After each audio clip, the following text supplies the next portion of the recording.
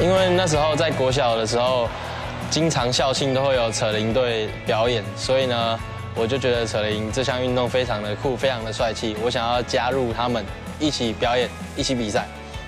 当初想要玩扯铃这项运动，大概就是因为它看起来很好玩，然后可以跟朋友一起分享玩扯铃的这一份乐趣。因为我们可以一起研究教学，然后一起成功的时候，我们就感到很开心。它不仅可以训练肢体的协调，还有很多抛铃、接铃的动作，甚至可以变化3铃到4铃，甚至5铃，很精彩的动作，让我觉得非常的酷，非常的帅。最吸引我的地方，大概就是当我得到人家的鼓励、掌声的时候，我会特别开心，然后我就想要以扯铃为一个我的表演项目的继续表演下去。比赛在场上的时候，调东调西，觉得平常自己练习的时候都可以轻而易举的完成这些动作，但是上场了又是2回事，完全没办法专心控制扯铃，会想要放弃。但是每当我想起在台上观众或是裁判看完我的表演，为我开心、为我感动的时候的那种表情，我就会想要继续坚持完成更好的作品。当然会遇到挫折啊，就是当我练一些招式很久很久，可能1年2年的之后，然后我去比赛用它们，结果我是失误收场的话，我就会很有挫折感，然后很想要放弃，或者是比赛的时候得到的名次很烂，然后我就会很不甘心。但是没有真的产生放弃这个念头，就是下一次我要强势回归，下一次就会做得更好。我希望我可以去参加更多国外的马戏比赛，然后呢，跟在台北市立大学里面的这群队友编出更好的作品，还有比赛的内容，让世界看见台湾这个国家。我现在会去每个国小教课后社团，然后我希望那些小朋友可以透过我的传承，喜欢上扯铃，而且还可以加入扯铃这个圈子。传承文化，展现技艺。113学年度全国中正杯民俗体育运动锦标赛，等你来挑战。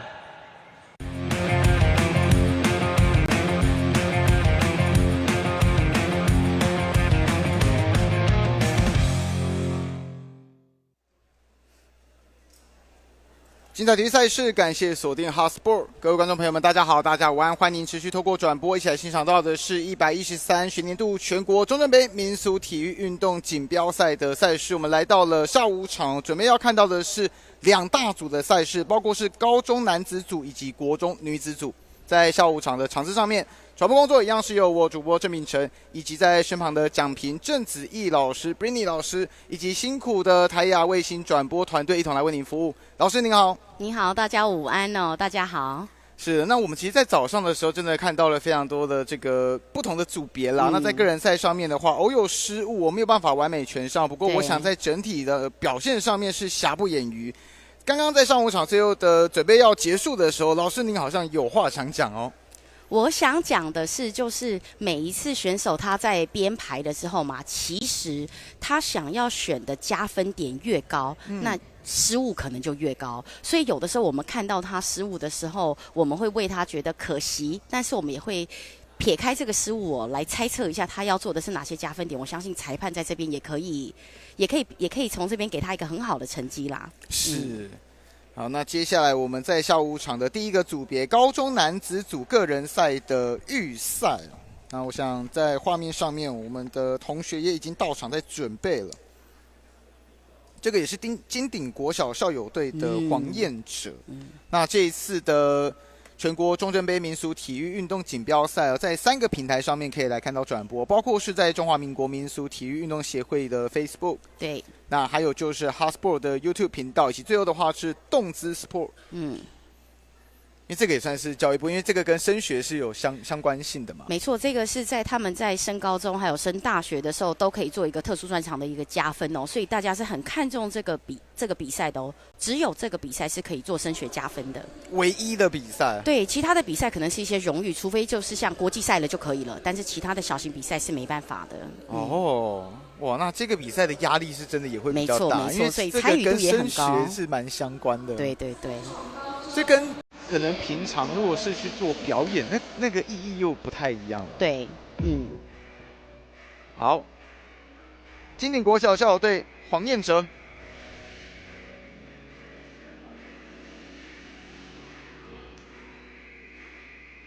一开始也是把单头铃就先拿上来。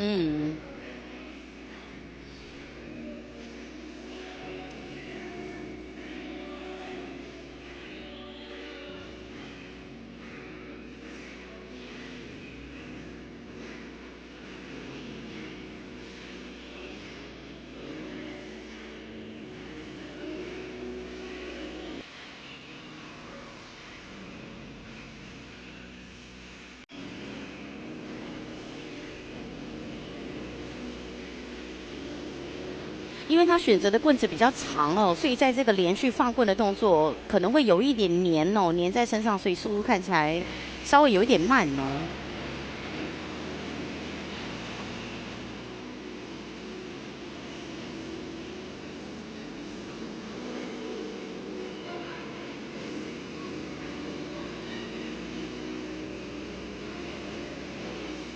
好，因为前面一个动作失误哦，他这边是选择放弃哦，直接进入到下一个的动作环节。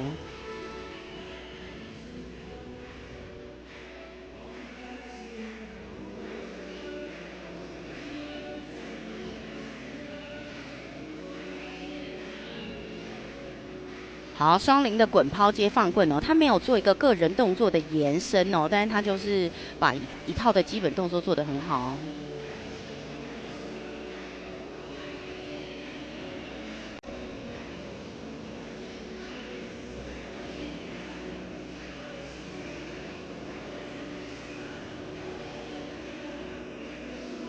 好，一样哦。他这个动作失误的时候，他直接选择放弃哦，直接换了一个更长的棍子，可能会有多颗零的表现。30要先来。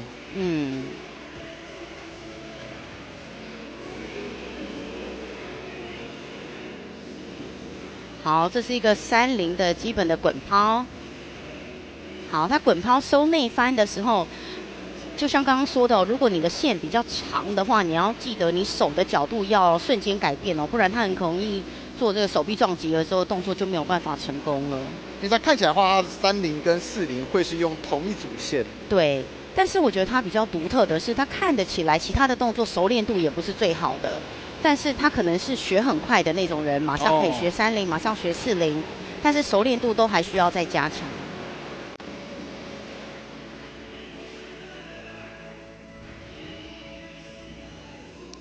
这个动作就比较明显一点。对对对，因为其实40很难的是骑起来就是一个非常高的难度，那他还要完成的收，那在这边很可惜哦，都没有完整的呈现。你看他直立铃在做的时候，他整个人看起来是比较有精神的，虽然他这边一样哦，有失误，可能前面的失误有一点干扰他的节奏哦。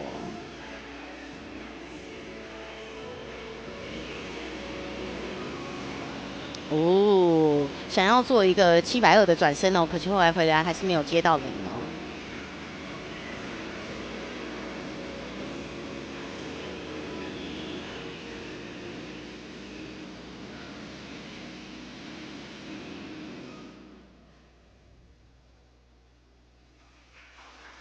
好，黄彦哲这个高1的摩羯宝宝，下个月也准备要生日哦。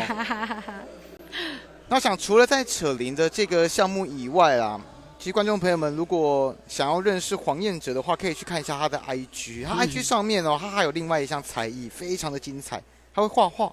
哇，对，而且他画的是蛮精湛的，包括我现在看到他有一个伊藤润二的作品，动静皆宜耶，这个选手。那当然，在扯铃上面的话，可能就像老师讲的，他算是学习能力快的选手，没错。可是接下来就是在熟练度上面要渐渐的把它培养起来，但这个需要时间，这个需要很长的时间的积累，这不是一触可及的他确实是要花时间在上面，所以看得出来他是积累起来的选手，还是天才型选手。确实是有天才型选手哦，但是天才型选手有时候在比赛的时候就会有一些手忙脚乱啊，或者是来不及的动作。在临场上面啦。不过感觉起来他在这个民俗的艺伎上面哦是有蛮多的涉猎的。好，接下来。下一位选手的话呢，则是这个是三重高中的谢宇哲。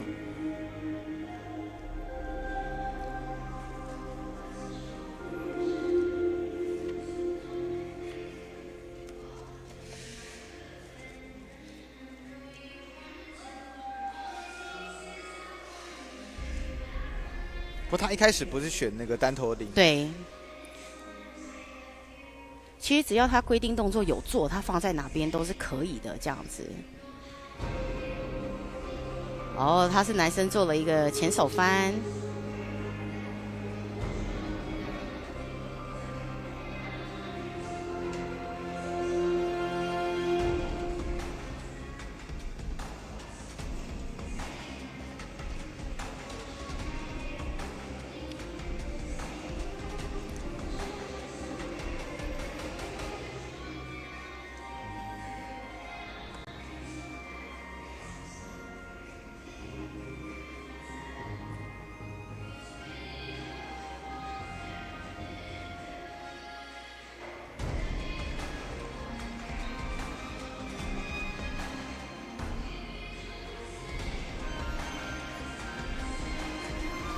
哇，很可惜哦，他这个放棍的时候，等于说他眼睛在看着一个铃，他的手要处理另外一组铃，所以在这方面的时候，除非你的体感跟你的练习已经很到位了，不然在这里蛮常发生这样的失误的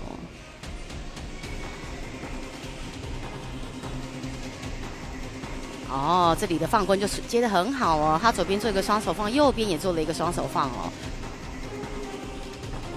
再来一个层次抛铃接跳绳，这里也处理得很好。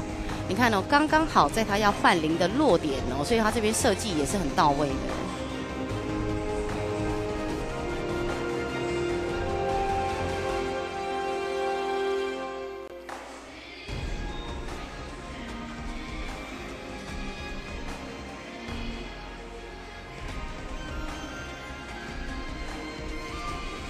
常常直立铃放棍的时候，如果他没有在铃直的时候就把它做完，或者是不小心摩擦到让它很斜的时候，那这选手就要用更精密的角度去救那个铃哦。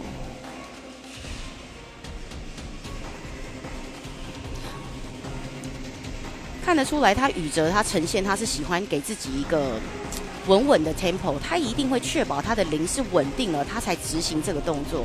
所以看他的表演是比较是舒服的，他慢慢的，他一步一步来的。好，他这滚抛还是可以救的哦。虽然偏离轨道，但是后面处理得很好哦。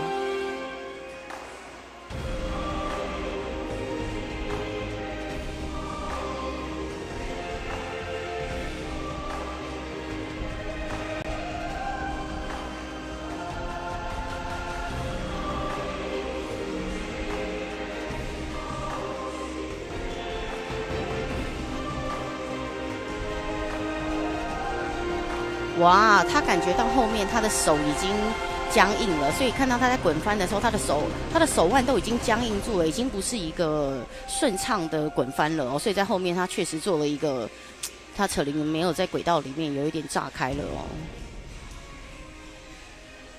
很稳的哦。谢宇哲，那他的话也同样是在这个2024的全民运里面新北市的代表队啊。来自三重高中的同学，整体的发挥上面的话，真的就是以稳为主。对，没错。这也算是一个好风格了。如果是以基层上面来讲的话，因为有些选手反而是他的动作会做的比较紧一点。那做得紧的话，你就代表说你的基本功要很好，否则你的失误就会多。对，就看选手怎么拿捏喽。因为他如果做得很紧，他加分点很多，他就可能会赢嘛。是。那这种比较稳扎稳打的，他喜欢零稳定的，那可能加分点就比较少。可是他要确保百发百中这样子。接下来会有2位零极限的选手。那第一位先上来的这个是张佑成。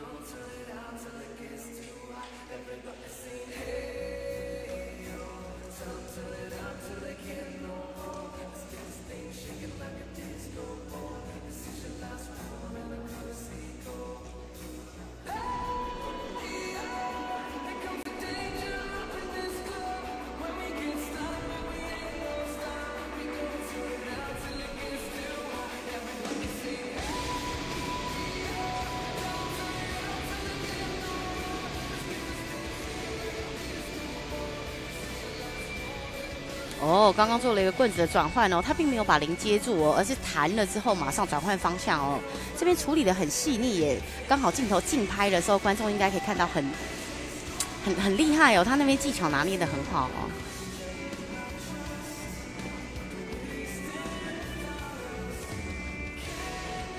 好，这边有一点失去控制了哦，否则他回来交叉运铃的时候，应该是可以接一个动作的哦。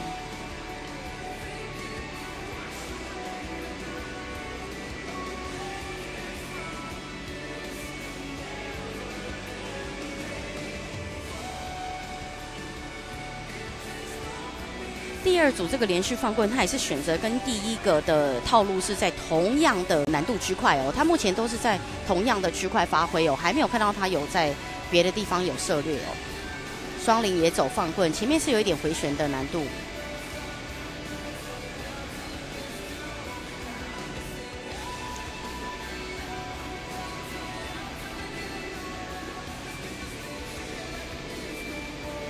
哦，双零滚抛换棍，这里成功做得很好。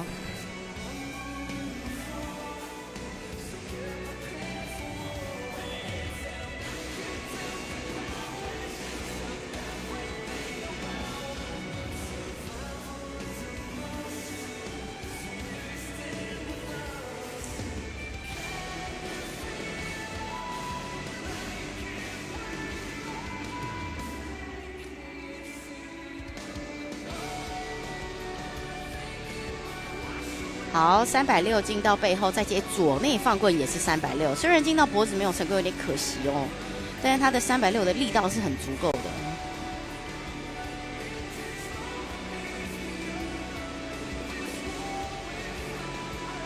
好，2次棍子的折返再救起来，有点歪斜，不过还不错哦。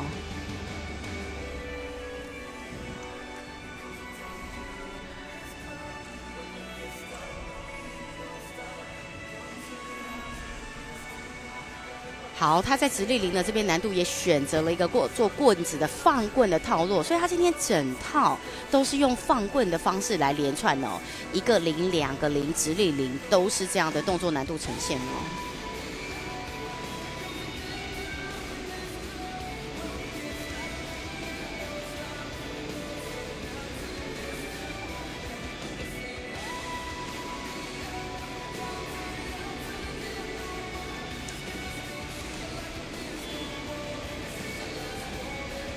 哦，他刚开的时候有点紧张，对，他打开的时候，因为那个大小不够，所以导致整个铃整个缩在一起的时候，但他就要靠左手的力道抽起来哦。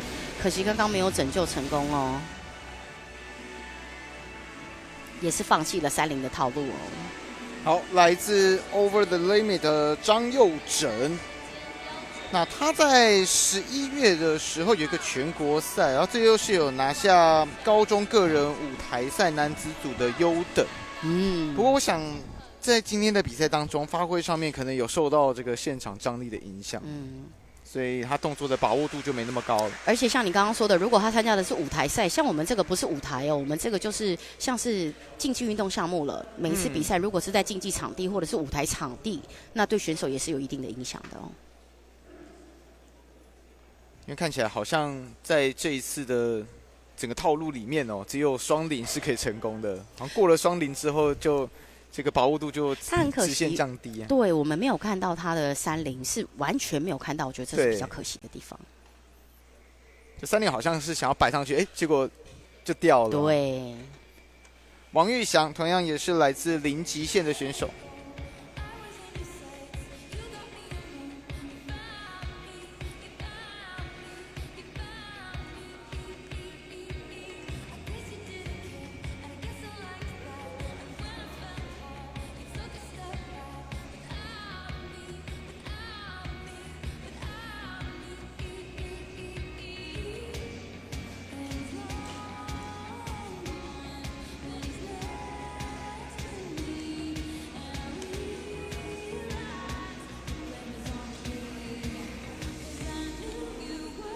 哦，他做了一个很长的连续放棍哦，但是都属于比较经典的放法哦，所以在这边是我觉得动作难度算是中上。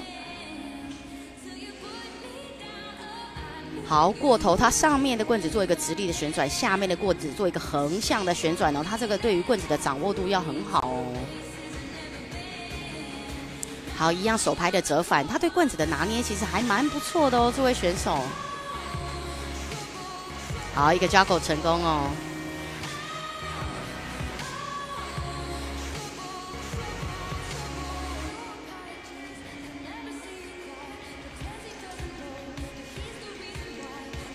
好，一样哦，第二套连续放棍的呈现呢，哇，它这个难度确实是有拉上去，可惜在这个快速的回旋的地方哦，有点 miss。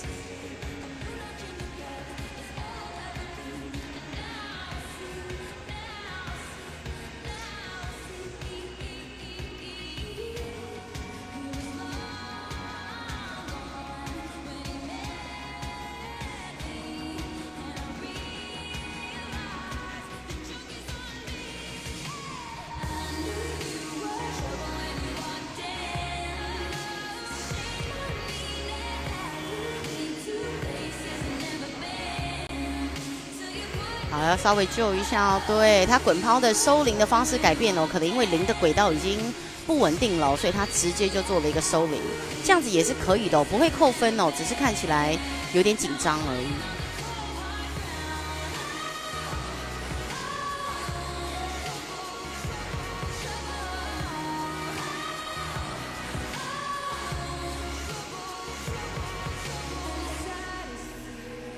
看起来在后续几次的失误上面，多少是有影响到王玉祥。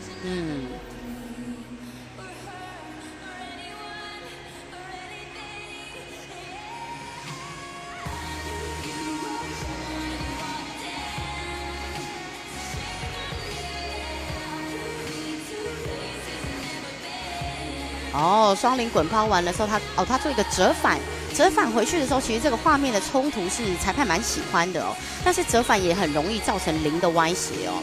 他这边双手放也处理得很漂亮哦。他接到一个最合适的位置哦，后面动作可以很快跟上。手的错位，零的错位，再接上单放棍，所以他这次在这些动作，你看得出来他是非常熟练的动作，他才拿来比赛的，并没有挑战的项目。哇，很漂亮哦！你看哦，双零双手放，下面再加一个尾部的放棍，哇，在这里很精彩哦，非常精彩哦。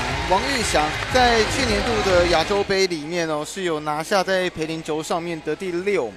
那在今年度我刚刚有提到的这个全国赛里面的话，他也是有拿到了高中个人舞台男子组的甲等。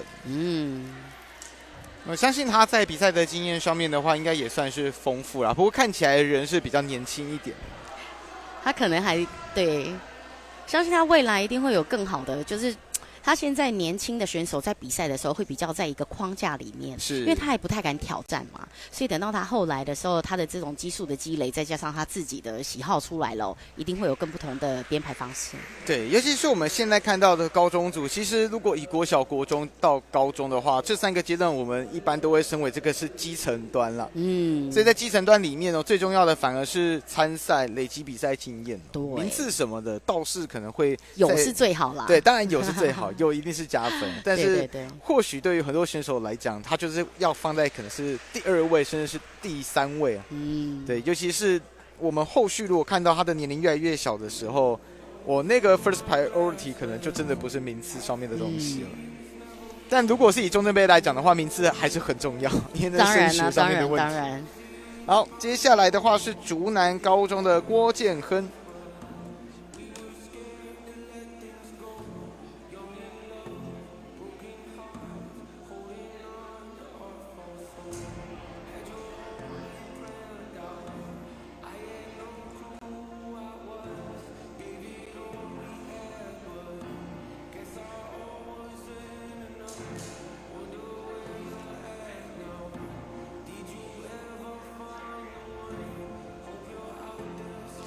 做一个连续的折返它上面都是做一个拍棍式的立刻折返它不只用手，还有手臂，还有手肘，连续的3个区块的它都有呈现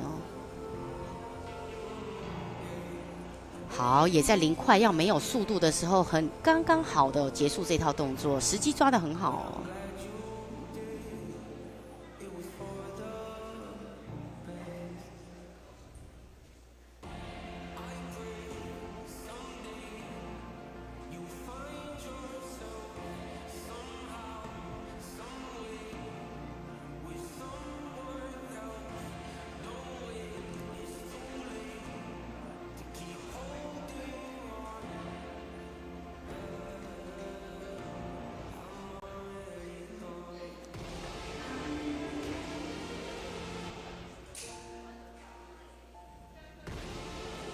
这个音乐是有在卡点的对，这些音乐都是一定是选手自己剪的。你看他很擅长，他用他的身体刚刚他有手掌、手肘、手臂，包含刚刚脚的折返，他全部都做了。我想这种棍子的立即折返应该是他的优势真的是非常精彩啊！在场边这些小朋友就是在看的哥哥姐姐们，还是他的学生，不晓得，可能他的学长对。直立铃这个对于郭建亨来讲的话，应该也是很拿手的项目。对有点可惜其实通常在这个直立铃确实会漏钩它就是那一个瞬间摩擦力要接住铃，那个摩擦跟铃没接住的话，它后面就几乎没办法拯救了。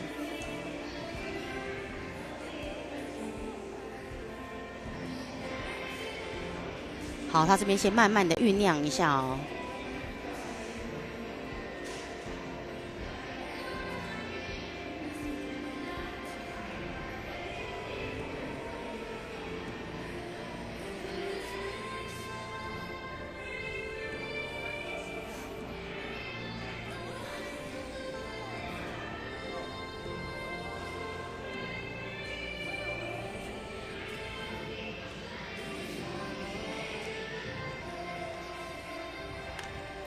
好，一样的内弹开始30的滚抛。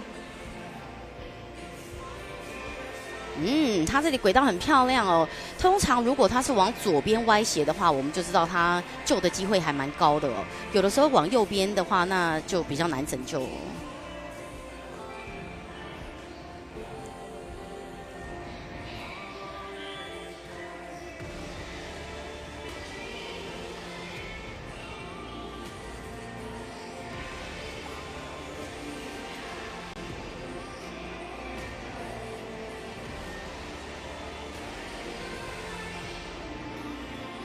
好，他的40也是很轻松的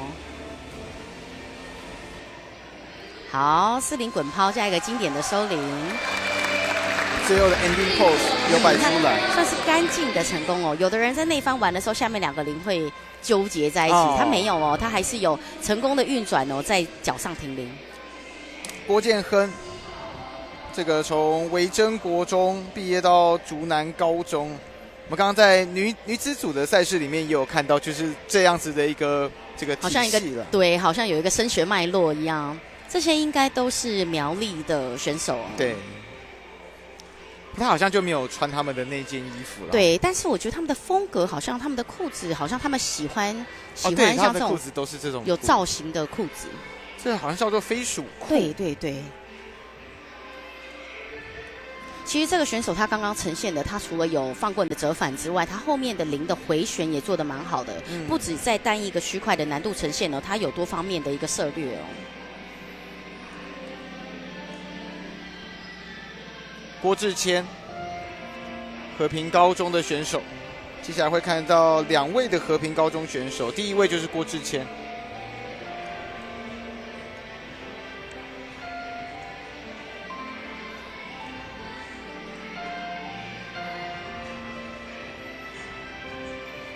你看选手们在处理单头铃的这个环节，真的都很像在玩陀螺一样。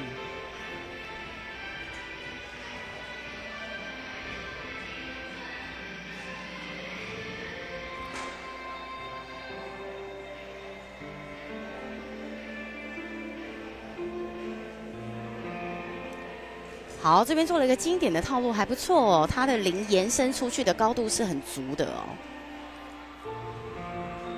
好，现在是一个很少见的一个绕脚。基本上呢，绕脚这个动作是很经典，大家喜欢做的。但是在今天的选手呢，他是第一位有呈现的。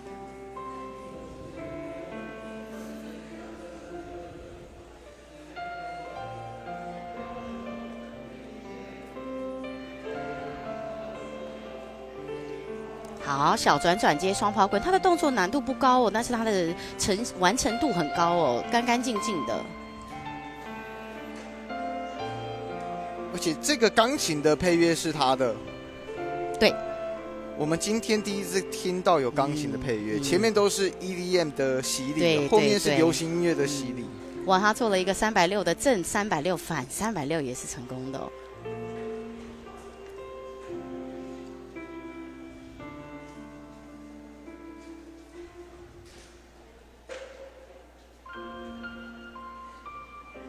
好，双零高抛，接一个背后回旋，再接一个鹞子翻身。他今天的选择都是经典套路哦。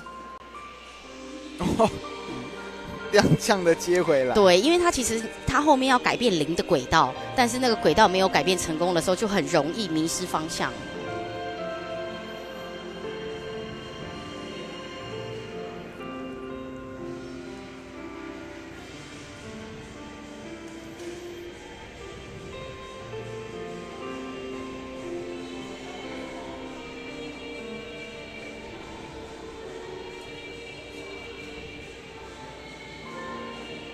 好，他这个直立也是一样，有别于一般的水平回旋哦，他做的是直立回旋。看他会做2次的尝试还是放弃哦。好，接一个单手直升机。直升机的时候接甩棍，这边也是稳稳的成功了。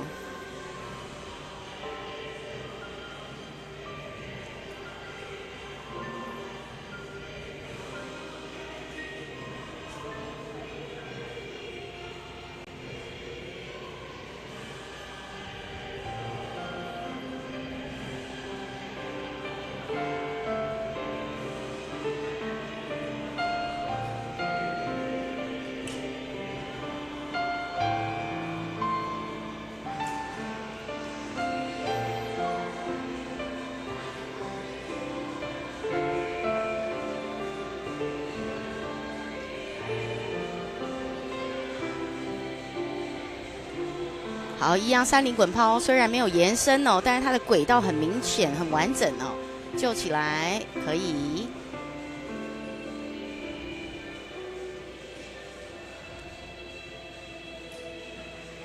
很可惜哦，场地的音乐有一点大哦，没有听到它的这个搭配哦。因为现在这样看的话，郭志谦他的肢体语言再搭配他所选这种比较古典的钢琴音乐的话，感觉起来他就是想要在古典跟现代之间呢去做一个碰撞嘛。对，但是因为真的就是在场地上面会有限制， B 场地那边也会有音乐，而 B 场地的音乐一下来的时候，你就会听到钢琴好像完全有点被盖过去。当然，钢琴的穿透力是够的，可是它的那个节奏对选手来讲，你就没有办法很直接性的去融入。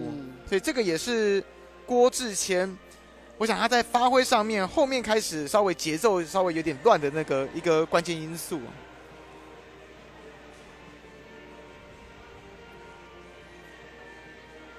然后接下来的话，一样是来自和平的同学，这个是豪杰郑豪杰。哦，他的名字取得很直观啊。New truck, big lift, old roads, we've been tearing up since way back when. These wheels are innocent. New hits, new seats, no hit story, and you just can't fake that. So let's change that, girl. Let's go put some miles on it. Back of the Chevy with the engine running. Just you and me in a truck bed wide like a California king. We could break it in if you know what I mean. Put some miles on it. Back of the Chevy with the engine running. Just you and me in a truck bed wide like a California king. 他一样放棍在做一个折返哦。虽然这边要用身体这里没接到，但你看得出来他手部的灵巧跟那个柔软度，我觉得他在这个技术方面他应该是有很强的策略哦。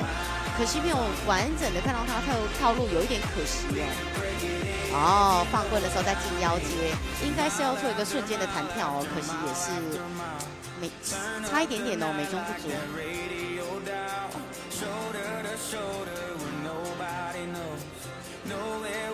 绕背这边也是发生失误。对，因为这些放棍的都是快的，他把3个快速的套路连接在一起哦，这个就是他他就要承担的这个风险。好，上下连续双放棍成功哦，很稳定哦。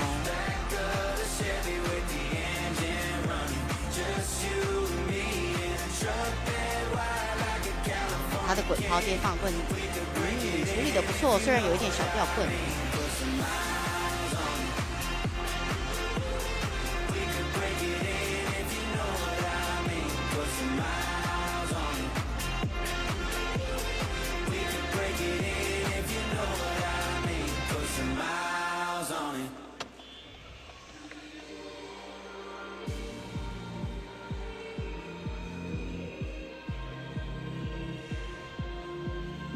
好，要救一下哦。对，他往左边快速移动，其实他很快就判断了，接了一个30单手放哦，有成功救起来。通常选手在看他一起飞的时候，就知道他的零会歪到哪里去了。马上快速移动接的话，应该是不影响这个技术加分的。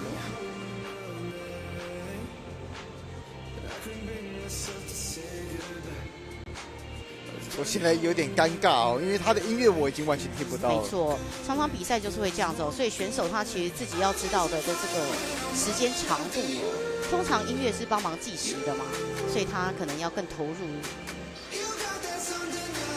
好，稍微有听到了。好，40有点紧张哦。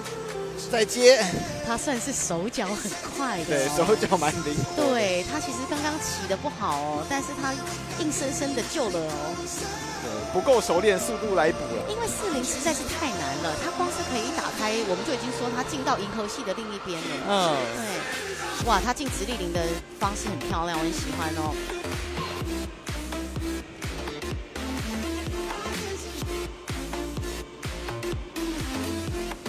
哇，360节脚步的，这也是蛮独特的哦。目前的选手里面只有看到他有做。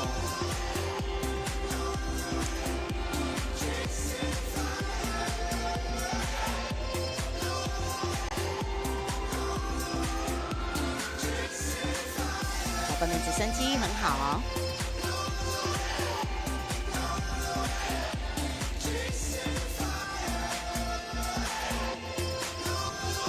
他稳定的在掌握里面，后面可能时间有一点多哦，做了一些回旋来填充时间。好，郑豪杰，他好像也是零极限的同学哦。我看在零极限里面也有看到他的这个成绩啊。那他一路从国中这样练上来，在国中的时候，包括是李宗翰教练跟吴炳如老师2个人这样一路把他拉拔起来。我想可以感觉得出来，他真的在场上，你看刚刚那个表情啊，动作算是非常快的、很灵活的小朋友。所以可能在场上会有一些失误，可是他都是靠着自己算是这种临场上的发挥，硬把给对，而救回来。且其实他速度很快，他就算有些铃是很歪的，有的选手会选择放弃不去救，但是刚刚豪杰他确实他是马上每一个铃他都不放弃哦，你看得出来他是。对，他就是那种型的选手，他可以去不放弃补救的，他补救绝对救型选手，他绝对救的。好，2位和平高中的同学上场完之后，接下来是南湖高中的叶同学，叶嘉莹。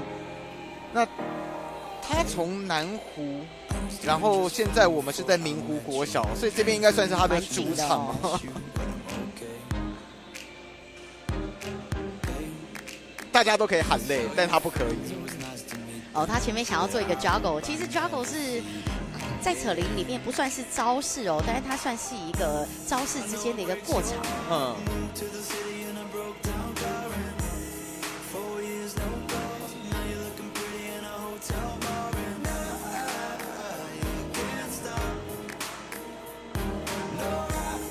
然后他跟大家做了一个不太一样方向的一个连续放棍，这个时候呢就很吃这个扯铃的摩擦力了。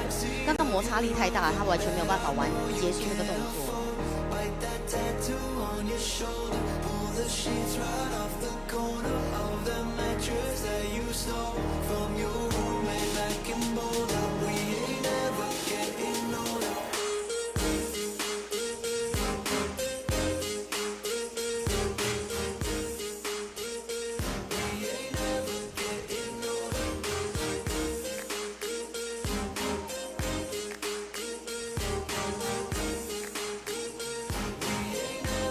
好，也是选择了第二个套路的连续放棍哦，不止上下直立回旋跟腰部的横步回旋哦。其实他动作在这个大家选择里面哦，相似度算是高的，但是因为它的线比较长，所以看起来的感觉不太一样。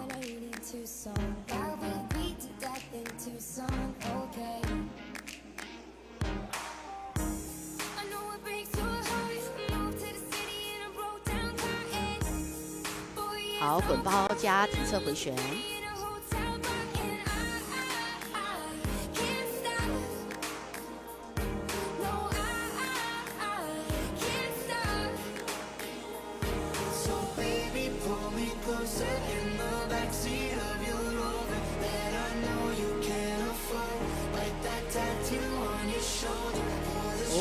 有点可惜哦，连续第3次的时候有一点没有套到，有点小可惜哦，感觉那已经是套路的尾端了哦，好不容易快要可以成功这套动作了。这个一样哦，出手的如果两边手太开的话，他是会做左右分场的哦。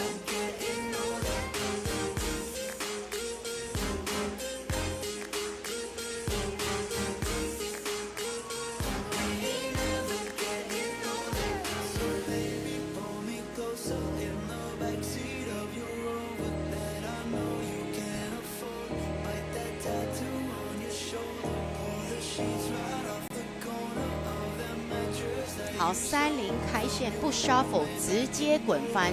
到目前都还没有看到他30到底会不会 shuffle， 他就是直接做一个滚翻上手，所以他直接做了一个加分点就停了。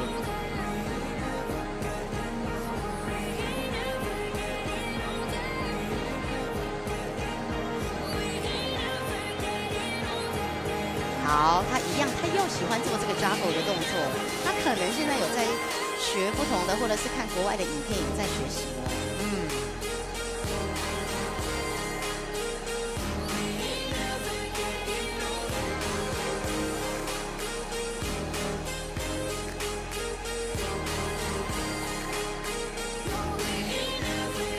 哦，他前面缓冲的摆荡放棍做得不错哦，可惜腰部的地方有一点慢哦，让他的铃马上就碰到铃碗斜了哦。动作上面是大胆的尝试啊，那当然在把握度上面的话，高风险的动作，好像没有得到高的报酬。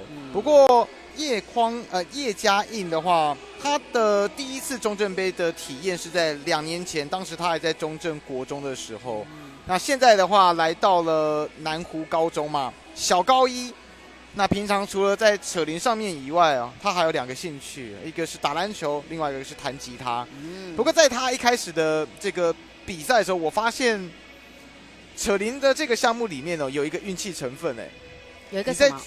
有一个运气成分你在抽签的时候，如果说是 A、B 场地这样同时比的话，你要去祈祷另外一边的音乐，尽量不要是那种很 A-pick 的曲风这种世纪音乐完全会把你自己的流行音乐给盖过去。所以你现在知道为什么有的选手喜欢选 EDM 了吧？对，因为至少你再怎么把我盖过去，我多少还是听得到那个节奏感。对。然后所以叶嘉印，但他是在一开始反而他一开始的发挥还比较好，后面开始听到音乐之后，失误率好像又上升了。还是他可能等下一次比赛的时候，他可以思考一下，或许他比较喜欢 A-pick 类型的那种音乐，对世纪音乐反而他整个发挥上面比较顺畅。好，黄佑恩，这个是明伦高中的同学。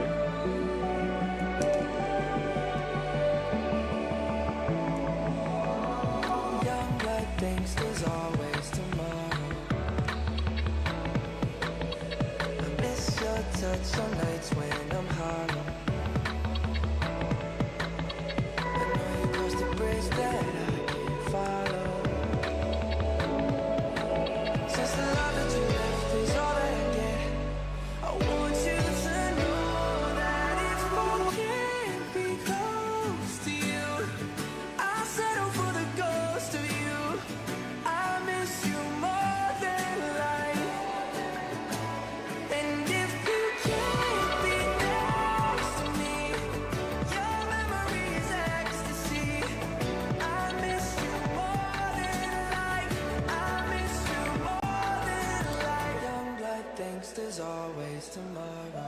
他这个方回距离拉得很好如果他刚刚瞬间抽回来的时候，应该是可以很漂亮一个冲突的画面可惜有一点小小的瑕疵，不过他拯救的速度很快。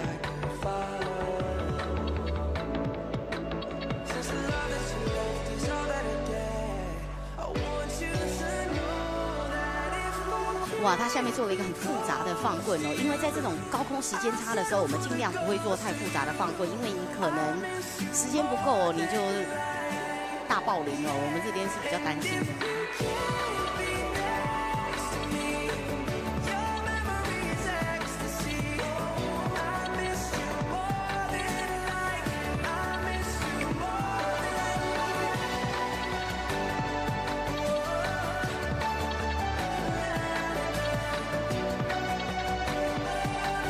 喜欢做高空的低空变化他就是善于利用这种时间差在下面做变化所以我觉得这是他目前看起来他喜欢走这种风格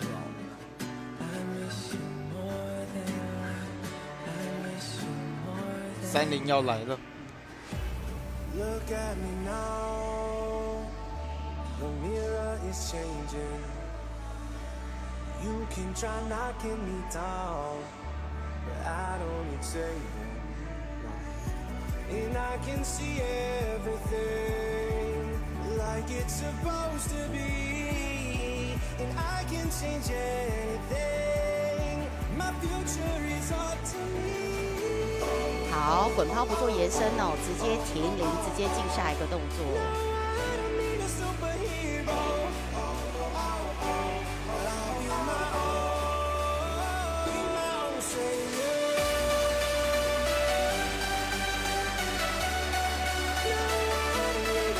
他这边做了一个很经典的救铃通常在弹地的时候呢，还有铃数我们都会把它捞起来他刚刚也算是拯救成功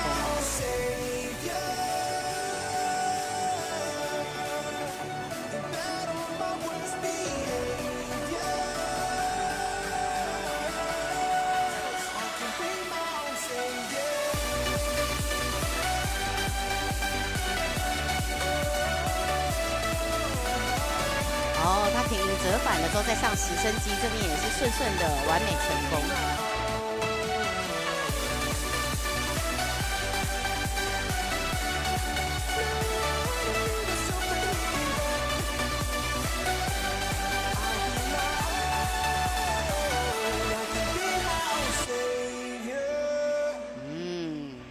他在这边直立铃放了比较长两个长套路，大家都完美成功希望他这个套路裁判会喜欢黄佑恩，那今年刚从新雅国中毕业上来的小朋友，最后是靠着运动绩优上到了明伦高中。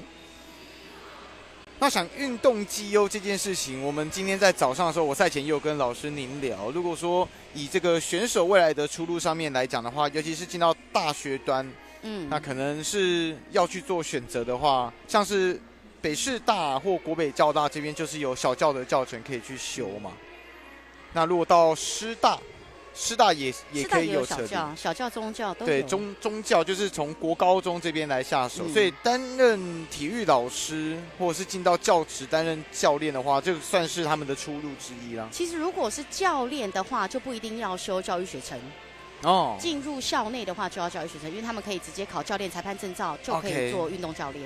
对，所以这些都算是出路啊。那当然最直观的出路就是表演者。对对对。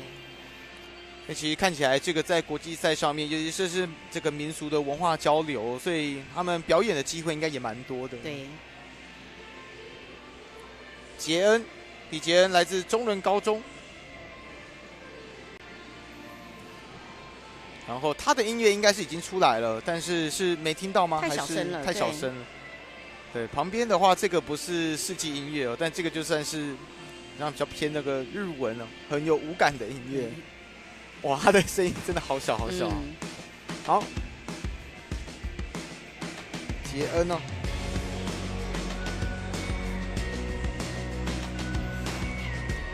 到目前为止，所有的单头铃，大家真的都是基本牌哦，过个水，规定动作完成了，比较少人在这个单头铃做多一点的发挥。对。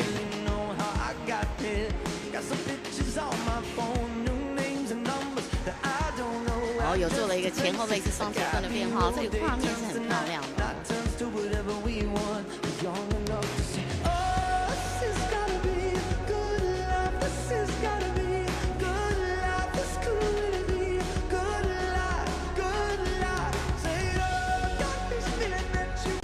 可惜哦，他本来快速的也是要像 helicopter 一样哦，但是进到背后可惜没有接到。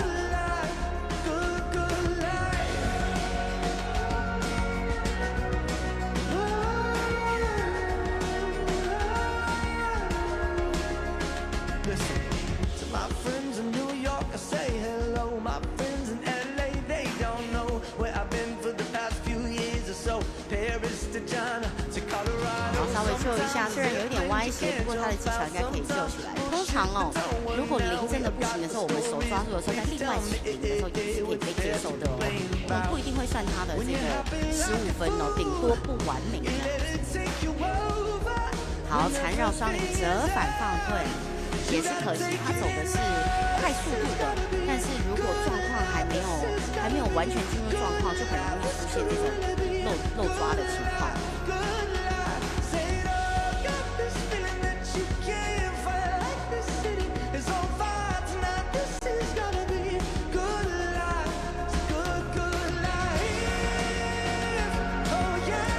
这个就放得很漂亮。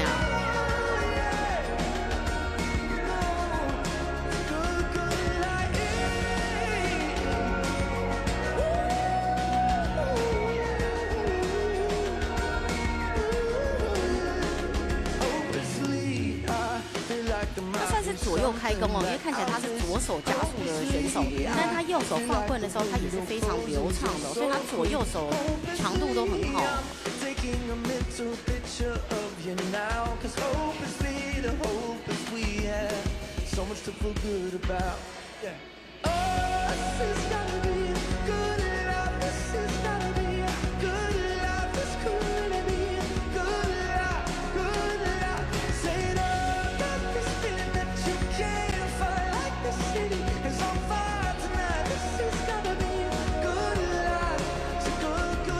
看他放铃，他也是左撇子哦。对，他左撇子。今天我们看到第2位的左撇子。没错。他要小心哦，他快要出界喽。哦，把他带了回来，可惜哦，他们喜欢把这个招式拉得很长哦，我觉得有一点可惜。如果他做2/3，他可以很完美。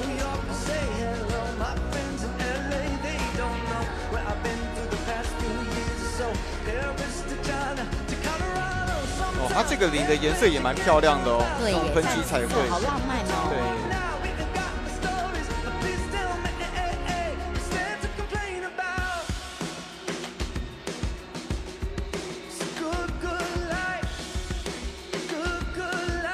呀，可惜哦，他刚刚抽线其实节奏蛮不错的，打开的时候下压的不够哦。最后棍子好像有点撞到哦。好，这个是杰恩，不，杰恩哦，他是中仑高中，因为看起来他跟后面接下来下一位的蓝正奇。应该以前是同学哦，因为蓝正奇是去明伦哦，现在应该算是明伦的这个 SEC， 但是中间夹了一个中伦的李杰恩，还蛮好玩的。那杰恩的话，在之前哦也是有过这个海外的巡演哦，所以他也是有出国过去表演呐。当时的话就是跟这个马来西亚还有新加坡来做文化交流。这也就呼应了我们刚刚所讲到的，就是除了当这个教职人员以外，那你当表演者的话，其实在整个文化交流的机会是多的情况之下，你的表演机会也是会是多的。然后接下来明伦蓝正奇。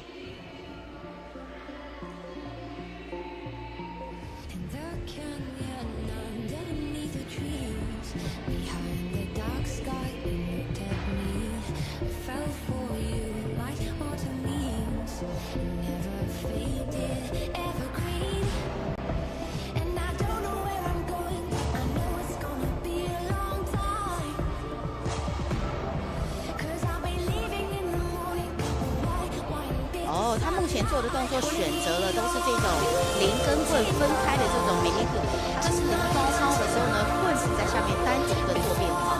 他已经选了3组，而且前线都很完整。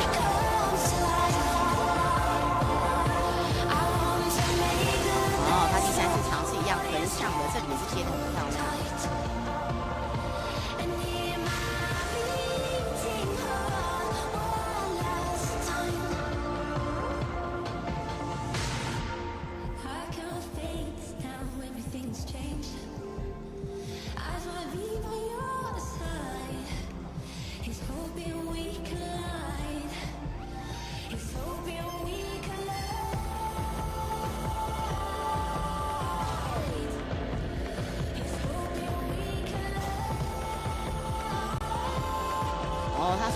他连续的双放棍，他这个做的很精准哦，再做一个过脚回旋接回来，哇，他这里做的很不错，接到了还接转身哦，我觉得他这里这边很漂亮哦。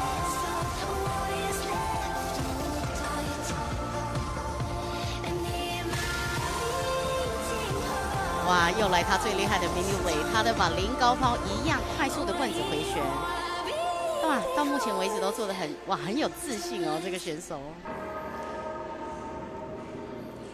他目前的选择是很有独特性哦，他知道他自己的强项在哪边，他没有每一个都做一点，他就是做自己强的，所以看起来这个部分的完整度很高。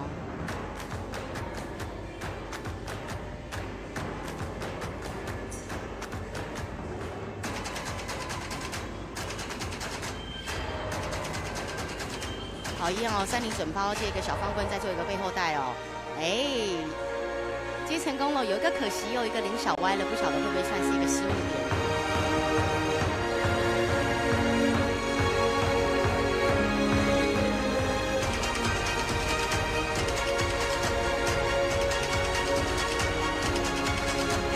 逆转身360逆转身。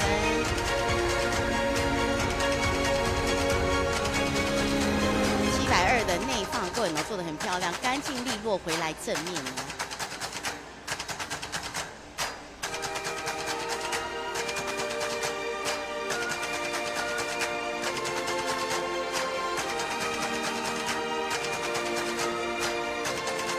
哇，他直立零的美丽布雷也做得很好哦，我觉得今天好像幸运之神是不是靠着他呢？他目前从1个0哦到2个0到刚刚直立0的呈现都是很完整的哦，接动作干净利落，选择的东西也都有成功。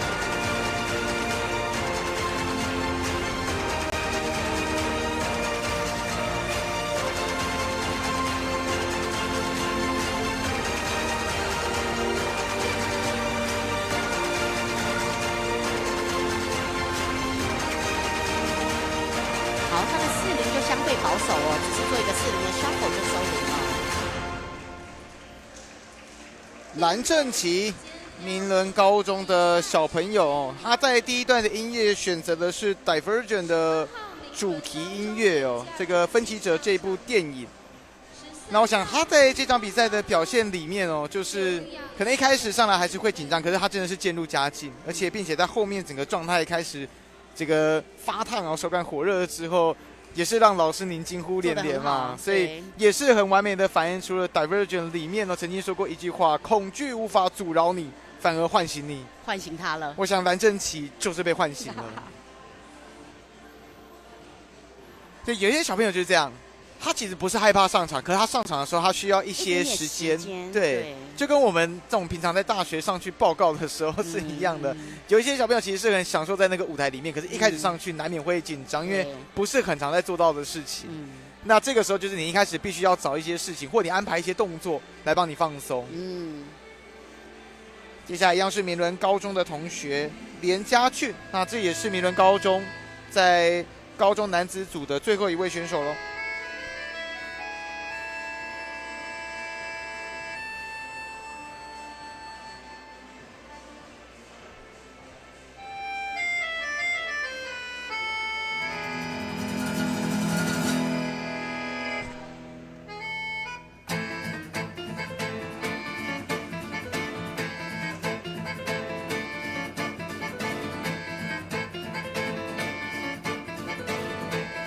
他前面做起来稍微有一点黏哦，他这个连续放棍的节奏其实还没有抓到。我这里脉搏，连伤口都不好受，想着你说的、他笑的，会是那些在图书馆查不到的字眼的新闻，是你的独家画面，我反复摸着。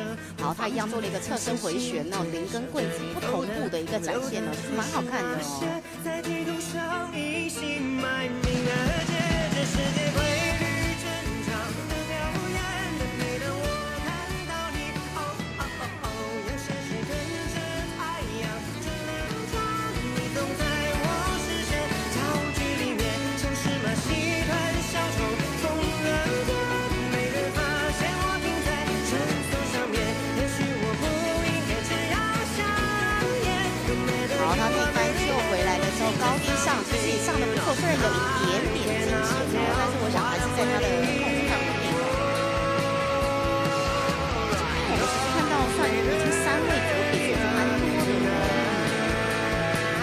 好，他的那一番单放棍，他是力道很足的哦。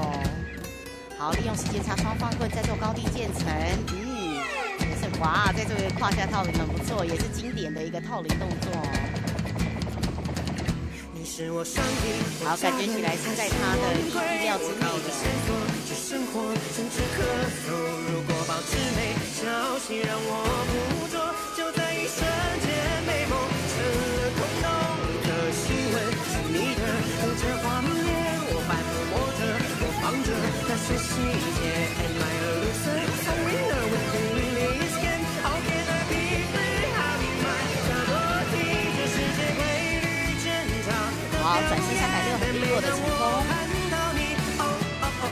有些事跟着太阳这流转，你总在我视线焦距里面，像是马戏团小丑，疯了点，没人发现我停在绳索上面，也许我不应该这样想念。No matter you are very head and looking just from me。可惜他这个有救起来了。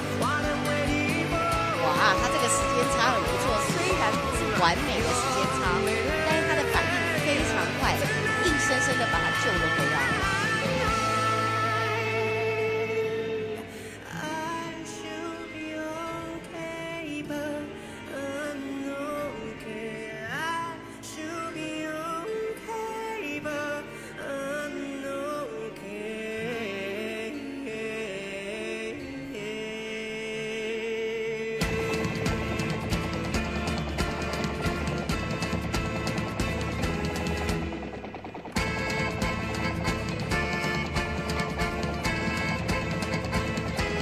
哇，4零滚抛完全大炸弹，有点可惜哦。他滚抛回来的时候手降的不够低哦，他就没有办法再重新抛上去哦，有一点小可惜哦。连家俊下礼拜的寿星哦，他也是准备要生日的一位选手哦。那我想他是从桃园到台北来读书的，那原本的话是桃园人哦，然后现在在明伦嘛，连家俊。那因为也是桃园人的关系，所以他在 CPBL 里面哦，就是支持这个主场在桃园的乐天。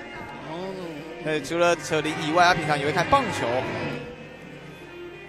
那想他在这个表演上面的话，在台北市他也是可以在街头上面遇到他的，同时也是街头艺人哦。街头艺人其实不是说你想要到哪个点表演就可以去哦，那个是需要经过考试的，有证照的。对，那个是有证照的。所以我相信在这个过程当中，无论是比赛，无论是表演哦，这个对于小朋友来讲哦，都是一种经验上面的累积。无论你未来会不会继续走这条路，还是扯铃终究成为一个兴趣，但是这些在这个舞台上面发挥的经验，都是可以帮助你可能未来在升学，或者是你出社会之后，都可以有一个好的发挥啊。都是一个人生历练的一个积累。对，我相信。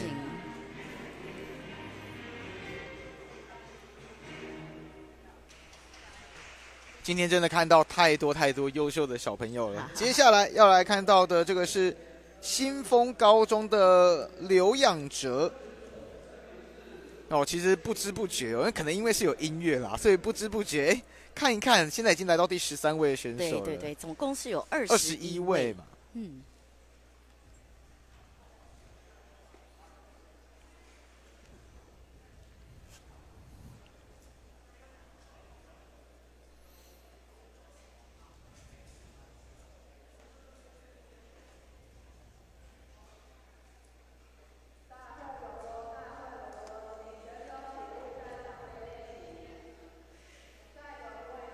现在的话是现场在阻止因为有一些选手可能要热身啦，所以会在场边来热身但是因为场边还是有很多其他的观众嘛。对，尤其是热身的时候，如果他的铃不小心跑到场内的时候，对，引发别人的失误的时候，这个是我们绝对不允许的。那这种情况如果真的发生的话，是这一位表演者他可以再重新有一次？基本上是不会，就是很讨厌。所以他就真的是干扰到，可是他真的是干扰到他，可是他却没有办法，就是比赛的选手就是真的就是因为这样子会影响到对，那可能会有人申诉啊，或者是干嘛，所以在他发生之前，我们就要制止了。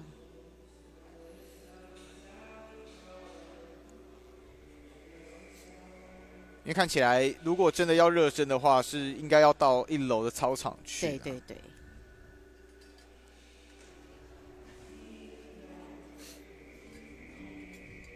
刘养哲，但他现在他在等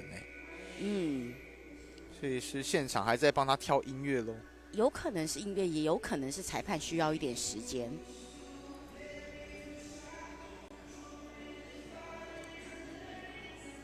其实我们今天陆陆续续这样看下来的话，真的有完美全上的可能只有刚刚那个连家俊感对不对？是不是？你说手感很火热的刚刚那位选手，对，他就是他音乐选那个 Divergent 的主题曲嘛。对，他确实今天我们看到的选手来讲，他确实完成度算是蛮高的。是。对，那因为现在也是下午嘛，可能他对我们刚刚讲了，你吃过饭了，也过了，对，然后你也醒过来了，可能中间有休息一下。对。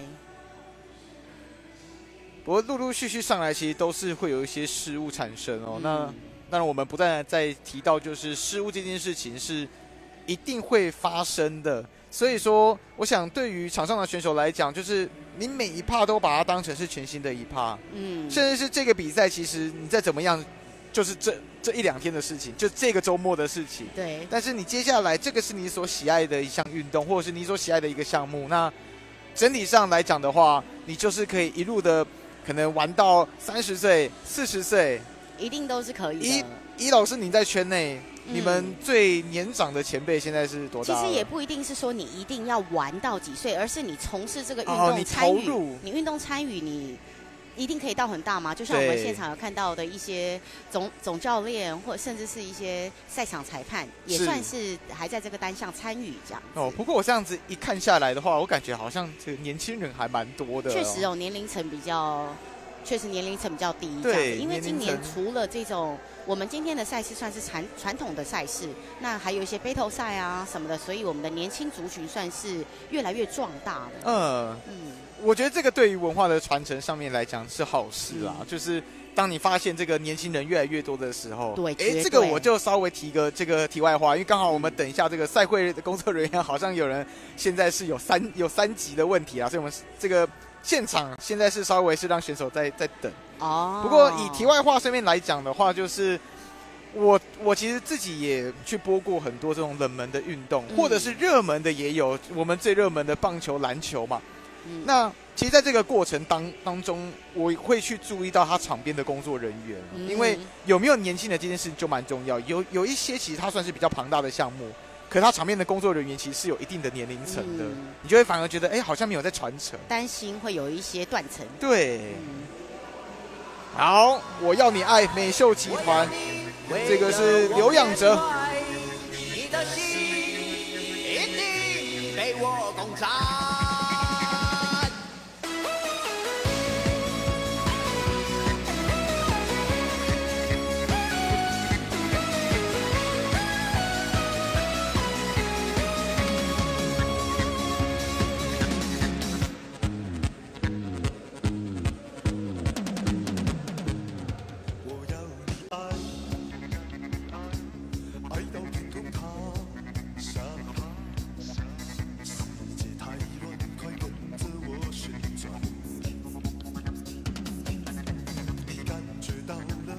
好，感觉起来他的整个服装啊、发型啊，包含他的音乐都是有搭配的。我甚至他的人也开始投入在里面了。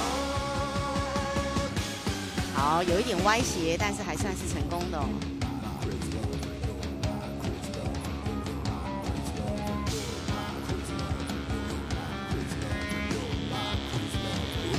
我要你爱，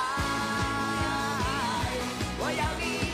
其实你看哦，他可以单手做这些动作哦，这边配音乐啊、耍宝啊，都代表他的单手运双铃是非常稳定的。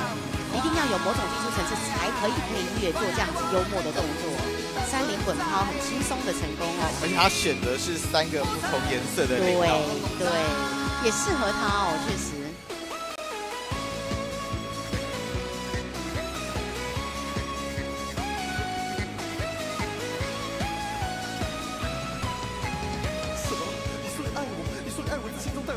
好，他选择停零的时候再重新再起30高抛哦。其实他刚刚滚抛做得很好，他高抛的轨道也很稳定，可惜两个零的高低差没有落出来，他只能选择就一个。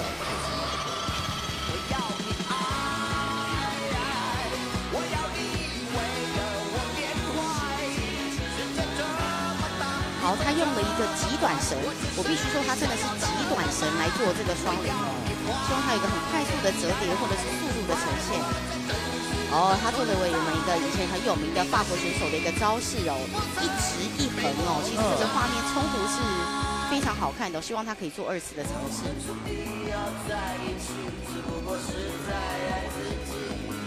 然后再来一次。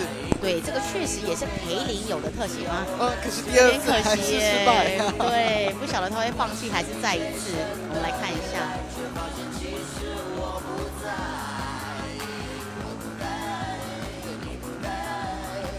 哦，他放弃了，他没有。哦，第3次尝试。其实他的线有一点短，所以他在回旋的地方很容易发生这种失误。还要再试。第4次，可是他确实哦，他是今天我们出场的选手中唯一一个做这个招式的哦。好，第4次尝试。哦，来了，回旋，对，他应该是直的铃可以回旋，横的可以跳跃的。好，看他怎么拯救。啊，他做了一个很漂亮的一个折叠哦，利用这个方式来收铃。希望他后面是铃有在运转的时候被他收的，那就会很漂亮。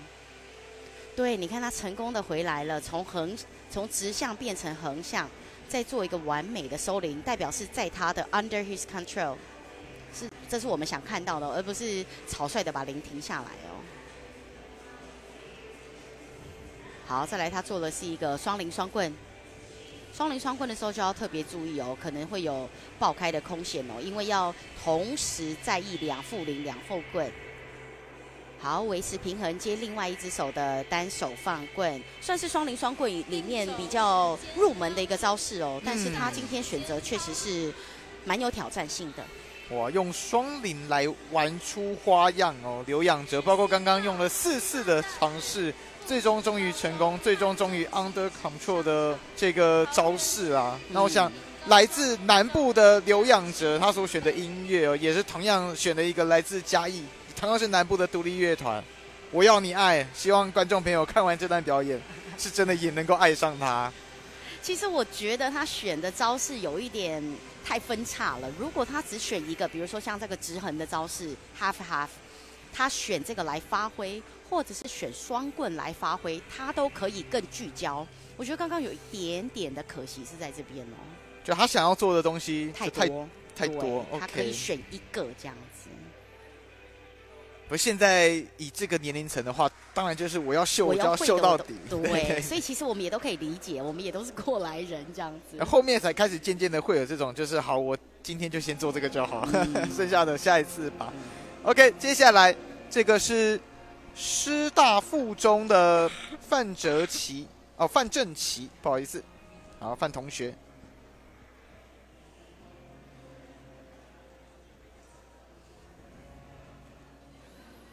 我选的音乐，哇，这个如果等等 B 场地的音乐上来，会不会被盖过去？希望不要喽。哦，这个比较偏 City Music 哦，告五人都出来了。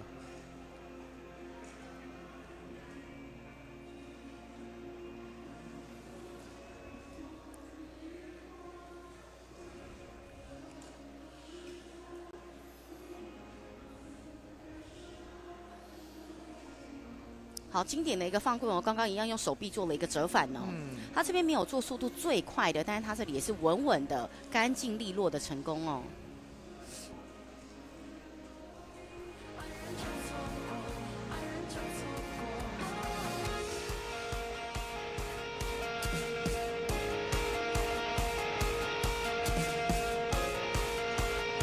好，他第2个套路的选择也是一样，做这个连续放棍的，接了一点点的旋风进钩，再回来做了一个双棍折返。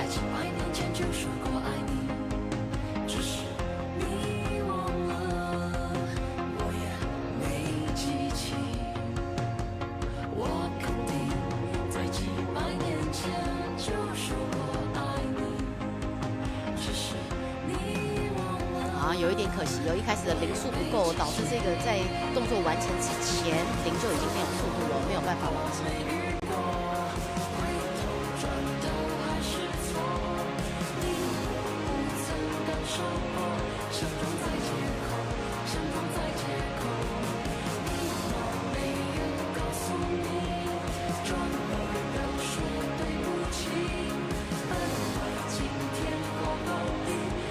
好，一样哦，那一番小放棍接一个大放棍也是处理得很好哦。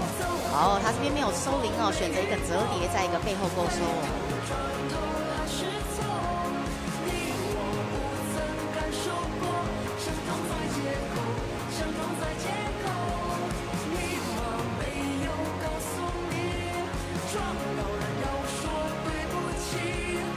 好，刚接了一个360过脚，再过背，再做一个 manipulate 完了再落来，虽然不是最快，不是最长的，但是它这是经典的完整成功。好，它是右放左接哦，它是有换手的，接一个棍子的折返。好，做一个比较保守的套入哦，再做一个直升机收尾。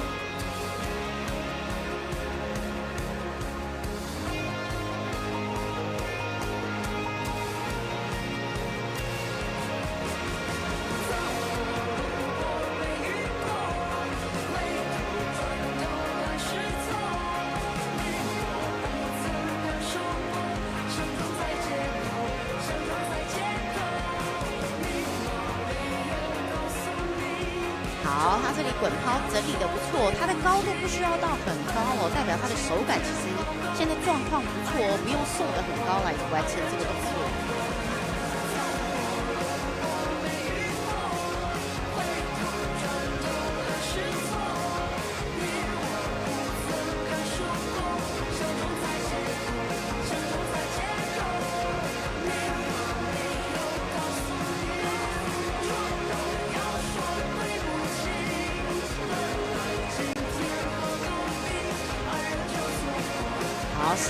盐水哦，做一个 shuffle 就高抛收零哦，也是为了拿一个40的基本分。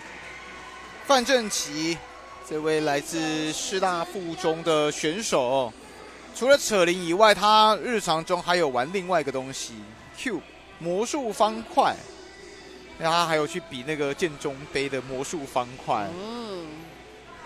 我印象中没有错的话，师大附中里面好像也有这个魔术方块的相关社团，不知道他是会在扯铃这边，还是在魔术方块这边？他可以两个都参加，两个都参加，是不是？对。我感觉两个应该都是有玩出心得。这个也是我一路这样播下来，我发现如果是这种项目类型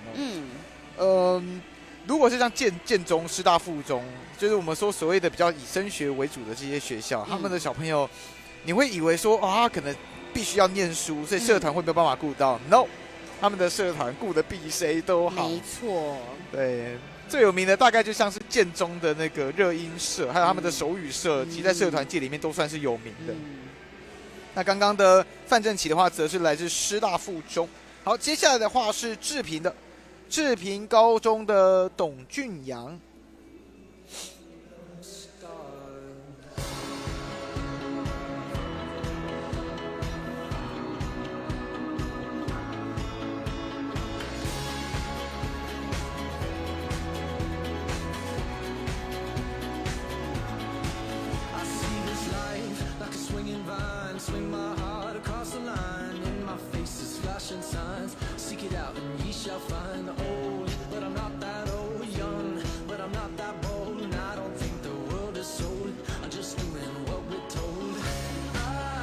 好，这个也是一个古典技术的一个选择哦。像我们以前绕脚呢，我们有一个给它一个很漂亮的名字，叫做青龙绕玉柱。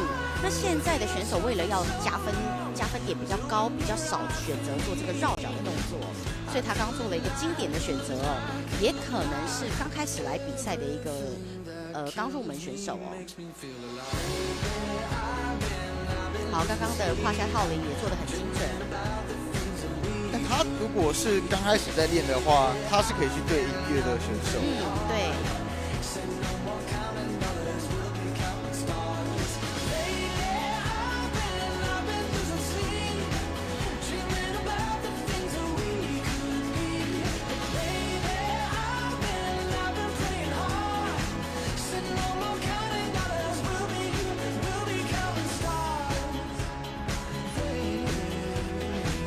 好，他做一个腰部，然后接背后放棍，再转身180接哦。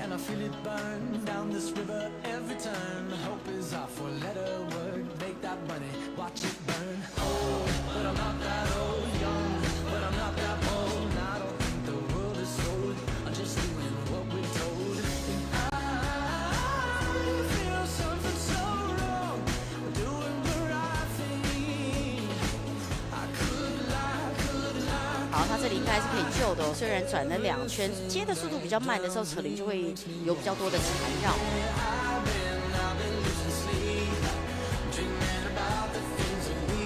好，他这边做了一个刚开始练习的动作，除了放棍之外呢，他还做一个基本的离心回旋。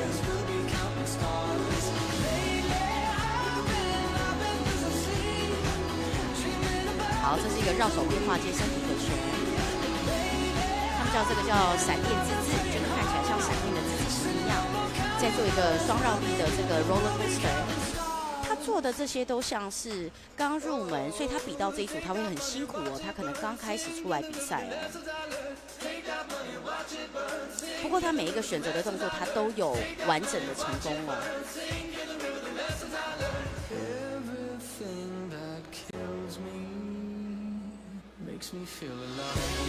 哦，他这个是有加入一个地板动作的一个套铃哦。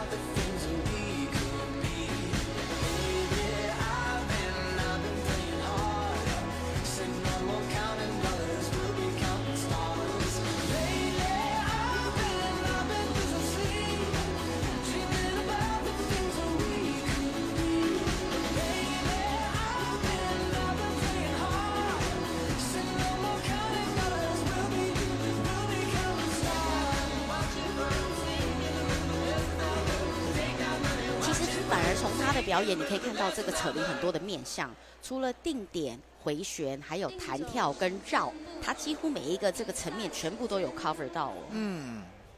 董俊阳不止每个层面都有 cover 到，他中间还秀了一个单手的定杆。对。他做了2次胯下哦，虽然是重复的哦，但是他做了一右一左，所以还可以接受哦，不是重复的动作做2次。不过这样看起来的话，他会不会真的就是我们在早上转播有提到的，就是属于那种可能算是半路出家型的选手，所以他会有一些比较出乎意料的动作。不是，他其实这些动作都算是经典动作哦。对，所以可能他技术层面没有那么高，他选择性没有那么大，所以他先从经典的模仿开始。就一步一步来啦，对，就像画画一样，一开始要先临摹。没错。OK， 接下来这位是卢义杰，这个来自华江，我们会一路看华江高中哦，有一个华江军团。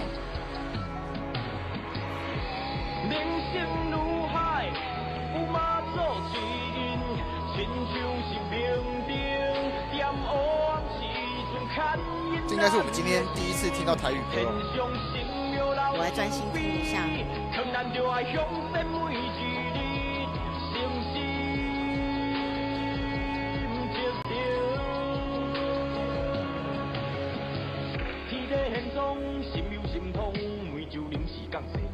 好，一样做一个连续放棍。我刚刚利用脚步做了一个折返，它的时间点很好，所以刚刚折返起来的力道是很足够的。海上险目波定向向天飞，正身躯较量，幸福交加千里顺风，强风面量拢愤怒，舍身为己，好命险劫连天，天上神庙。好，下压的放棍力道很足够，所以不用送高哦，在底部就可以完成了。我问地主的专拜请，天上神庙的降临来，神兵火急的如如灵，名声如海。马祖之音，亲像是平定，点黑暗时阵牵引咱的心，天上神庙老慈悲，劝咱就爱向神为之。他救得很好，虽然没有抓到，不过他反应很快哦，马上这样子就也是一样，不算失误，顶多不完美。将心道拢想要听头屯囡仔讲你的故事，要对对讲起。这个选手的线有一点短，他放棍的力道很足够，有别于其他选手喜欢抛高一点，让棍子自然回旋，他喜欢做一个下压，让棍子快速的旋转，这个是他到目前为止呈现的一个风格哦。你亲像阮的妈妈，拄着困难提醒着我，叫我头爱抓好关心，你款代志拢莫惊，我一直走，一直坚持，一直向前行。好，他一样哦，他的你看到他的铃的高度其实都没有设得很高，非常喜欢压在下面成功这个动作。好，明明丢围完了之后一样接一个直升机，很干净、很轻松的调整回来。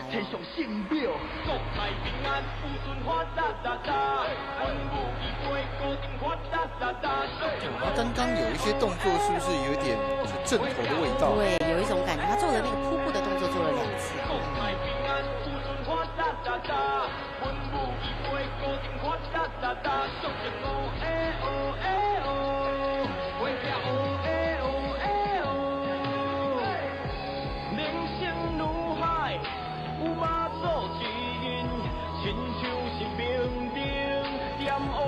就一下，很好。虽然有一点点的时间错乱哦，不过他回来的时候收得很好哦。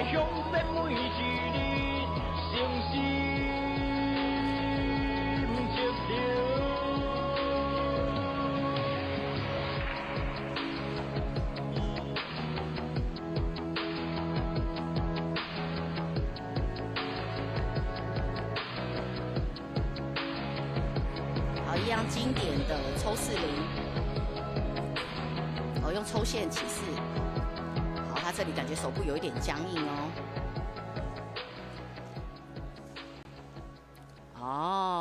我蛮喜欢的他这个风格的，我觉得确实也蛮适合他的哦。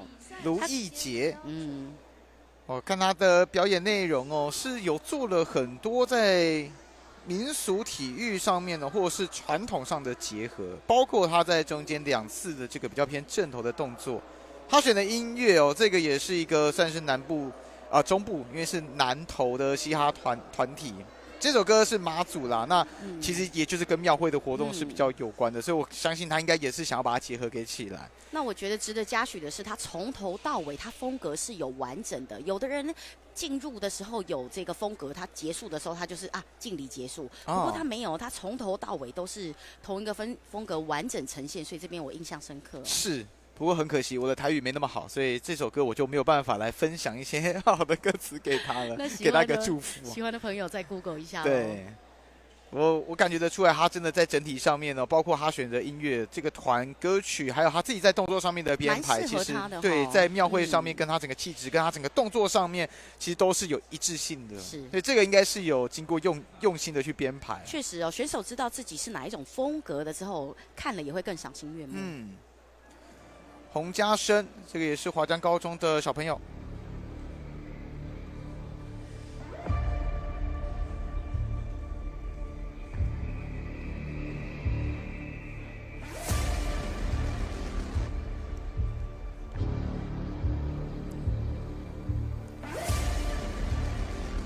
哦，他起灵的时候呢，不是从地板直接送高哦，他反而做了一个回旋哦，这个有一点点风险哦，但是他做的很到位。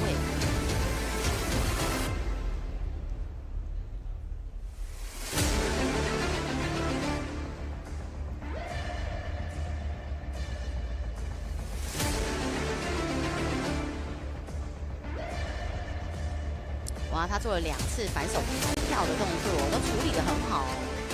其实反手弹跳的时候，有的时候您没有办法被送得那么高的时候，动作其实有一点难做。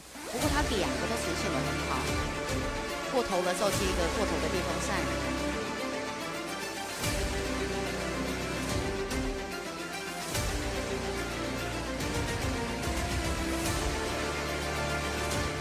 可惜在这个折叠的地方有一点小 miss。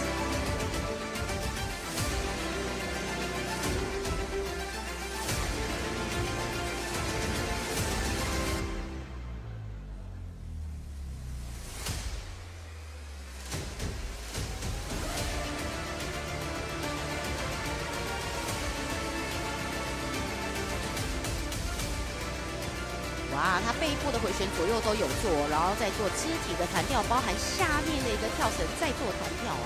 如果可以成功的话，这个动作算是很完整的，张力很够的一个动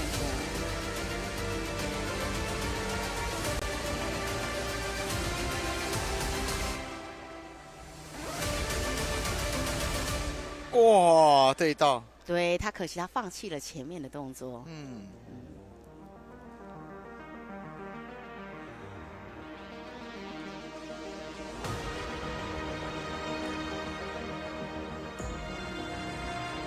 哦，他直接做一个蚂蚁上书打开的时候直接 shuffle， 他没有选择加速哦，他是开了之后再回来加速哦，所以他是先做招才开始 shuffle。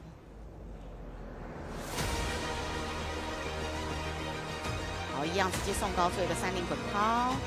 哦，他连续2个，可以。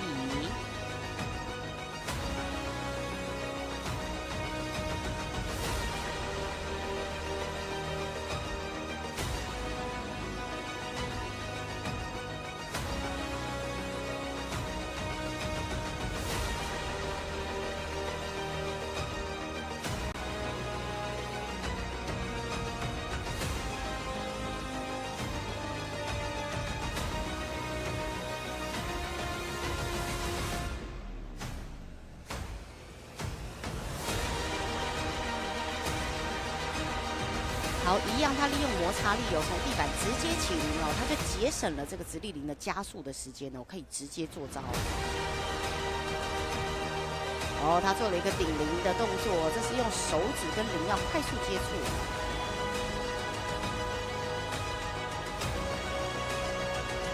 哦，反的直升机再过头再救起来，他这里速度算是很快的哦。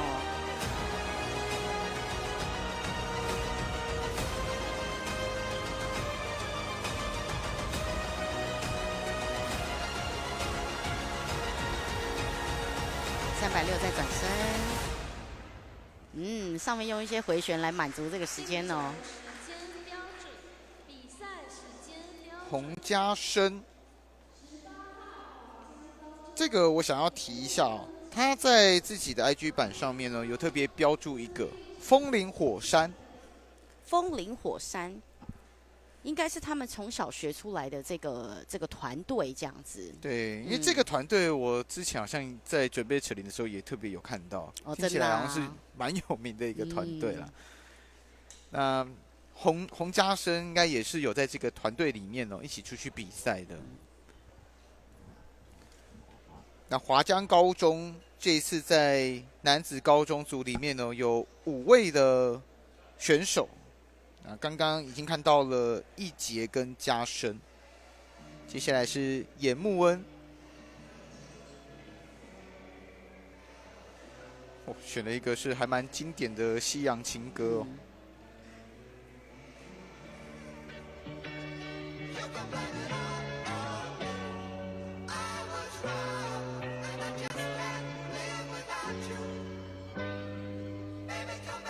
好，一样，他现在直接放棍完了之后才开始加速哦，一样从招式进入他的套路。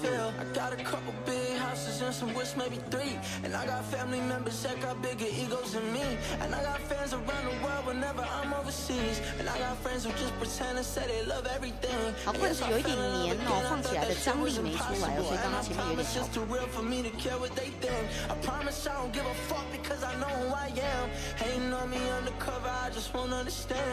We're brothers, call me family, but you act like a fan. 2 a.m. in Atlanta, screaming, baby, I'm back. Play me like a fool, I see, but it's been so long since I thought about you. I swear, okay, baby, I'm back.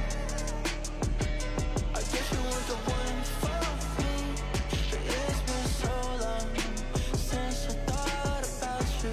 I swear, okay, baby, I'm back. I told my let them talk, that's the caption. I don't even really like being online, that shit texting. Started off as an attraction, now it's turned into attachment. Overseas, we relaxing, now you think about the past tense. Nobody wanna say shit, all of a sudden y'all believe in me. All of a sudden you want a favor now, all of a sudden you won't be with me. All of a sudden y'all always knew, I remember you ain't see it in me. And yes, I know I'm blessed, but sometimes I wish I could go back.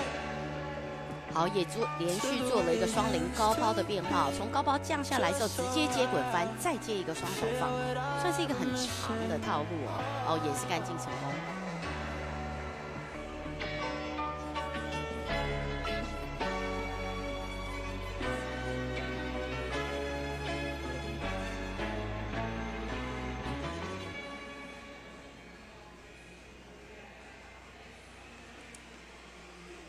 Waste another day, eyes on my display.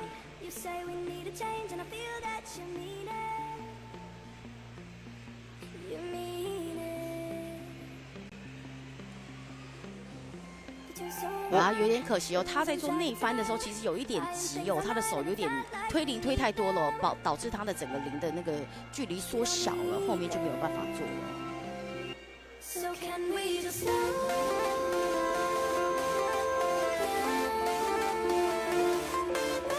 好，他把一样哦，一般零的连续放棍做到这个直立零的层面里，很不容易的动作。本来是一般2D 的动作，现在他把它放到3D 来做。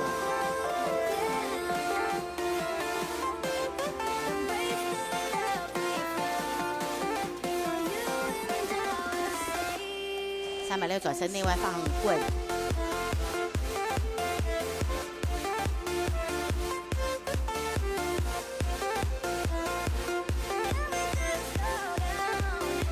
也做了一个身体跟棍子不同步，通常铃跟身体跟棍会转同一个方向，但是它完全是逆着做，而且还连续做了2次哦。这个画面是冲突的美好。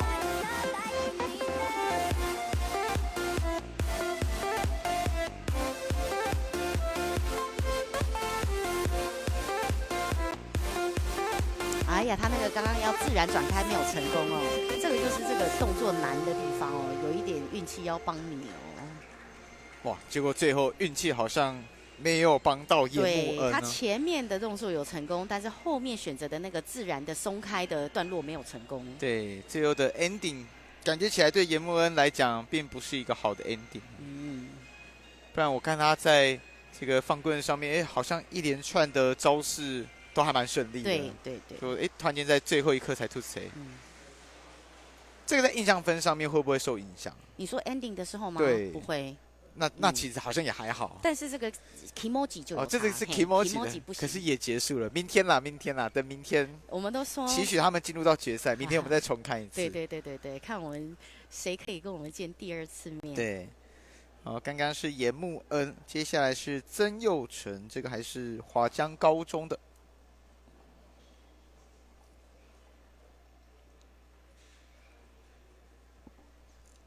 那不知不觉，现在男子的高中组以个人赛的预赛上来讲，21位选手，曾佑成是出场序第19位。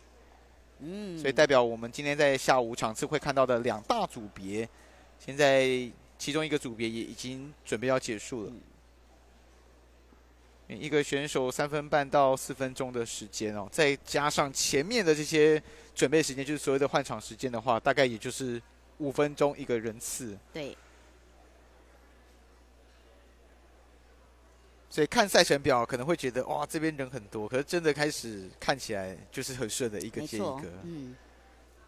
就像是在看表演一样。与其说它是一个比赛，倒不如它是一个小小的演出看如果未来吧，看能不能够把它真的是当成一个秀。有。对。只是因为我们这一次是因为升学赛，所以不一样。以后也把升学赛也搞得像一个秀一样。就其实我自己在思考啦，有一些比赛，当然运动项目里面以篮球或棒球，它本身棒球的话就是比较偏区域型，可是篮球这种比较世界级的一个球类运动，它当然本来的这个规模它就非常大，就参与的人口就非常多。但是还有另外一个关键，其实就像是你看像 NBA， 或者是现在在台湾可能 Plus League 或者是 TPBL， 他们就是尽可能的要把你的比赛办得像个秀一样，那让观众进来之后才会觉得很欢愉，而且观众才有办法参与。对，maybe 我是看不懂的，可是我至少进去之后我可以去参与。对，像是我们如果是以 CPBL 最有名的话，当然就是我们的啦啦队。当然我相信很多很传统的球迷会认为，啦啦队是有点破坏了这个球赛的本质，但是这个也算是一个扬名国际，而且大家其实某种程度上也开始在相仿，发现这个会让我的棒球比赛有更多一点元素，免得大家就一直为人诟病，就是棒球比赛节奏太拖啊、太冗长啊，然后看久了之后好像是老人运动一样啊。好，那曾佑成，华江高中的选手。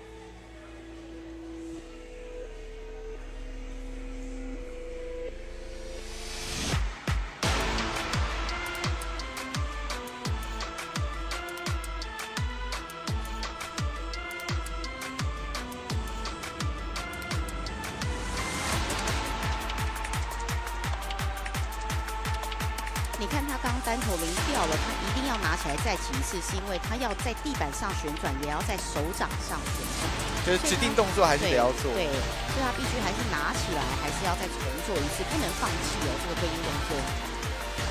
可以放弃的就不是指定动作啦。当然，你如果发现对发现说这个节奏已经不对了，那就算了。对。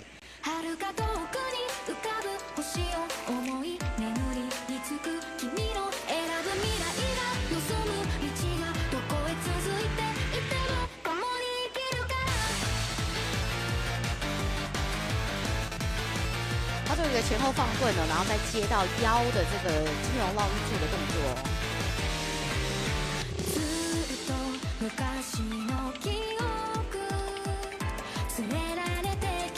他没有抓到棍子，他一直没有办法进背他刚刚进到本来要进到背部，但是他选择放弃了。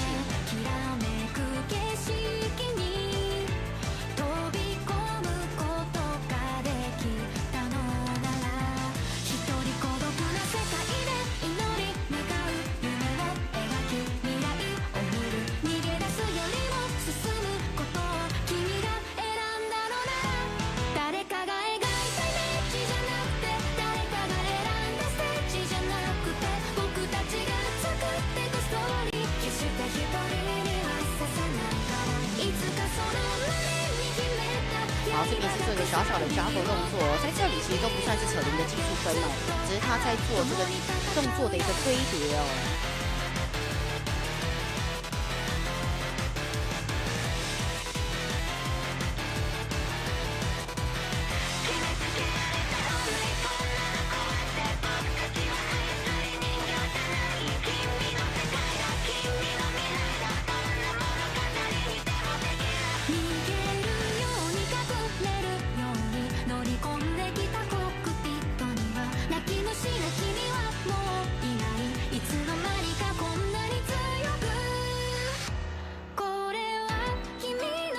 好，做了一个单手套的一个动作，音乐时间点也抓得很好。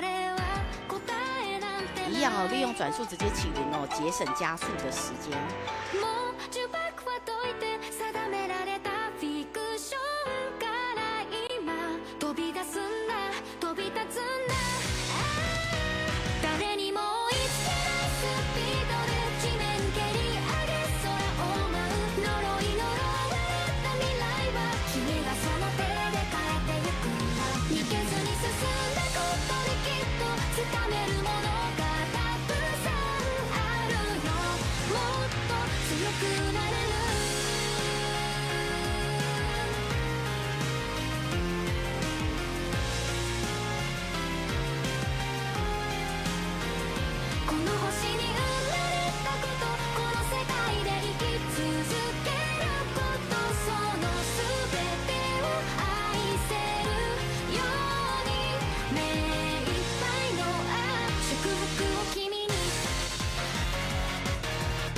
好，30开完的时候直接送高，用滚抛下降，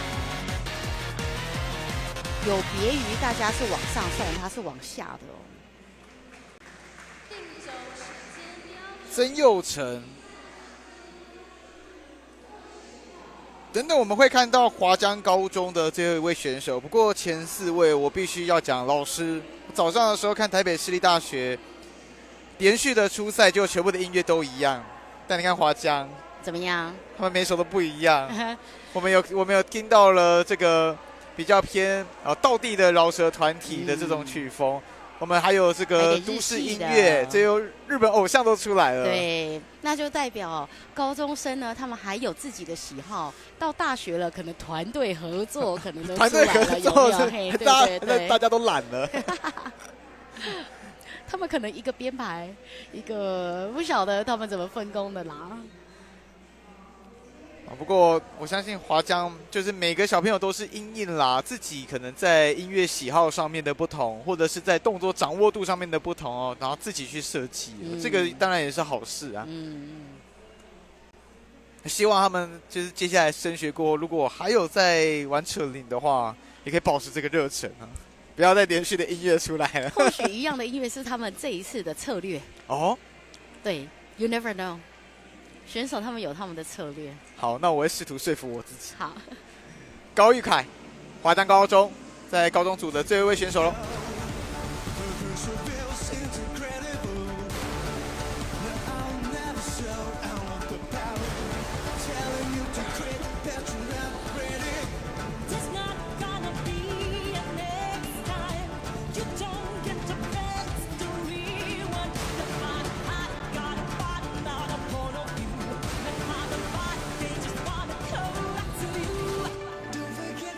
好，从肩部的一个折返做到一个腰部的折返，从放棍接到回旋哦，这边是一个很流畅的2种类型的旋接。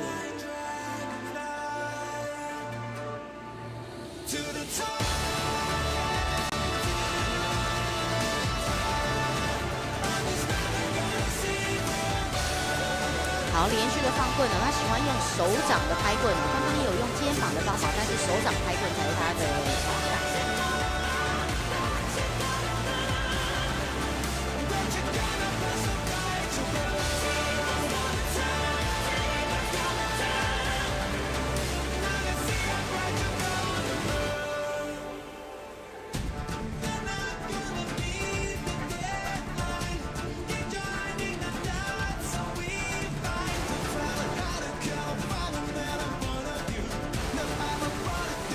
哇，他这个做得很漂亮的呈现哦，他的棍子，他的铃走的是前面的方向，棍子走的是后面的方向哦。刚刚那个画面呈现非常漂亮。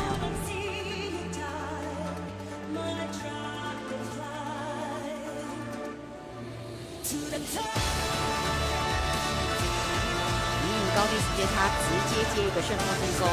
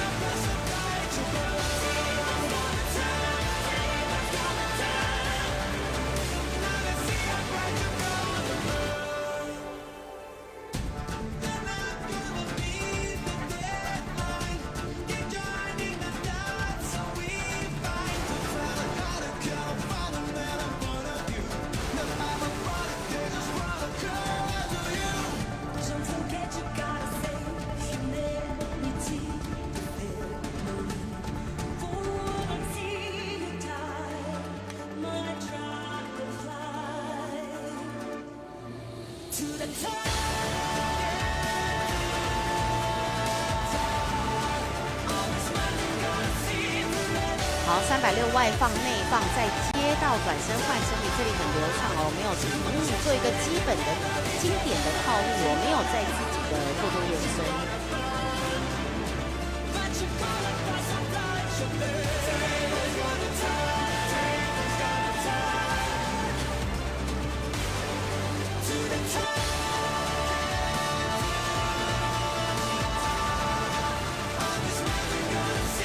好，一样从30送高开始降线3哦，所以它一样哦，做完了之后收零，重新调整，看起来是要去4人。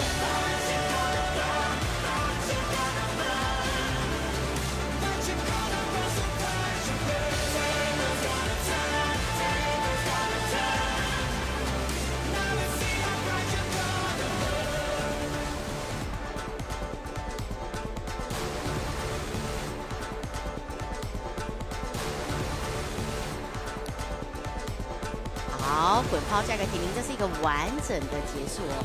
看起来他是加分点型的选手的，每一个领域他都有 cover 到，但是就是加分点、加分点、加分点这样子。完整度感觉也很高。高玉凯，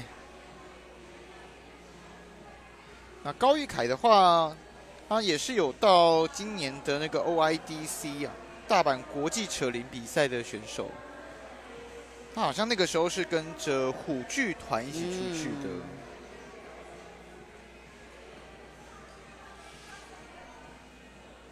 选手如果有在国际赛上面这个出赛的经验的话，我相信这个经验值应该是加蛮多分的，因为那个场地完全陌生。是没错，除了经验值的提升之外，他们每一个选手在参加完一个国际赛，他的风格是会转变的。哦，对，像他，可能他就会加了一点日系的元素，因为他看到了日本的选手嘛，他到这个 Osaka， 他到这个日本。一定是日本选手居多，所以他的风格其实是会转变的。哦，对，不一定是其他的提升，可是风格，他文化是真的会因为这样子交流。对。好，最后一位，这个是桃园高中的蔡宏佑。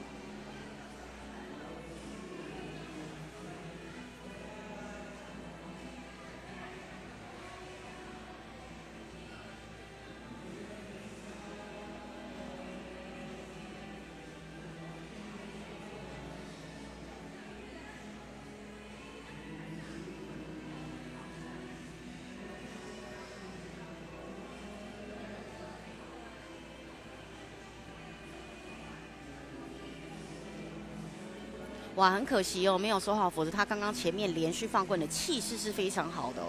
他选的是一个冲突的哦，音乐比较慢，但是动作非常急促的一个这个搭配哦。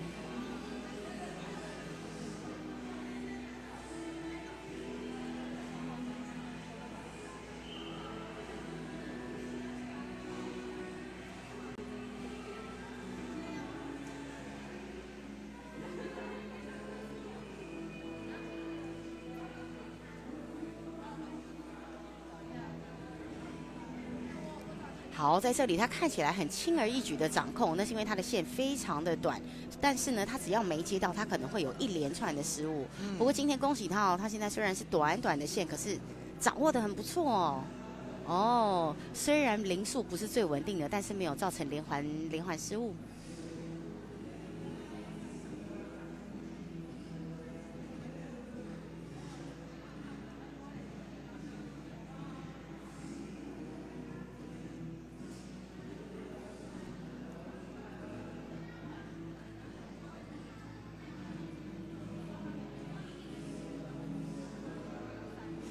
哦，滚抛送高了，还做了一个背后带哦，算是一个前后的一个变化。前后变化，再做内翻外翻，再往外再接，哇，很不错的一个 combination 啊！左右接零，这个中间夹零哦，它真是身体的每一个部位都有运用到哦。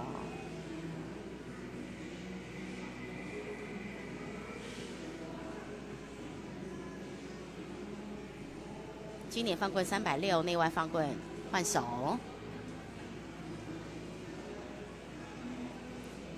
可惜呀、这个 manipulate 没有速度不够快哦。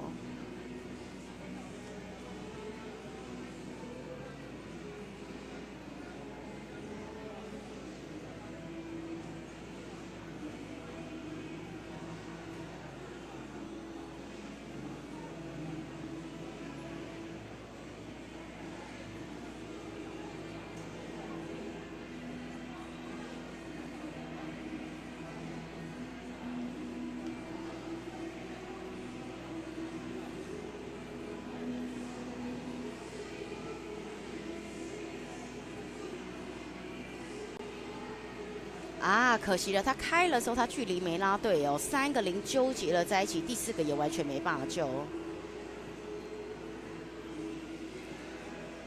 他没有选择把40再做一次，他现在是40动作完全放弃，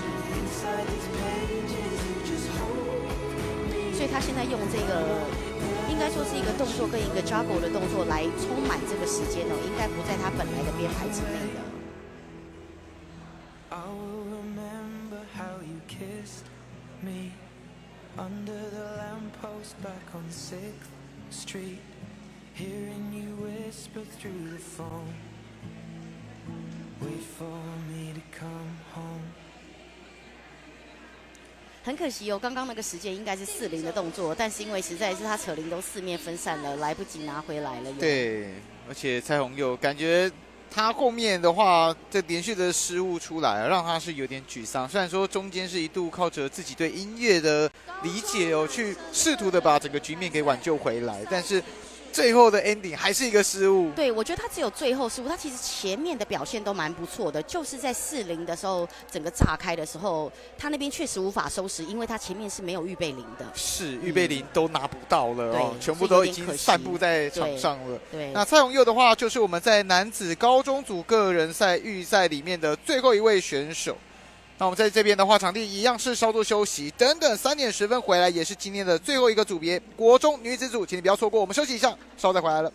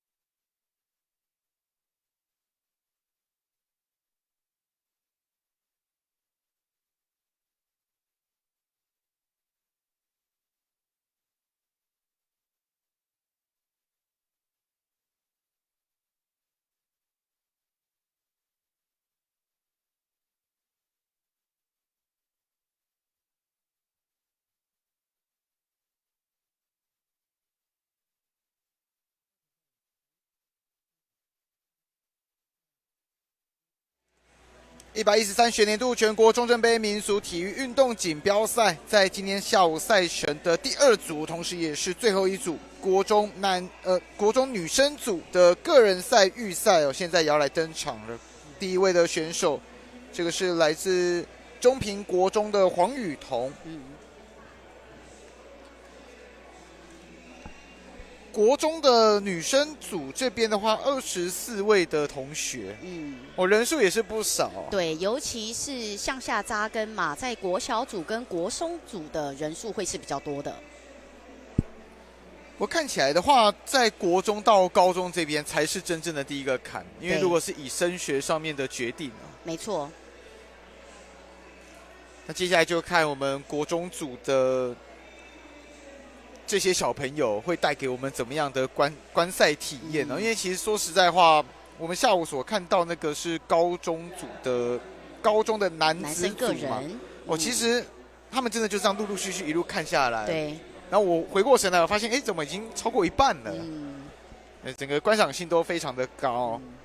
那今年度的全国中正杯民俗体育运动锦标赛，除了在 Hotsport 上面可以看到以外，同时在动资 Sport 的 YouTube 频道以及中华民国民俗体育运动协会的 Facebook， 在这3个平台上面都可以来收看。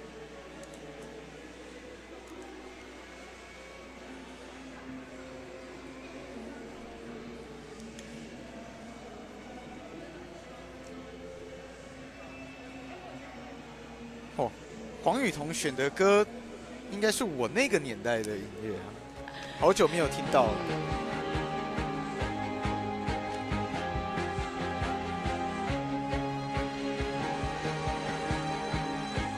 好，他现在前面做了比较久的一个运铃的一个酝酿哦，其实运铃就是在把铃加速稳定了之后，再开始执行他所准备的一个套路哦，算是酝酿的时间比较久。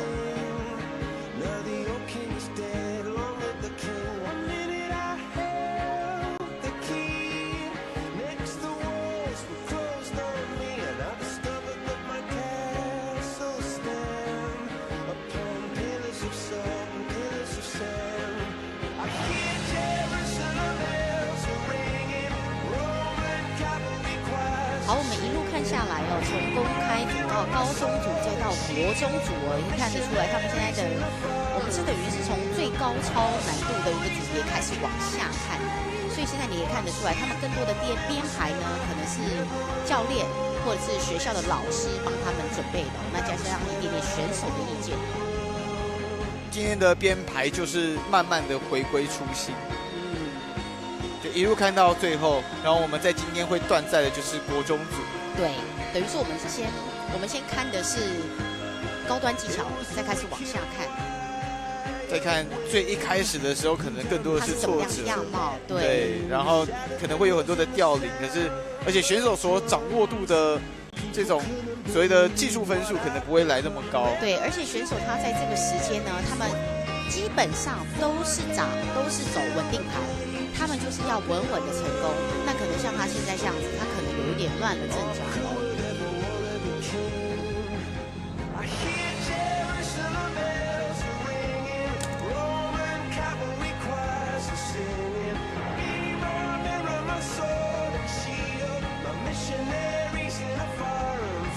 好，雨桐这个动作算是完整的一个双铃的第一个套路完整成功。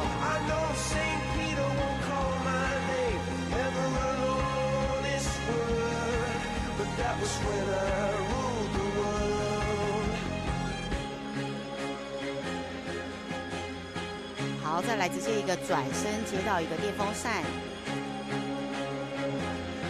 所以他做的是2个180哦，他没有做360，他是2个180的转身。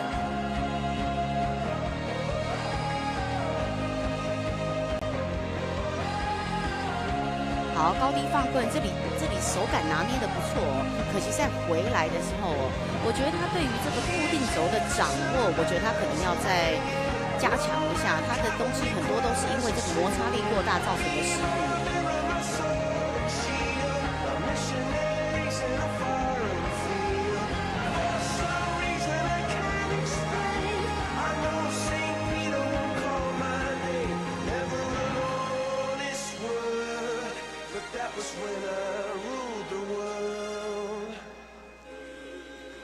通常学生会做这个30加上劈腿，就是展现他30线3的一个稳定度哦。那刚刚在升起的时候是不小心失败了，不过看起来稳定度是有的哦。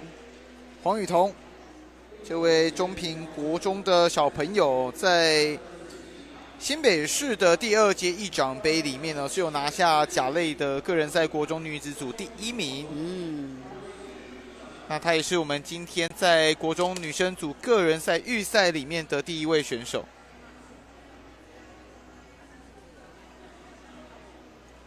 我真的让我比较压抑的，反而是她在选 Coldplay 的歌的时候，居然是选了这一首哇！这样看起来的话，应该也是有20年左右的一首歌了。其实通常在这种国中阶段的这些选手，他们选歌呢，他们会先以有看过的这些玩家配的音乐为主哦，他们不会选自己喜欢的。到高中以上，他们才有这个信心选自己喜欢的音乐。他可能是看过其他的哥哥姐姐是用这个 Coldplay， 对，像通常国中国小都是这个脉络。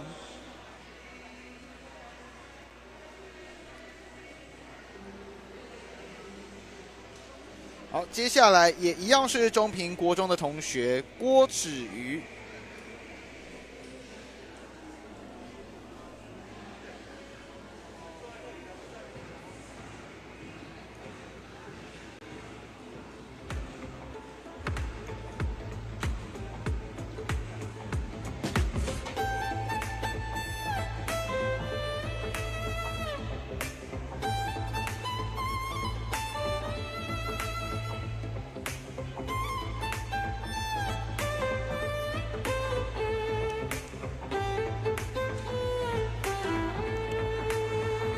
好，一个基本的背部缠绕变化，再加一个抛灵侧手翻，这边都是单招的呈现的，不算是一个很长的 combo。好，旋风金钩。好，接一个凤凰展翅，这也是一个经典的套路哦，接双抛棍。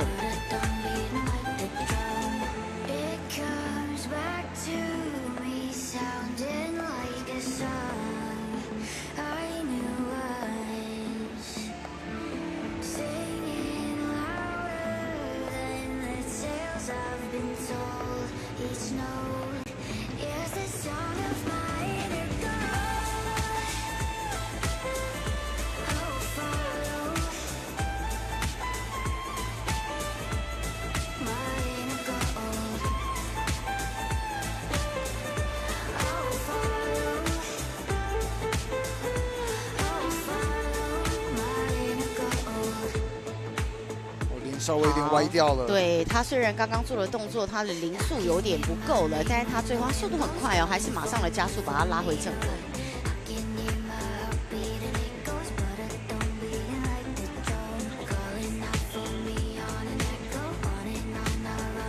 好，做了一个反的一个滚抛，再加上哦，他在一个重新起灵哦，在反的部分也是表演的不错的。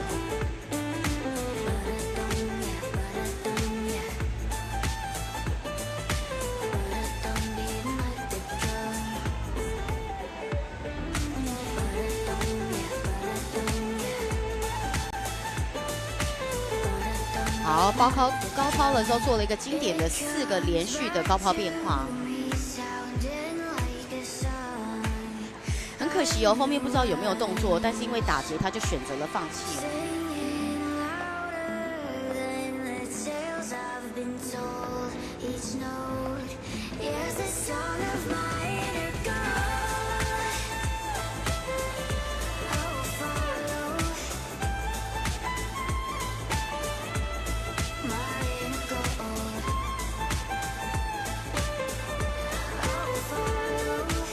好，这个是属于基本的一个直立铃的动作，用回旋的方式来锻炼选手，让他直立铃可以更稳定哦，一样增加劈腿，展现稳定哦。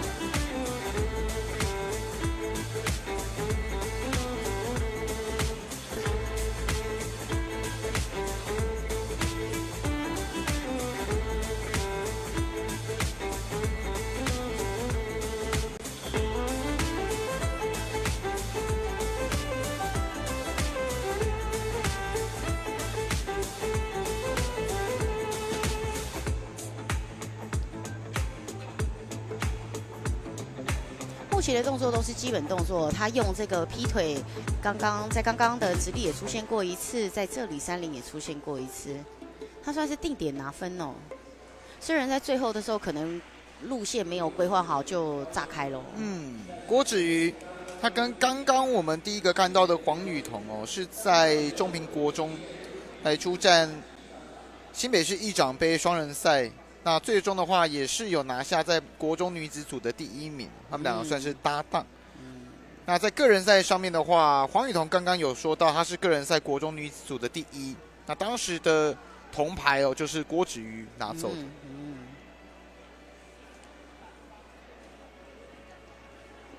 我相信他们2位应该会很希望是携手一起进到决赛啊。不过因为他们算是比较早出场，所以身体上面可能比较早的去把自己的套路演示完之后，接下来就是坐在旁边要去等。还有这个比赛对他们来说也是一个跨层次哦，因为刚刚提到的议长杯其实是属于县市内的赛别，对，这一次的中正杯是属于全国赛的赛别，它不只跟新北市的选手比哦，它是跟全台湾的比，所以它一方面也做一个赛事的观摩来提升自己的技术哦。像老师您刚刚有提到，如果选手可能像我今天有提到的去大阪的那个国际赛，回来之后可能他在他自己的一些套路的元素里面就会加入一些日式的元素。好，接下来这个是林子涵，这是来自临极县的。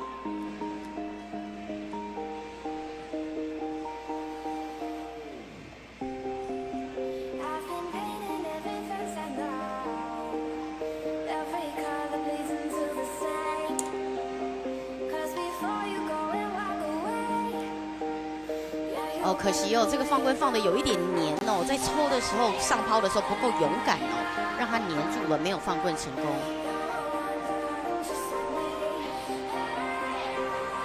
好，一个经典的绕脚回旋。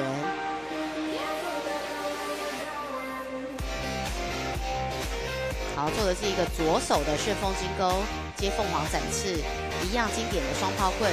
刚刚选手有的用右手做，有的用左手做，都是一样的技术难度。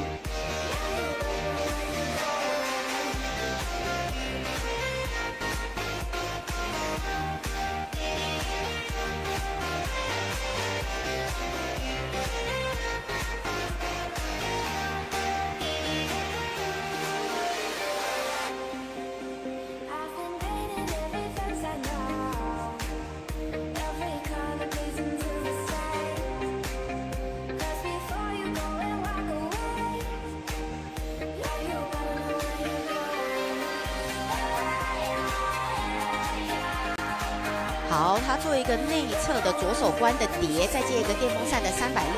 刚刚有一点可惜哦，其实他回来稍微积极一点的话，这个铃应该是不会掉的。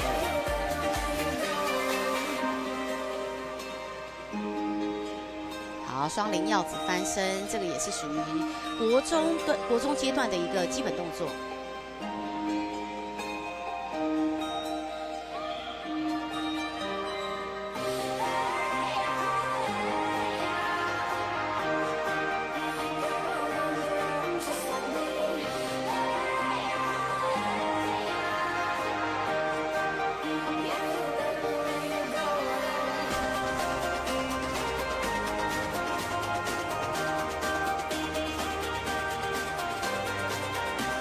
哇，很可惜哦，他刚刚单铃的时候，在做这个左放棍的时候失败，他双铃又尝试了一次，还是一样哦，放的信心不够多，不够勇敢，就会这样子粘在线上。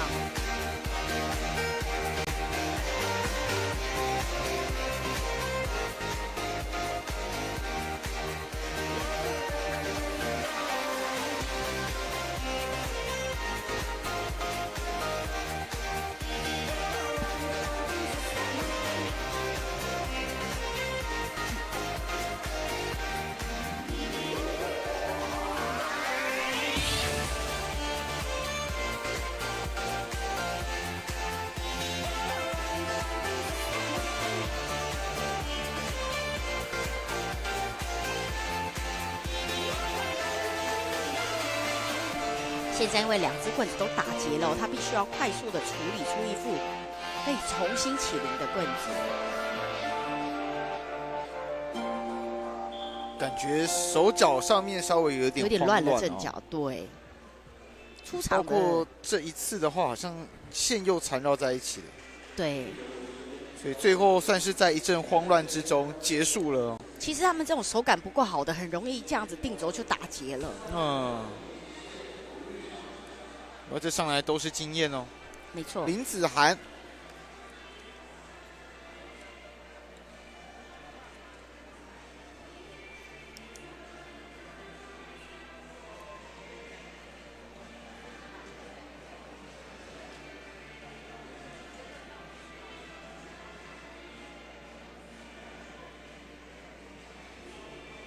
好，接下来的话是一样来自零极限的选手吴玉乔。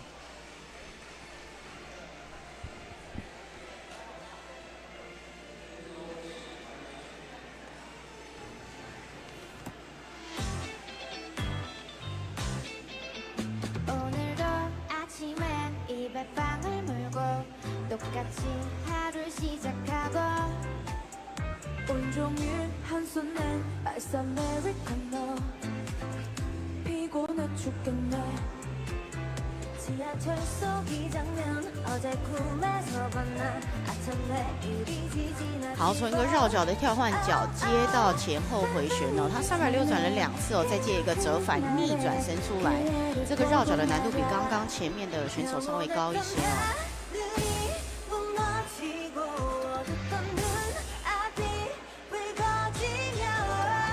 再来一个是一个基本的抛零3套式哦，抛零跳绳旋转接侧翻，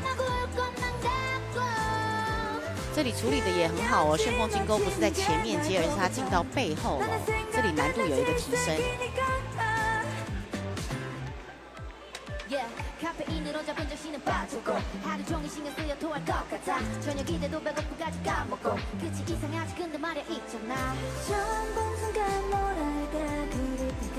好，电风扇180，接下来是转身回来。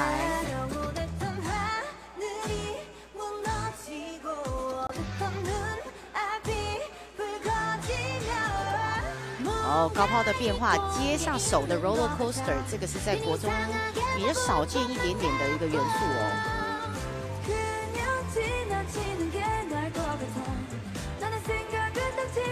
好，刚刚放跪虽然套路很短，但是干净利落。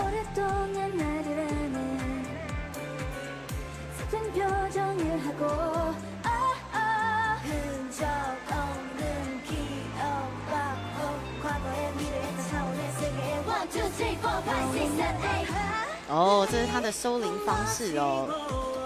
他先把一个零收起来，再做一个双花棍哦。接下来可能就会晋升哦，把两个东西加在一起。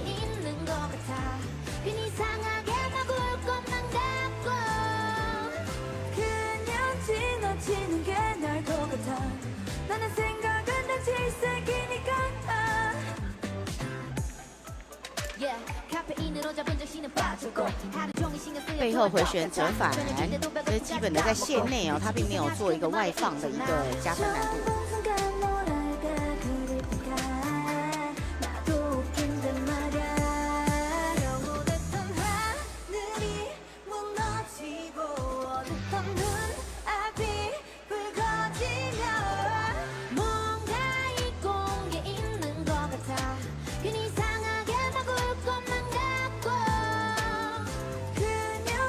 好，刚做了一个特别的一个培灵招哦，它有这个空转的一个特性哦，才可以做这个瞬间的卡指的一个动作。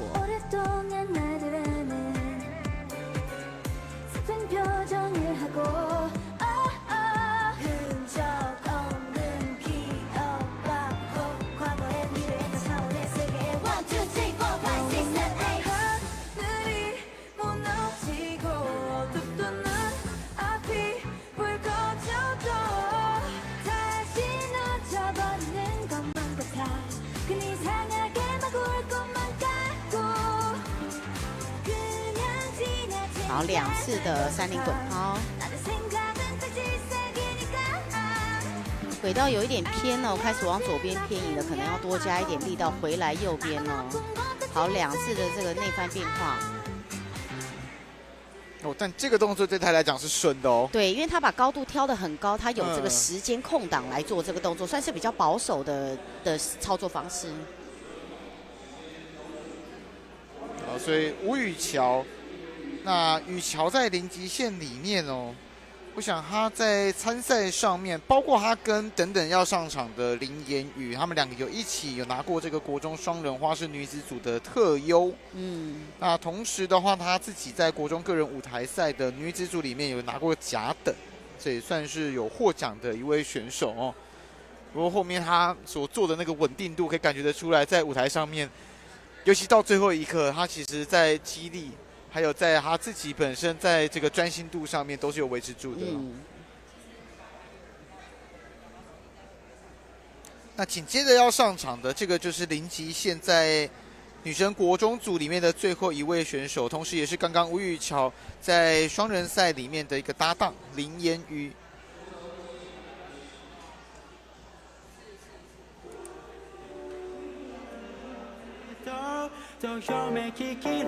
两位搭档都是选韩国的，没错，选韩文歌哦。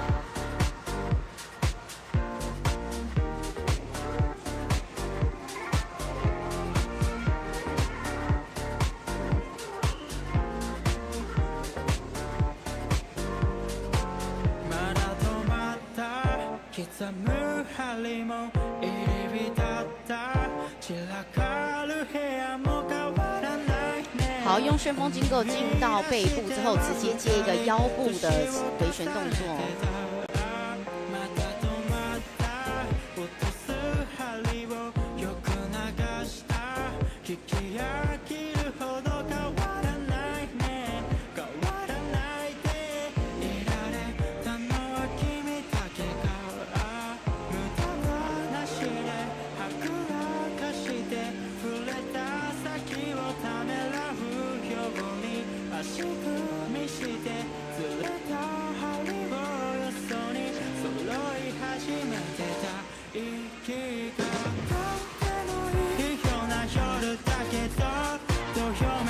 好，目前双零滚抛接这个电风扇360背后回来，看起来他的手还是蛮柔软的，没有因为这个定轴或者是强度太大让他的手部僵硬哦。我相信他现在后面应该渐入佳境，会越做越好，因为他手看起来还是很轻松的哦。好，一样接一个双零的 roller coaster 出来，哦，这里是有成功的，可惜哦，轨道不是他要的，我选择重新起步。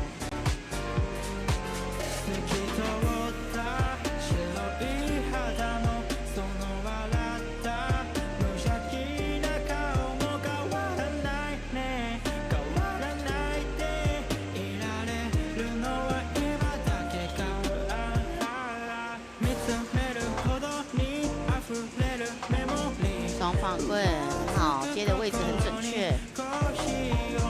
可惜在这个时候抛零的时候，右手的力道没有拿捏好，让这个零没有飞起来。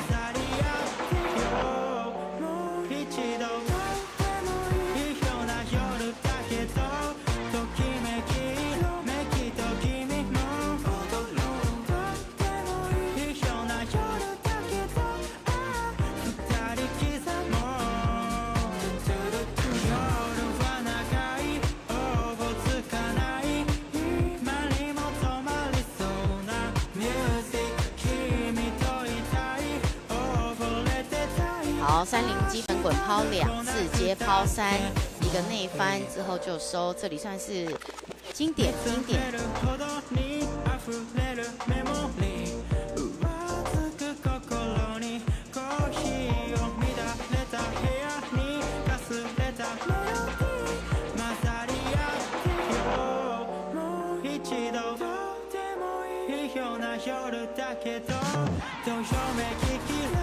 好，这里都是一个比较保守的做法哦，他并没有选择要放棍回旋哦，甚至是贴着身体绕着线做动作。好，从一个内放棍开始，左内放接一个右内放。好，外放进腿再接内放，哎，有点可惜，离身体太近了，不然这个串接是不错的哦。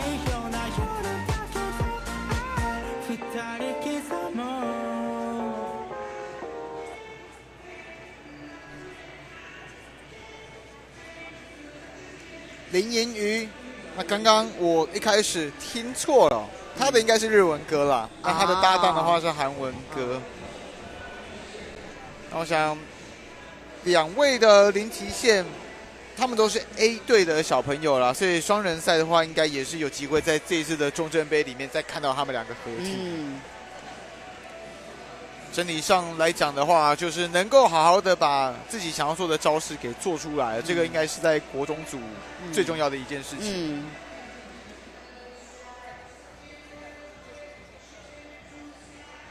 不过一般来讲的话，通常如果开始要练，以国小阶段来讲，我看到有几个这种所谓的民俗体育班哦，或者是民俗技艺的这个教育，是从大概3年级，就是中年级左右，其实学校就开始会做招募了。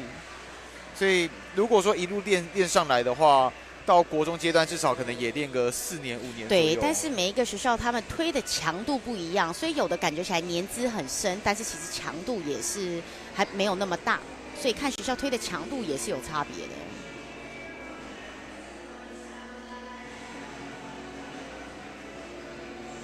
维珍国中，我们今天看过很多次他们国中的这件衣服了。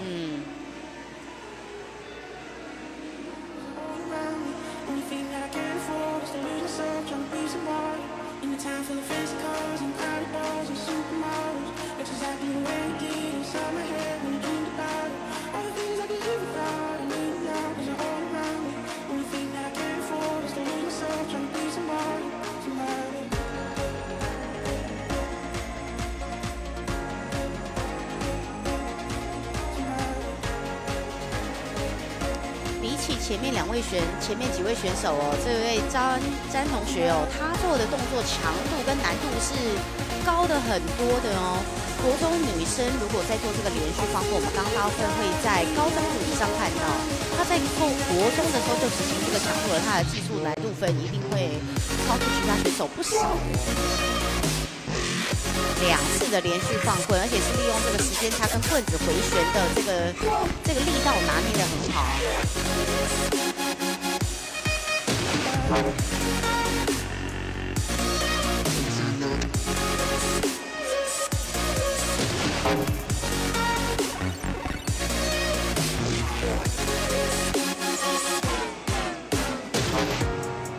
好，2个不同方向的双放棍他选择，到目前为止选择的动作都算是强度蛮大的动作哦。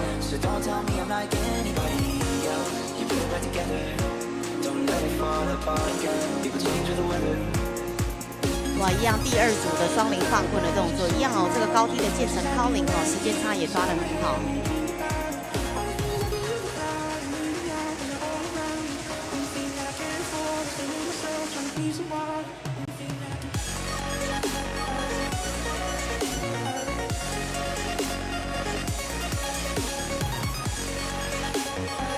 好，外放内放加这个空中停留。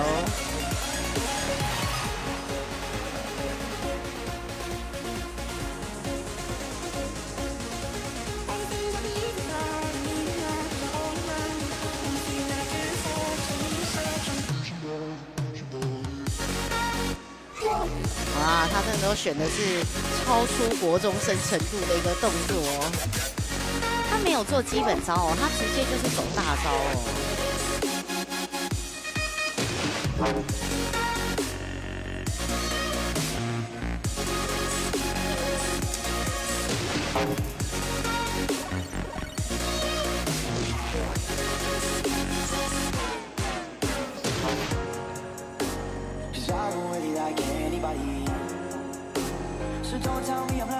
好，30直接送高2个开始滚包之后做30下降。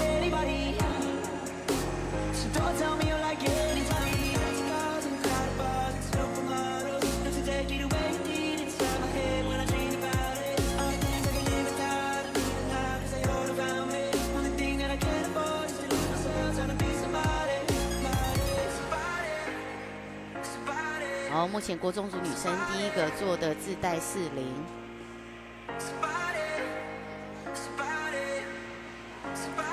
哇，有一点高哦，可能稳定度还不够哦，可能到最后这个肌肉的张力让他没有办法完成这个40哦。尽管最后是起高啦，但他整个技术难度上来讲的话，瑕不掩瑜，提升很多。对，詹佑珍今年也是9年级了，所以国3，我想他现在会做很多的准备，都是准备要接轨到高中的那个 level 了。那今年度的话，詹佑珍也是有到日本大阪国际扯铃竞赛里面哦，最后是跟着这个团体舞台公开赛里面拿下第1。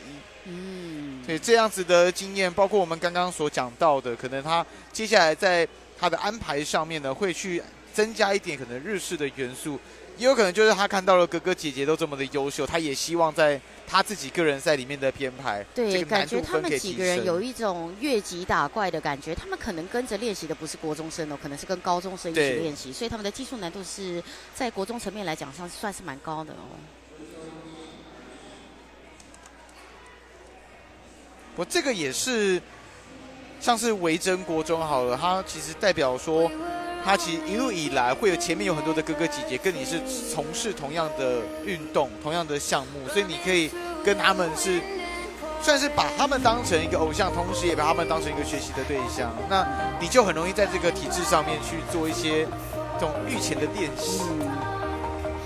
你有的时候你在生活环境上面就是这样塑造起来的，耳濡目染。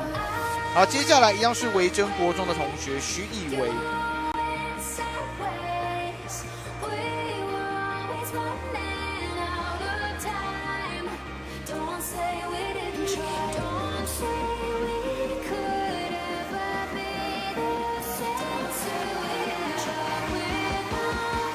好，这个是绕线的旋风经过接到开线的哦，算是需要一点小技巧哦，让这个棍子的快速打开。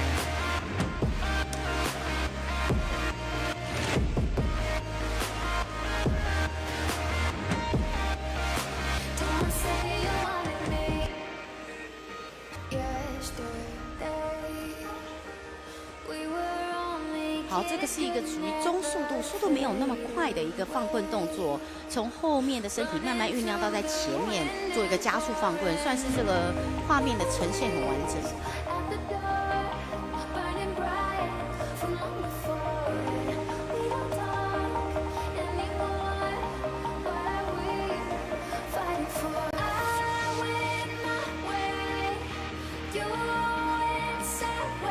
哦，它的滚抛线有一点长哦，所以看起来有一点点的吃力哦。包含他在做电风扇的时候，他的手都要拉得特别开，才不会撞击到身体。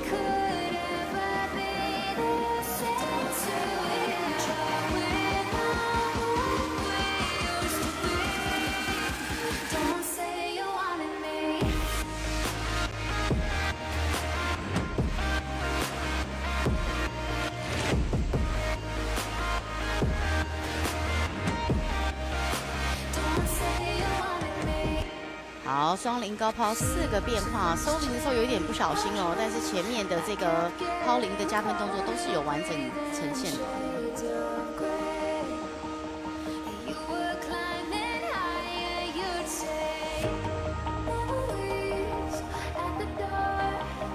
我徐以为其实他在场上运领的时候，他的表情是蛮放松的。看起来基本功是练得很不错。对，他的30线3没有下降到很下面，他不晓得是不是因为做高抛30，看他有没有办法下降下来。因为我们有专门高抛3的选手，也有线3的选手，所以看起来他在高空的表现比较好。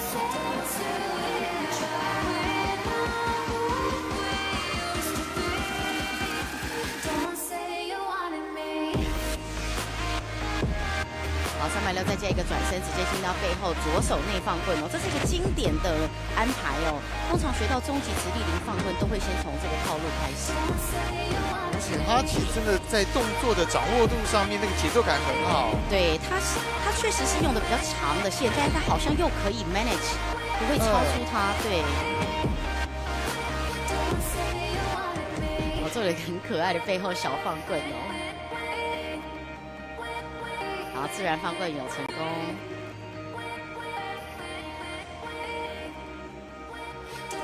我觉得他的速度拿捏得很好，很适合他哦，不急不徐的。对，哇，徐以为她应该是我今天在女子组的赛事里面哦，看到算是很少数会让我觉得所有的动作都是 under control 的一个状态，然后完全不会让我有一种好像心会帮她先漏了一拍的感觉，会冒冷汗。对，就她每个动作其实都做得很完整。对，目前看起来她确实是有在状况内的。那我们不晓得他心里有没有紧张哦，至少他呈现的动作出来看起来是完整的，而且是轻松泰然的一个状态。对，包括他的表情，是有些人可能他的动作做的是完整的，可是他的表情看起来就是会让人觉得很紧张，好像随时都抖抖的。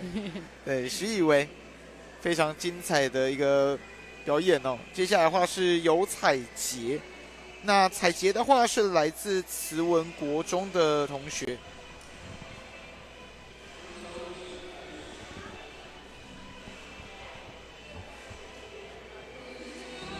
Something good tonight. I do it all for love. I do it all for love. If you want it, I know I could. Tonight I do it all for love. I do it all for love. Try to leave, try to fight all the things inside my mind, but we will stay together. I'll try to push, try to part, try to break us from the start, but I'll be yours forever. 好，用一个背后放棍的套路开始哦，不只有放棍哦，它是放棍搭配回旋哦，其实是这种两个技术难度的这种组合套路是蛮赏心悦目的哦。好，一个空抛接绕线的顺风金钩接360。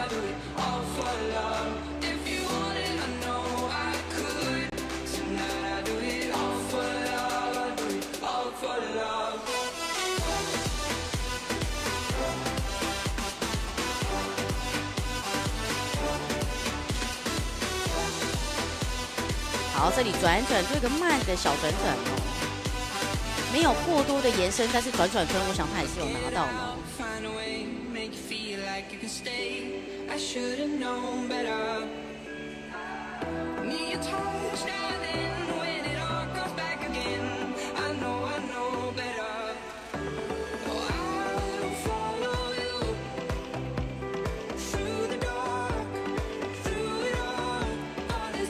好，双林虽然刚刚撞到他的手哦，但是他的这个处理对他来说不造成影响哦，他对双林的熟练度很高哦。好，一边走一边做滚抛哦，让他动作不会再定点哦，这样可看性是比较高的哦，包含2个弓步的转身。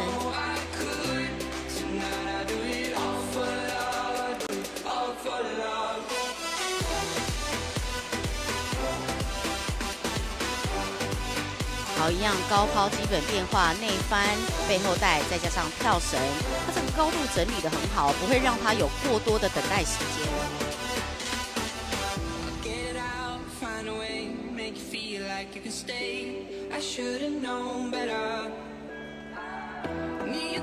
他用同样双零的线来做线3哦，就你可以看哦，这个时候一条线要挤3个零，其实是蛮窄的哦，所以他选择有一点挑高的方式来做。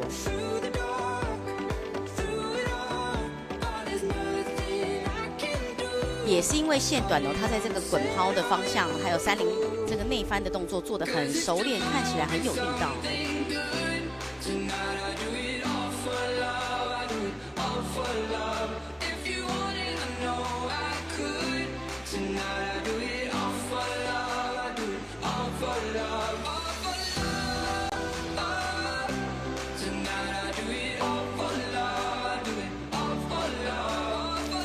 中级以上的动作直接接10升机哦，他并没有选择初级的动作，他从中级就开始做。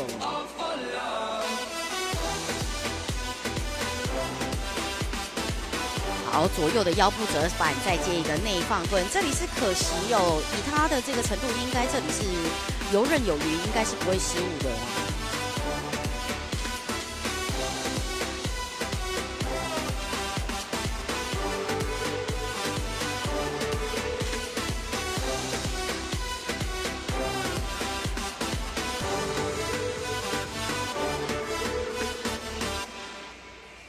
后面也可惜了。好，尤彩杰同样也算是稳定度还蛮高的一位选手。对，而且高到就是他的那个失误让我感觉好像是高中组会出现的，就是在所有的东西都做完之后，最后的 finish 突然间没有对，接住但是在这种国中阶段的、他们在失误处理的时候不是最好的，所以你看得出来，他们失误处理了，他们会快速拿一个0，然后随便做几个回旋来填充时间。但是如果他到高中或者是公开组的时候，他会做不同的选择，他可以随机做一个 freestyle 的套路，但是在中学组就比较少见。所以这个也是经验上去之后啦，但至少现在就是以稳定为主啦。对。你要稳稳的，你才有可能把接下来的变化去展示出来。最怕就是急了，结果反而什么都想做，什么都没有做好。对。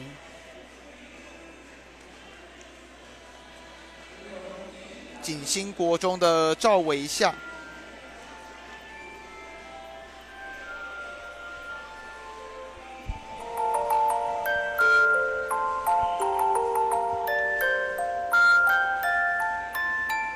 其实，在这种国中阶段、小学阶段，穿短裤啊、短裙啊比赛的小朋友比较少，因为要做绕脚的动作的时候，摩擦到脚部是很痛的，所以大部分大家喜欢穿长裤，是因为动作，也不会因为汗水来阻碍他的这个动作操作。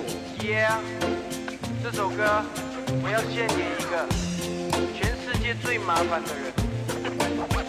每当我在开车，你总会问我到底在哪里，有没有在想你，爱有没有在爱你，还问我如果我妈和你又掉进水里。Oh please 啦，很多问题你一直重复再提，在电话，在简讯 APP， 还要去赞你。我打了2万遍不够，你说还想再听，就想你，哦爱你，对不起爱你。每次争吵，你都胡言乱语，哭得哗啦稀里，又要射自己。可惜哦，他后面本来延伸要做了一个自己的方式哦，可惜最后的延伸的收尾没有成功哦。不过看得出来，这个双放棍的编排是蛮有自己的一种特色哦。然后有谁来问我有没有在想你？好想你，好想你，好想好，你。利用这个高抛胖棍的时候做一个左右棍、左右手的交换。好想你，不是假的好想你，好想你，好想你，好想你，好想你。好，接下来是回旋的整个套路哦，在背后呈现。真的是个好想你，好想你。哇，他弄了一个很适合他的一个胯下勾起来，好可爱哦。孔子说，作为女朋友要学习包容，招数不要用太多，老想着把我 KO。老子说，金牛座男友都相当不错，又专一又顾家，还非常疼爱老婆。经常说你要无时无刻想我，但不代表你要随时随地扣我。通常送高了之后会开始高抛的变化，他回来下次做一个双领的折返，才开始做一个双领的变化。好，一个可爱的后脚蹬棍。但最终爱问我有没有想你。我不懂得甜言蜜语，所以只说好想你。反正说来说去都只想让你开心。好想你，好想你。好，这个是比较少见的一个起法哦，也是蛮久以前的起法哦，就是直接走高抛，完全不做线上的。但是高抛刚刚也应该是没有成功。好想你，好想你，是够力够力，好想你，真的是个好想你。你是我今生最美丽的邪恶魔法，早让我麻烦头大，却让我日夜牵挂。遇见你是我最甜蜜的残酷惩罚。这个选手在用培林和固定轴的差别非常大哦。他用培林的时候，他的身体是很轻巧的，但是他在扯定轴的时候，他的上半身是稍显僵硬的。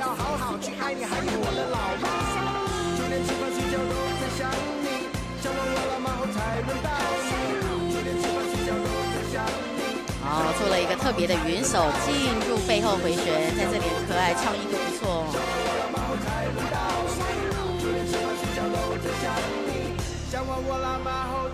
哦，漂亮的自由开棍放棍哦，这里表现得很好。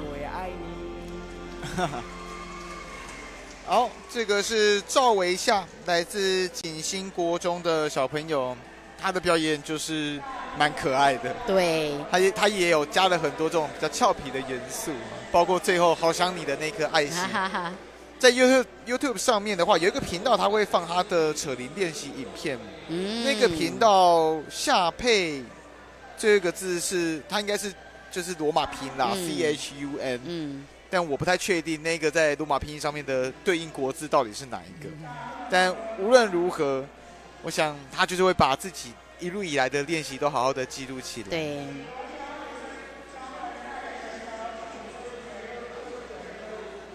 其实像现在这个比赛，它有规定前面的3分钟是要用固定轴吗？还是2分半？后面才用培林，所以看得出来选手在这个操作定轴的时候，他们如果肌肉量不够大的话，是没有办法 handle 那个摩擦力的，所以他们很多动作看起来会有点吃力。这个应该在女子组里面是会被放大的。对对，所以你看得出来他们在扯培林会是变另外一个人。好，接下来是中正国中的连佑廷。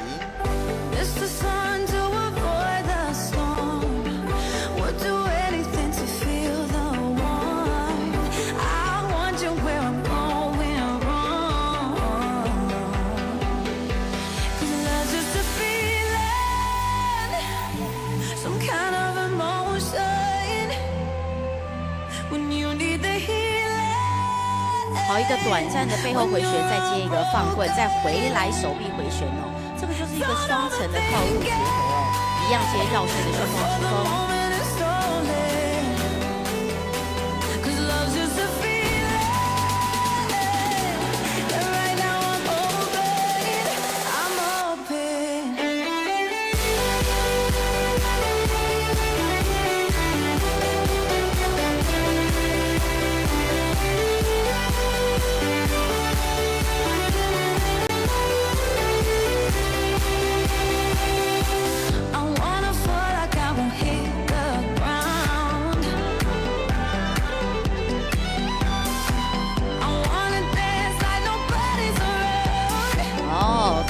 本来是要连续放棍用背后接的，如果接到的话，应该是在国中是一个蛮好的机制。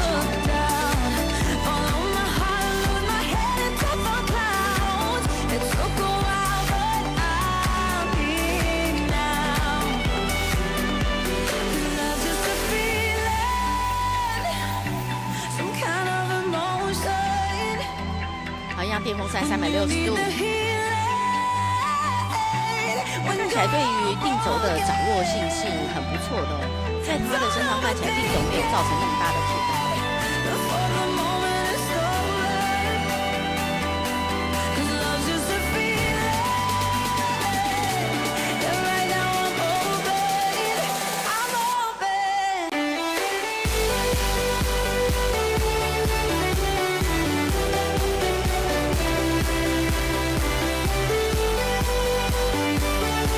双零滚抛接一个反的双抛棍，利用这个双抛棍做一个双零的收尾。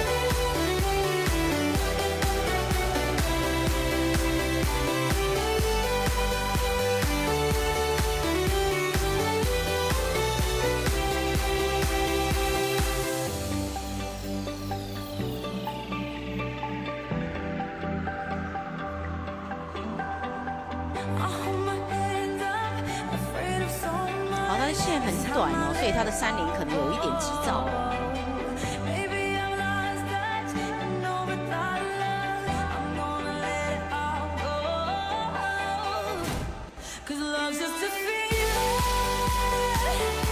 好，再来走了一个基本的直立铃，它这里都还没有放棍哦，先做一个空中暂留。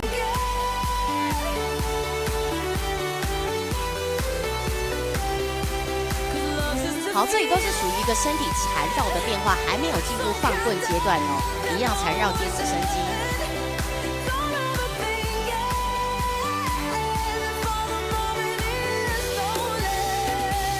哦，没有进入到这个放棍的这个环节。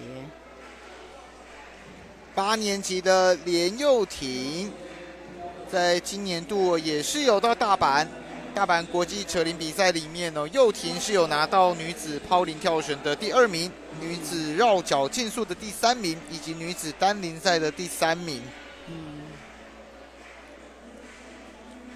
不过他在今天呢，我觉得他也算是签运不错的，因为他刚刚在中间的时候，好像刚好另外一场完全没有比赛，所以他的音乐好大声，真的好，而且就是他听清楚自己的音乐，选手也更能投入。毕竟你平常在练习的时候，你一定就是听着这个音乐，而且你的干扰可能不会到那么大。没错。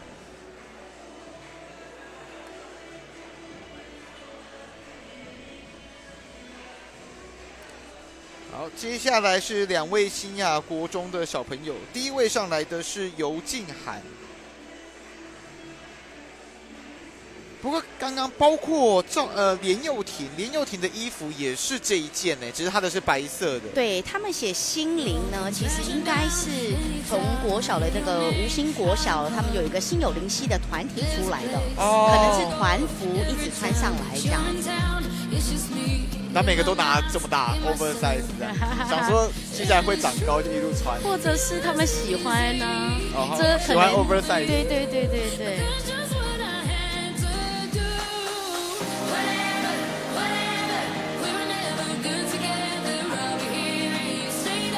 有一个经典从背部接放棍还做了一个身体转身360，再重新进到身体里面。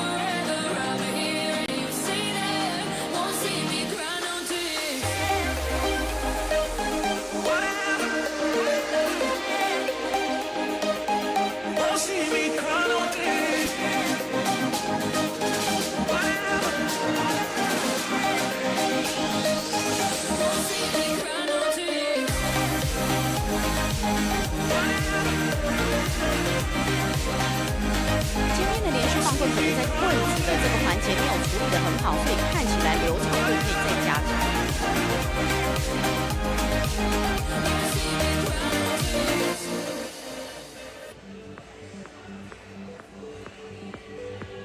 好，也是一个抓棍的一个失误导致他动作的流畅度可能会有点瑕疵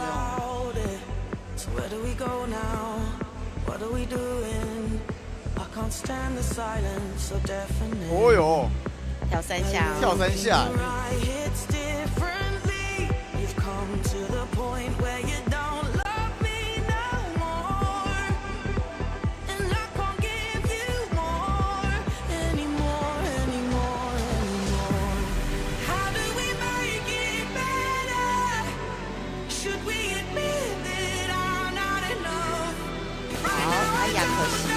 大家今天都是在这个动作有一点失误，因为它是很冒险，这个动作确实是一个冒险的动作。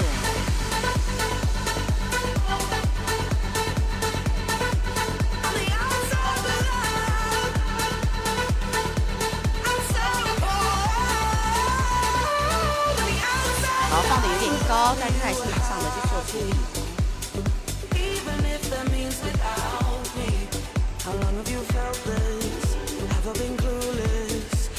Stand the silence so deafening. When I'm with you, I just feel lonely. There's thoughts in your head that you don't tell me no more. And I can't give you more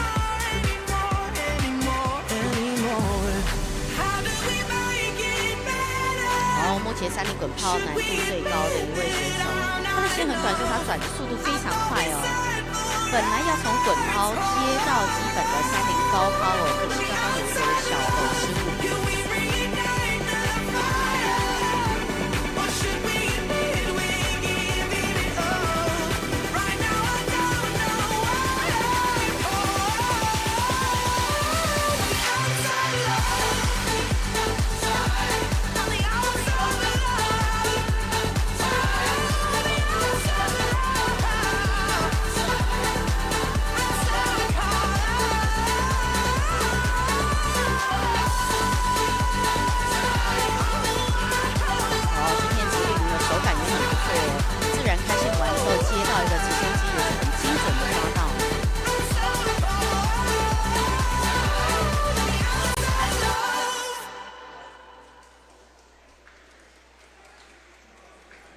尤静涵，这位新亚国中的小朋友，虽然说感觉他在做动作上面呢，因为偶有的这个小瑕疵啦，会让他动作有点卡，不过他掉零的次数倒没很多。对，不会，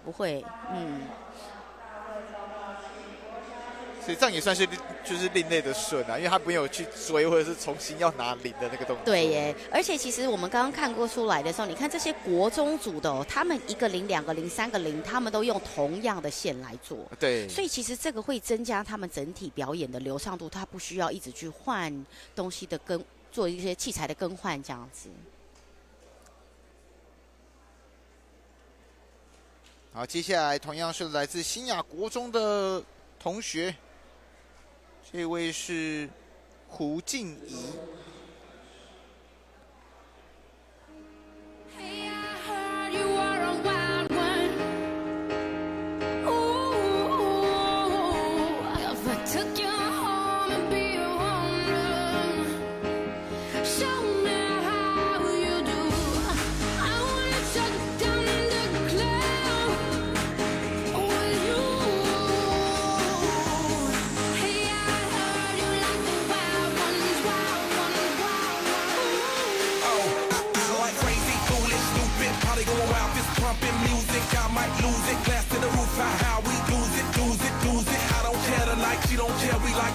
好，有一点可惜哦，在这个放棍的地方，他的手指可能有点被线缠住了，导致后面的空间没有勾住。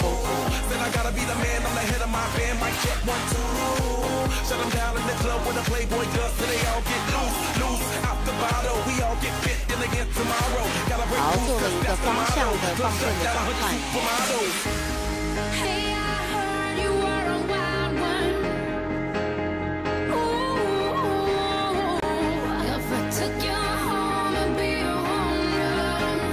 好，一样放棍哦，他第二个套路也是选择放棍的套路。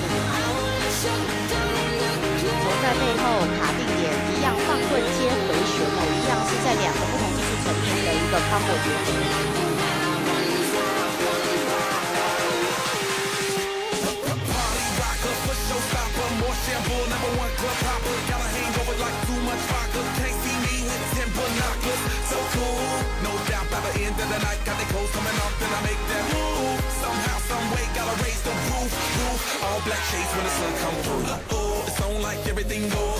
哦，有一点惊险哦，但是他刚好也全部都接到他了。这个是在一个零做一个快速的一个放棍变化哦，所以你不只要顾下边的，还要顾上边那一颗，两次都完整的成功。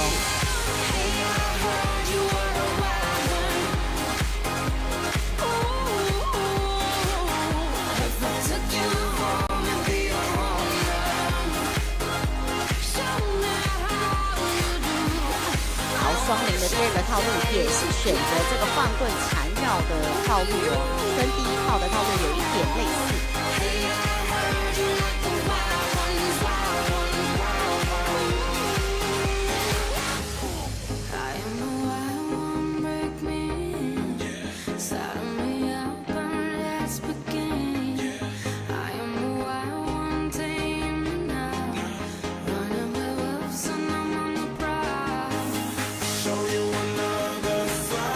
三连滚抛有一点失去了控制哦，在轨道方面还有滚抛的这个张力哦，他的手已经没办法控制。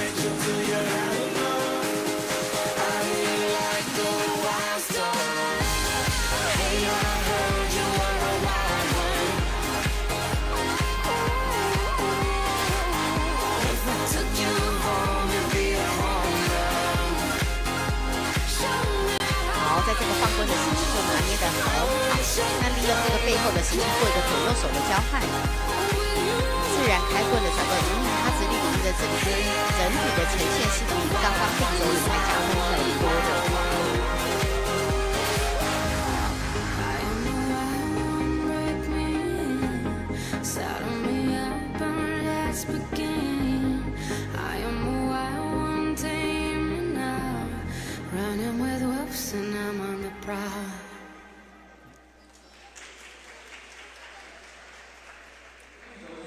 胡静怡，新雅国中的第2位选手，在整体的发挥上面哦，相信这个在台上1分钟，台下10年功啦。今天所有的小朋友都是一样的状况哦，就看起来好像是非常的 easy， 但是实际上面那个都是因为小朋友已经花了大量的时间哦，所以才可以让所有的动作都看起来是这么的轻松写意。对，那其实如果在动作稳定度还没有达到之前哦，其实不建议做的这么快哦。像刚刚上一位的这位选手，看得出来他的灵感很好，我们这样子讲，但是他的因为速度太快，他想对音乐，导致他有一些连续的小失误，我觉得这是有点可惜的。可能用音乐来帮助他放慢脚步，他可以有更好的一个表现哦。所以代表说，其实静怡她可能在接下来在调整音乐上面呢，也可以试着去寻找一些速度稍微适中一点的音乐，因为有些时候像我觉得我们下午场了，现在的这个组别里面，反而在音乐上面是比较听得清楚的情况之下，所以你选的那种很嗨的音乐，选手自然也会嗨起来。是没错，是没错。但是他们还是要选他们喜欢的。好，所以在这个是女子国中组哦，现在看起来在一半的这个过程当中呢，在场地上面是稍微需要做整理的，所以我们也请观众朋友们先稍作休息，我们等等呢，随时等场地整理完之后呢，我们也随时回来喽。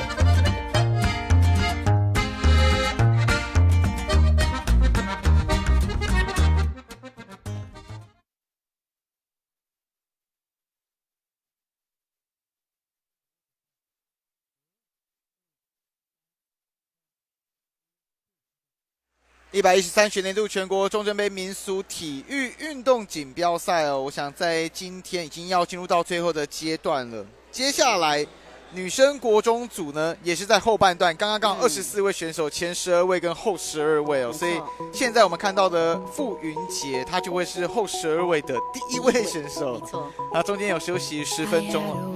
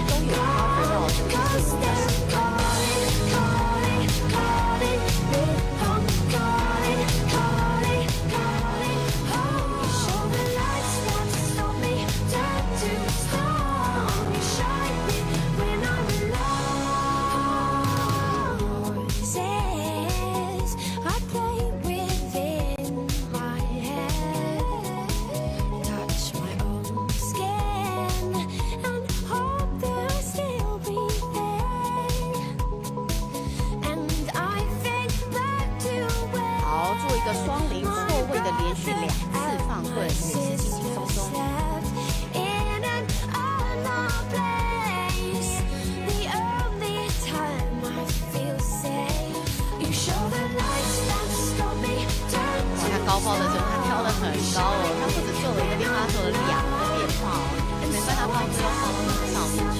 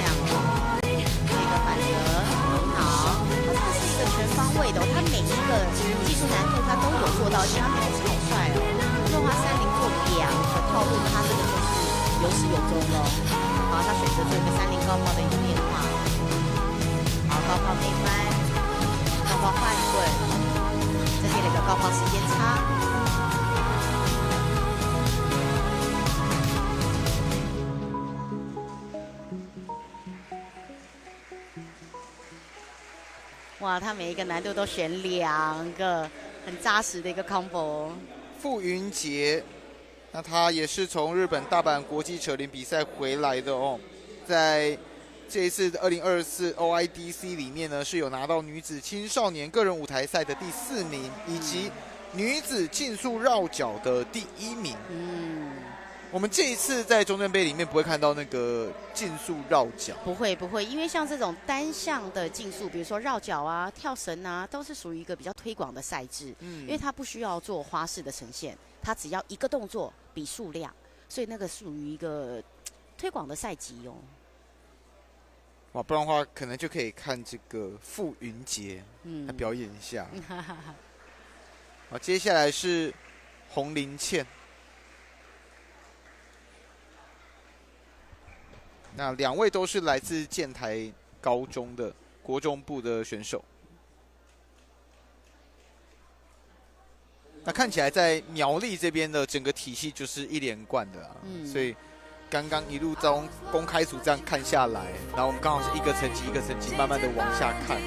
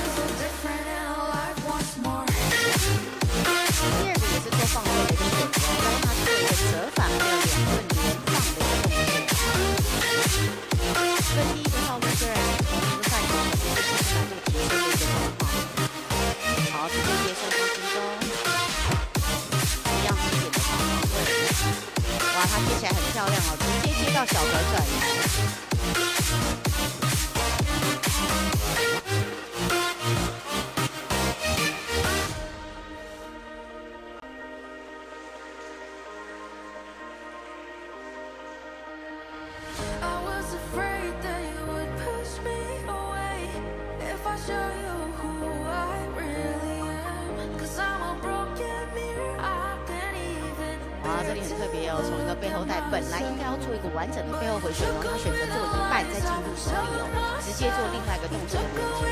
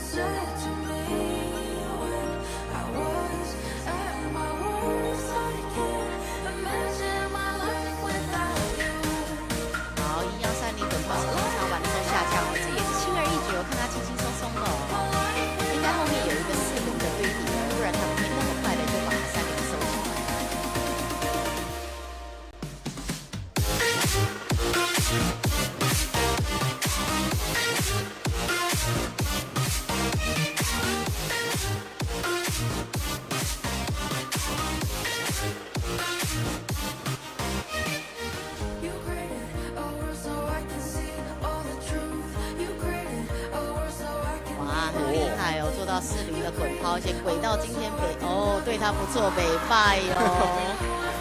今天幸运女神有眷顾他哦。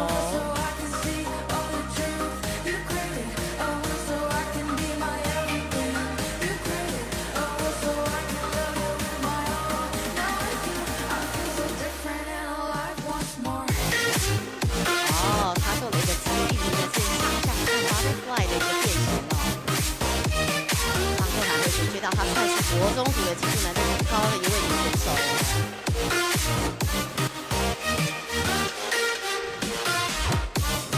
好，一个反方向的接哦，哇，表现得很好哦。连续双放棍再接到一个自然放棍接直升机，哇，360哦，恭喜恭喜哦，应该圈粉了不少人吧。这个应该也是在决赛的预备名单了，绝对他到高中都很有看头的这位选手哦。洪令茜哦，今年是国3喽。你看刚刚旁边的公开组的男选手都看了下巴都掉下来了哦，真是。完整度高，把握度也高，再加上今天幸运女神还真的有站在他这边。难度有了之后，完成度也都出来了。是，对。那今年国3的洪令茜哦，是刚刚我们看到傅云杰的学姐。那他这一次一起有去到 OIDC 之后呢，她的名字非常非常的漂亮，包括是女子青少年个人舞台赛的第2名，女子花式团体的第1名，还有女子竞速跳绳的第1名。所以她除了在扯铃以外，还有跳绳的项目。中正杯也是有比跳绳，还有比陀螺嘛。有。哇，所以我想她这一 round 现在应该是夺冠热门了。对，明天可能就是要看她。而且她今天应该是很有信心的胸有成竹哦，我想。大家应该会希望她的签运可能前面一点，因为后面如果可以让她前面一点的话，至少在那个分数上面，大家会有个底。我至少一定要到那边去。好，中正国中的古成瑜。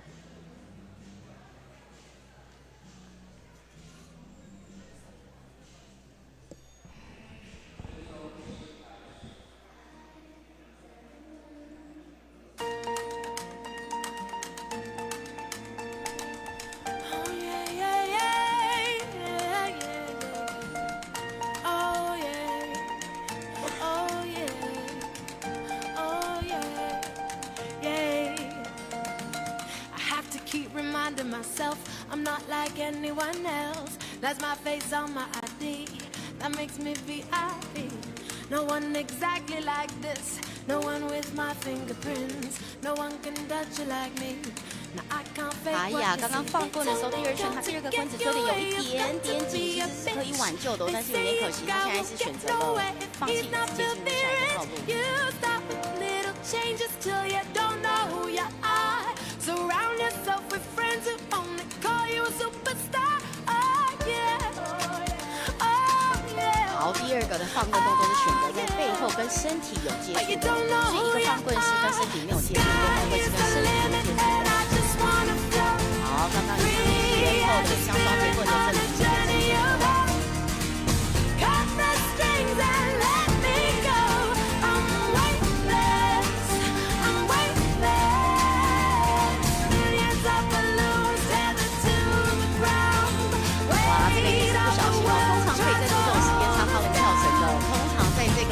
跳绳失误都是一眨眼的时候，一不注意它就发生了。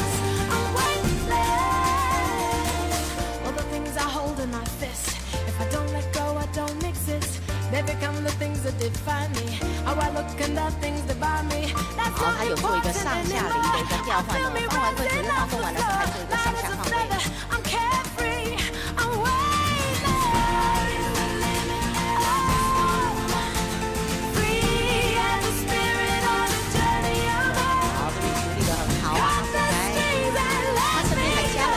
动作让我们动作看起来不会那么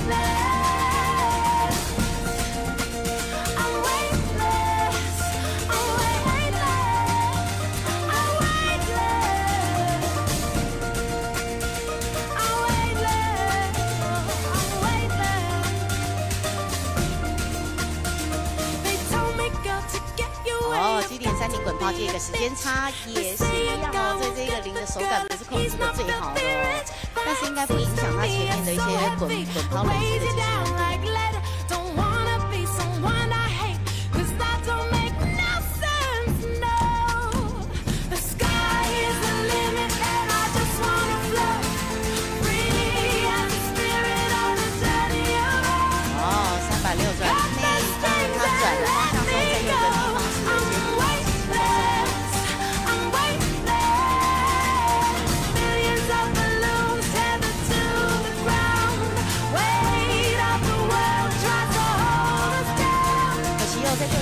开卸的过程呢，可能是会撞到了身体部位，否则他刚刚的力道是很合适的，做自然放棍是很合适的。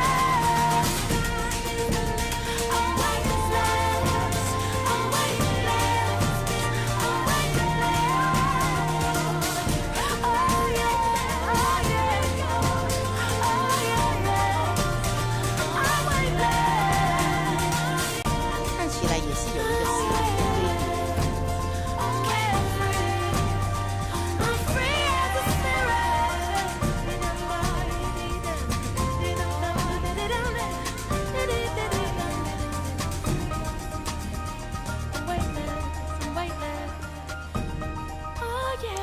点大事不妙哦。他其实刚刚已经过了3个犹豫点了哟，有点可惜哦。好，顾晨瑜。晨瑜的话，应该还有一个双胞胎姐妹哦，顾晨如，我不在这一次的名单上面。那陈瑜跟陈如的话，在去年度的台北市青年杯里面哦，是有拿下甲组的国中女生组双人赛的第2。那陈瑜的话，自己在个人赛是第2啦，陈如的话，自己在个人赛里面则是第6。所以应该是双胞胎，因为2个人都一样是在去年度是7年级，今年要国2啊。所以应该是陈瑜，他除了个人可以，他双人也可以。对。不过在双人赛的话，这一次名单里面是没有看到陈瑜的，因为他们这一组的双人赛组合应该是没看到哈。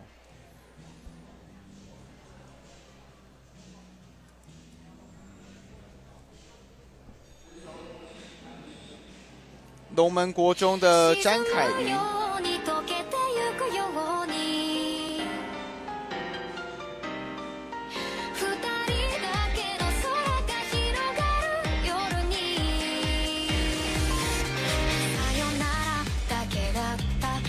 一言で全てが分かった日が沈み出した空と君の姿フェンス越しに重なってた初めて会った日から僕の心の全てを奪ったどこか儚い空気好，这边是做了一个背部回旋的展现哦，然后再做一个方向的折返接到放棍。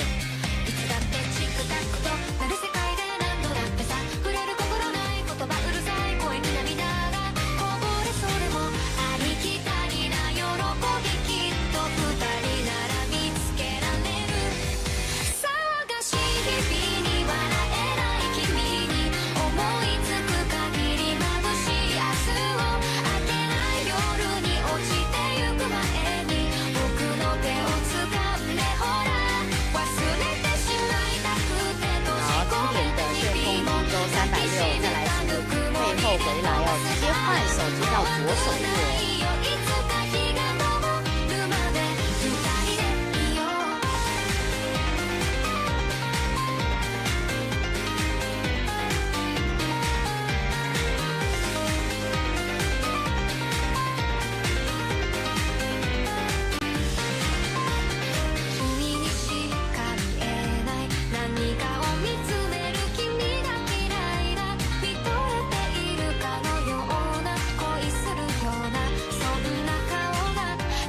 做了一个连续的地点哦，由高往下的一个连续地点展现。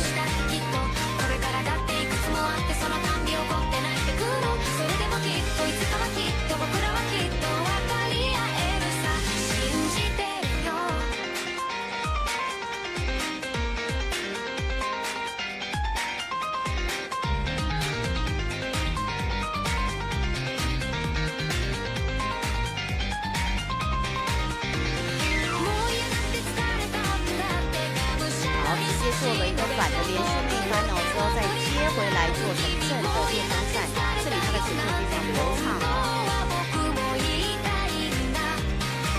好，那可能需要就对，虽然有一点方向歪斜，不过没关系哦，它也是可以持续的把它做的。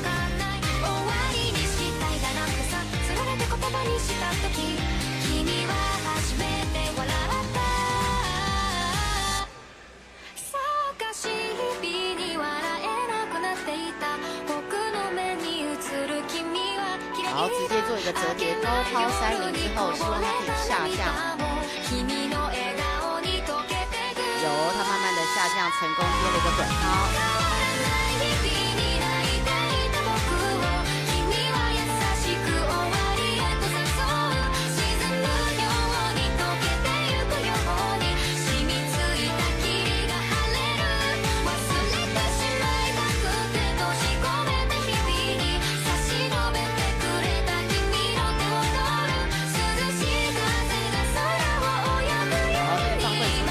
脚步有一点没跟上哦，不过它的上半身跟平时搭配的很好，脚可能要再走快一点点。这个折返半边，这个也处理得很漂亮。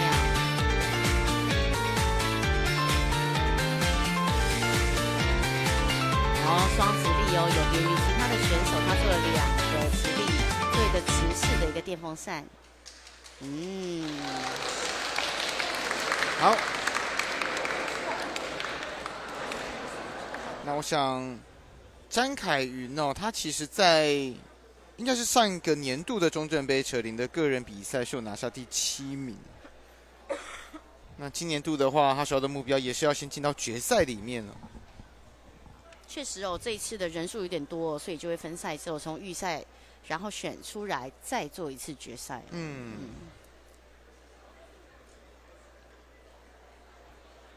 那等于说是首先要先留到明天，对，让我们再见他们第2次。对，第1道关卡要先过。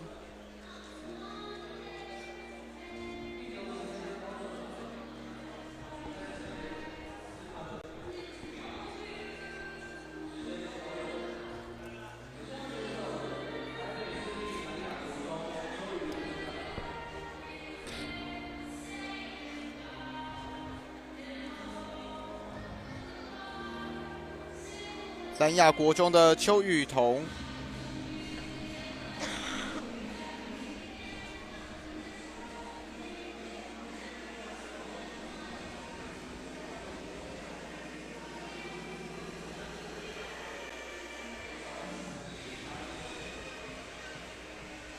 ，Once upon a time, a few mistakes ago, I was in your sights. You got me alone. You found me. You found me. You found me. I guess you didn't care, and I guess I liked that. And when I fell hard, you took a step back. Without me, without me, without me. And he's long gone when he's next to me. And I realize the blame is on me. 'Cause I knew you were trouble when you walked in. Shame on me now, put me to places I've never been. Till you put me down, oh, I knew you were trouble when you walked in. So shame on me now, put me to places I've never been. Now I'm lying on the cold hard ground.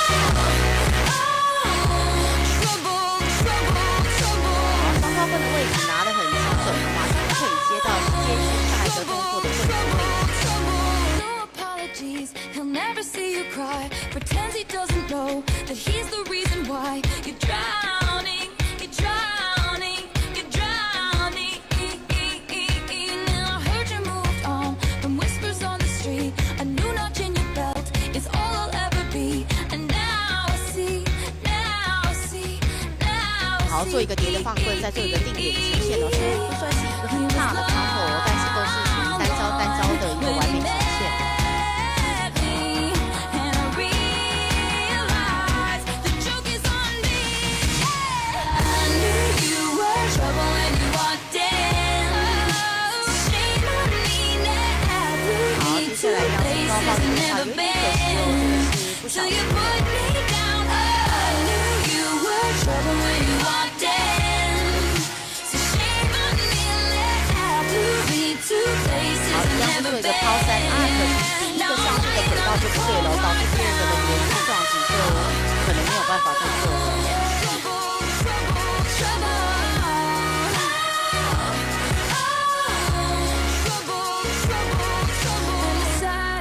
绕手的连续放棍，双层放棍，不算是有很多的连续招，但是他选的招式他都有精准的把它完成。一样一个绕线的360，好，下一个推棍换手，好，直接接到小转转，这个也是一个经典的一个现在中的一个变化。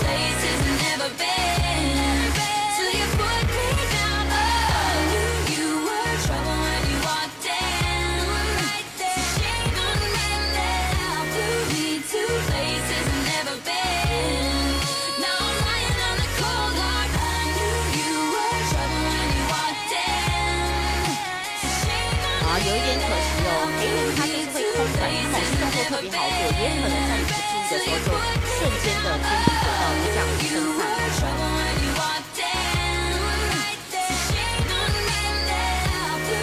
好，或者是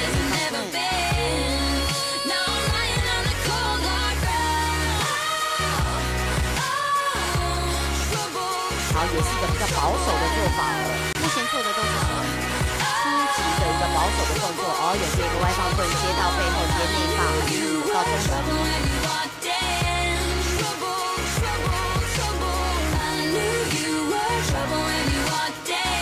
但是有个定点的套铃还不错，但是他的动作感觉有一点大哦，可能线对他来说有一点点的长哦。他其实有蛮多动作都是。就是把自己当成是那个圆心，对，然后不断在转。对，他选择的套路比较多是回旋的，像有的选手喜欢套，有的喜欢放棍型的，有的回旋型的，有的缠绕型的。所以其实裁判在看的时候，他看到是不是定点、缠绕、回旋、翻身这种几大项目都有做到。像他就蛮明显，就是回旋型的。对，刚刚好多个镜头看到都是他在一直转，没错。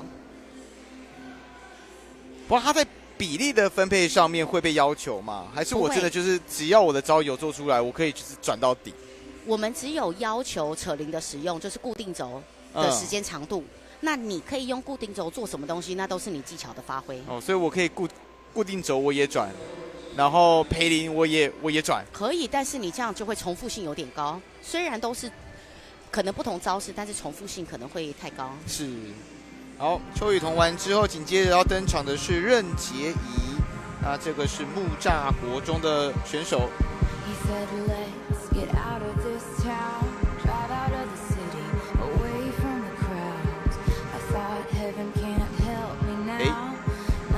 接的稍微有点辛苦。对，因为他起的不同边，有的人喜欢把尖尖的朝自己，有人喜欢把尖尖的朝别人，因为他是朝外的，所以在接的时候确实比较不好做。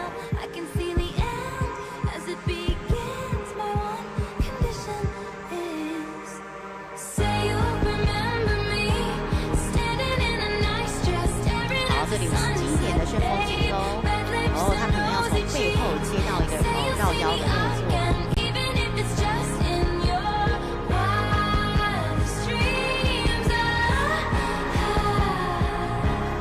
可惜绕腰的本来要来前面接一个放棍的但是没有成功，他现在看起来是放弃了，要直接进入下一个环节。I said no one has to know what we do. His hands are in my hair. Clothes are in my room, and his voice is a familiar sound. Nothing lasts forever, but this is getting good now. He's so tall and handsome as hell. He's so bad, but he does it so well. And when we've had our very last kiss, my last request is say you'll remember me. 好，双人选择的第一个操作是手抛完的时候跳起来接个电风扇，这样还不错，一个可爱的衔接哦。虽然电风扇没有转360，但是这样的衔接其实是蛮特别的。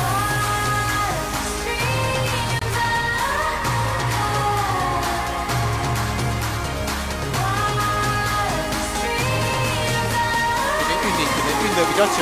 对。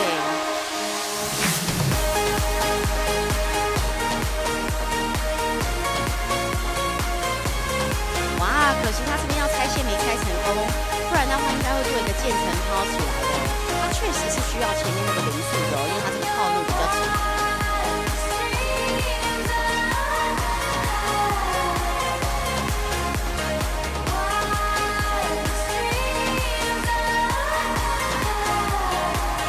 好，他这个高抛的稳定度可能要再确认，他高抛的时候移动的位置有点太大了。Red lips and rosy cheeks. Say you'll see me again, even if it's just pretend. Say you'll remember me, standing in a nice dress, staring at the sunset, baby. 开的有一点辛苦哦。对，看起来双铃应该是他现在的这一枚球。对，而且他刚刚在3铃的时候，他出线的地方，他下面的铃其实还没有稳。对。再看直立，是越来越多。对，他应该不要慌张，慢一点。现在看起来是刚刚的动作，他也是就直接换了，连续2个直立轮的失误，确实是有点可惜哦。对。建议他的线其实如果短一点的时候，他可以更快的去瞄准跟衔接哦。对，这都是线有点长的一个状况。好，这个是任洁仪了。那我想是，包括刚刚这样观察起来的话，他现在可能他练到真的比较稳定，也不能说稳定啦，就是比较可以接上的是双零。到双零后的事情，可能对他来讲就是难度。其实对他来说，他看起来是他每个动作都会做，你叫他分开做，他是完全没问题的。但是，一配音乐跟连续的表演肌肉张力，如果是 combo 技的话，可能就有难度。对，他是这个问题。你叫他单独做3零，我想他是完全没问题的。那这样的话，他就比较可惜一点了，因为他后面其实失误就开始出来了。因为这种训练应该他就是要走耐力了，他是肌耐力可能在这边有点限制住他的技术展现。所以老师，您的意思是他后面可能就累了？没错，没错。而且因为他选择的是长线，长线通常在肌肉的需求量是更大的。那有的时候选手没有办法适应短线的时候，他在这边他就会比较辛苦。所以算是遇到一个坎了，接下来就看他能不能够越得过去。对。嘉玉，这个也是木栅国中的同学哦。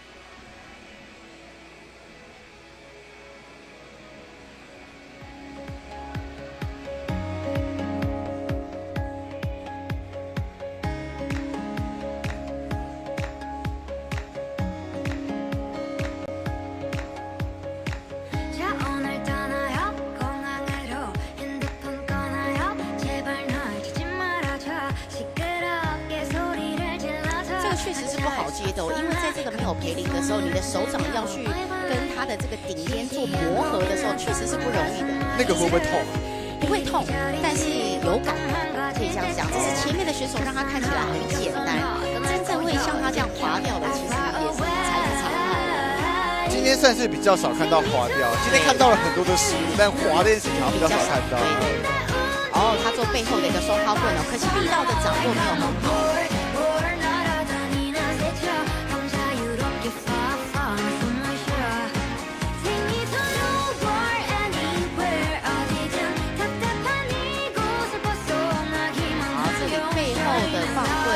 下半部接的不错，上半部有一点可惜哦，是抓到线头没有抓到棍子，那也在那边耗损了太多零速了，导致动作没办法完成。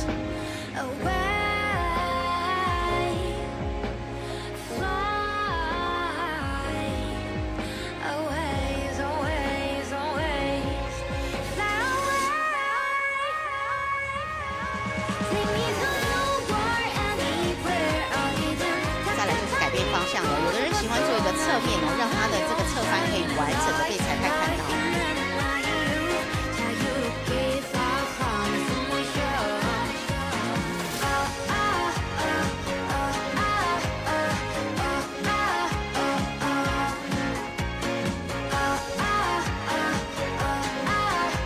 好，用一个缠绕的方式进入双零高抛，它的高度也是挑得非常高哦。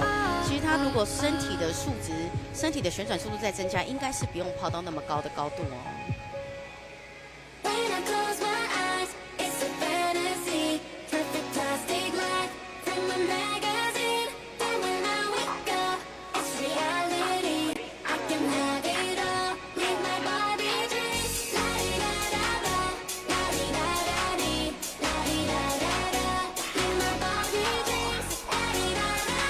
哇，可惜没有接到他这个双放棍，不然他旋转回来接双放棍，其实是蛮适合他的这个表演风格的哦，有一点可惜。他今天的这种失误呢，大概都是典型的这种地轴零的失误，可能他的线有一点黏，让他放的没有那么干脆，可能要换一条新的线了。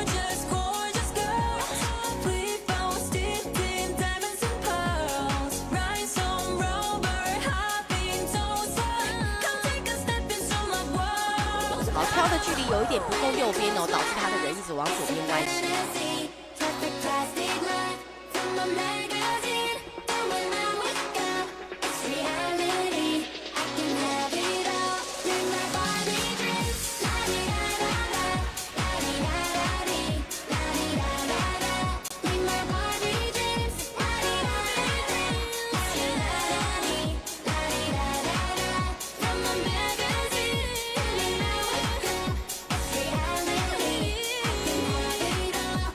背后折返，在背后放棍，这个也是做一个停留。哦，在这里，救得好，又救回来。有点远哦，对，不过他还是 manage 把他救回来了。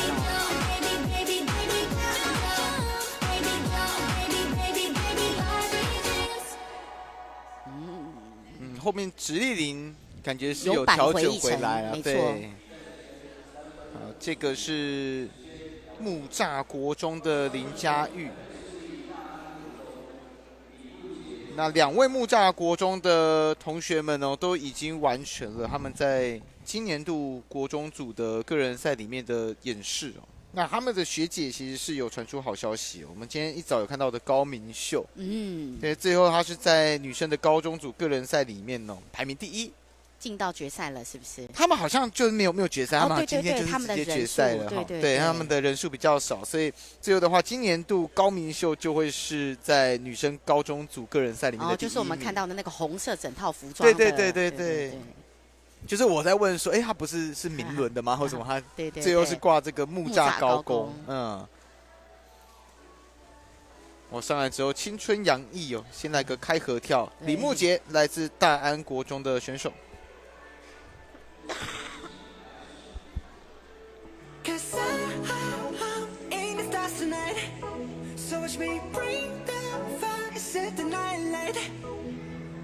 Shoes on, get up in the mood, cup of milk, let's rock and roll. Kink out, get the drum, rolling on like a rolling stone. Sing song when I'm walking home, jump up to the top of the brown. Ding dong, call me on my phone. 哇，他刚很可爱哦，做了一个大鹏展翅，在进到腰，做了一个背部的连续回旋哦。确实现在蛮少见的一个大鹏展翅哦，以前的基本招，现在的选手很少做选择哦。好，进背腕了，做一个横向的放棍。他横向的放棍其实放得不错哎，他回旋的有一种他自己的一个感觉，虽然不是最快的，但是是适合他的一个表演的一个风格。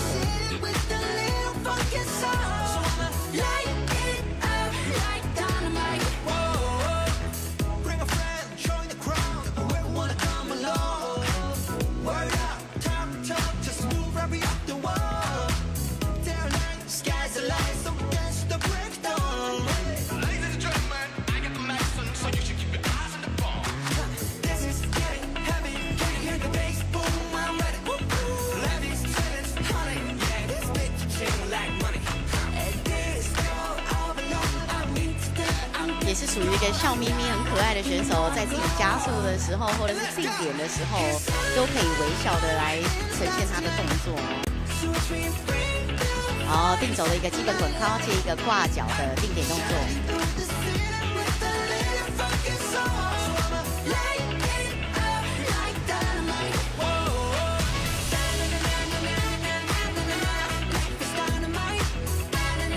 连续3个的变化哦，但是它的高低差的时间跟高低差的掌握有一点可以做得更好哦，导致他等待的时间不会那么长哦。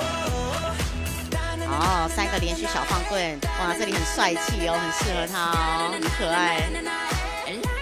用3个小放棍揭开他直立铃的套路哦。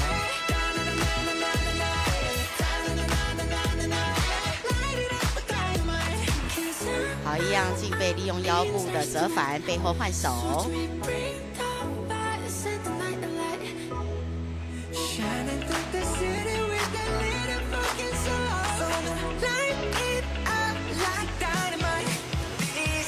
第2套直接选右边的那一放棍，接直升机，接外放棍，进到背后再过脚，很不错哦。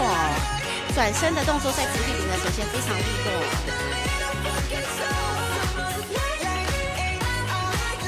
360身体有加旋转，可惜又不晓得是被头发还是脖子缠住了，他现在可能要把它解决。有解开来了。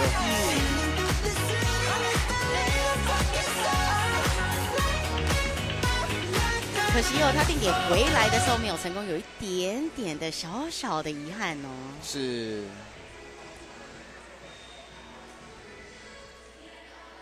好，所以这个是李木杰。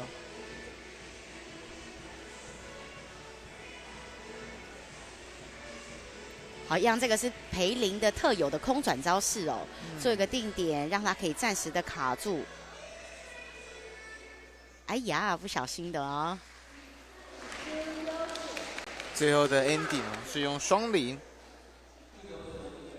但从木杰的这一次的这一个套路上面来讲的话，我认真觉得像这种项目，它可能是有竞赛性质，它同时也是有表演性质的项目。对，表情的管理就很重要。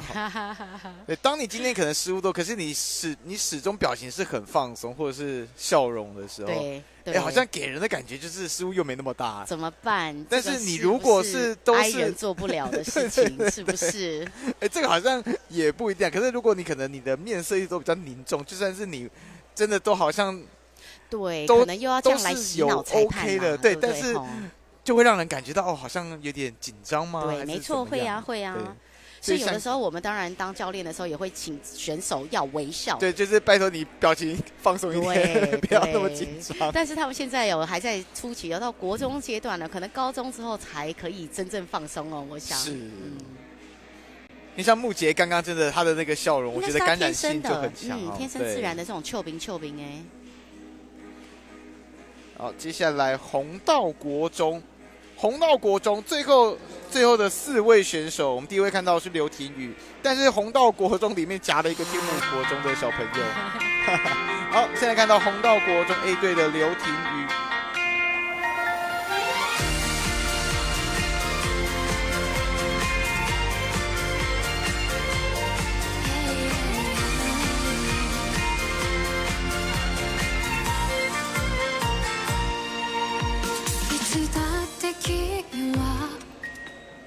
恐れを知らず好きなものに夢中な猫みたいで君が眩しく感じるのはきっと僕が君を見てたから刺激。好，第一个套路的选择是一个小转转的套路哦，没有延伸的太长哦，是一个稳扎稳打的一个完成。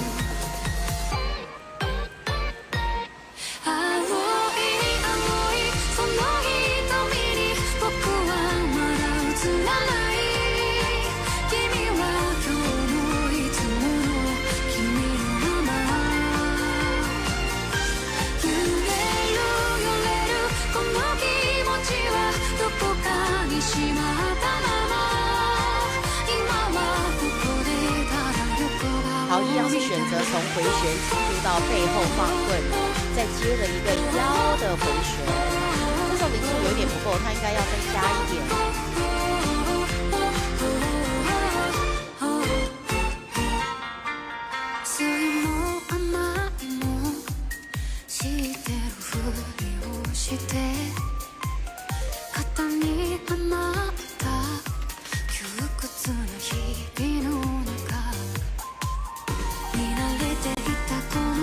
好，双零的第一组套路选择的是滚抛哦，一样折返的时候也是一个简单的、轻松的成功。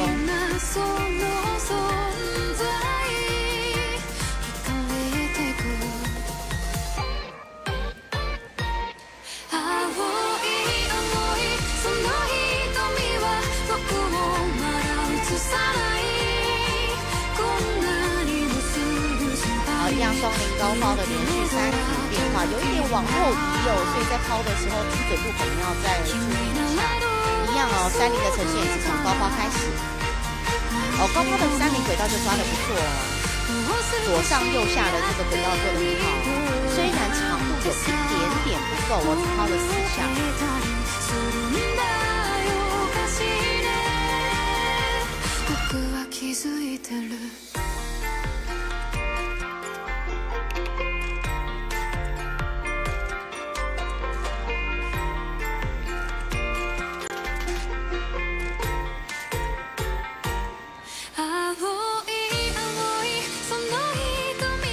好，这里就还没有出放棍了，还算是玉林的一个初级的一个动作。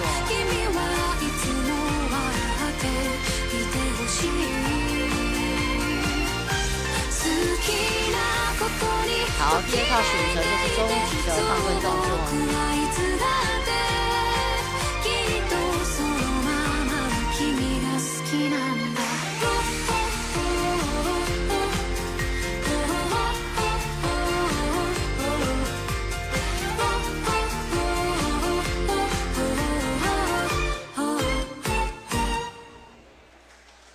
哦，保守牌的一个选手哦，他每一个套路其实他都会，但是他没有选择连在一起，他是把每一个套路分开做，这样子确实也有完整型的，但是比较碎片型的一个演示。等于说像是唱歌呢，一块一块唱，对，没有全部连在一起。他其实直立铃都别人做的他也有做，但是他是一块一块做的，所以看起来这个技术的堆叠，可能有的人会不觉得它是一个堆叠嘛，对。好，这个是刘廷宇，稍后也会看到他在双人赛的搭档赵子彤。不过他们两个中间，突然间夹了一个人，庄子怡。今天好像都会这样，就突然间在某一个学校中间会夹一个。像庄子怡跟刚刚的兰雅国中的邱雨桐，他们就都是天母在士林区的一个学校这样子。对对对，所以那边应该也是有学校在发展的。所以应该要把它跟邱雨桐排在一起。你跟电脑那个 random pick， 我在想可能是电脑还是怎么样的一个随机，会不会？就是想要把它排在他们两个中间。可是排在弘道国中的中间呢，这个压力应该会蛮大的。好，来了，庄子怡，天母国中的选手。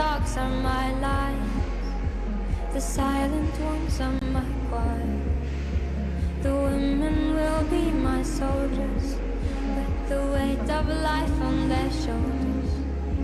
好可惜哦，这个上手的地方没有成功哦，因为他从这个平行要变成单头铃的时候，站立的时候不够果断，这个时候只要没有果断的时候，就很可能会溜去哦，没办法成功。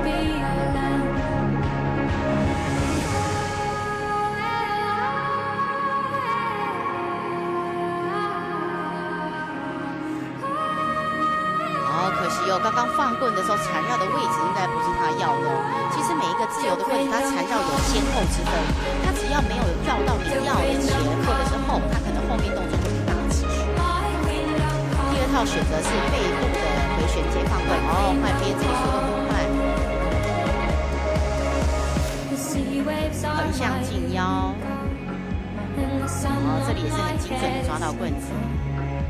I made this kingdom on my own, and all the mountains are my Drink until you've had enough. I'll drink from your heart. I will be your warrior. I will be your lamb. 好，他刚第一个双铃动作失败了，他现在直接放弃哦。第二个也可能在这个内翻的时候，因为轨道没有抓好哦，直接就歪斜了出去哦，也没有完成这个内翻的动作。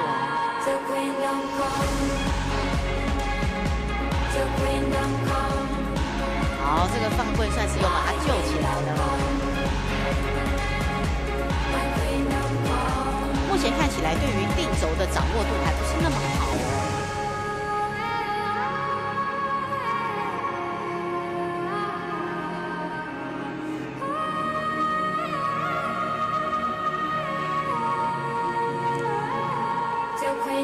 好，高抛30哦，第一下打开的时候就滑落了哦，所以他第一下都没有放上去，就有点可惜。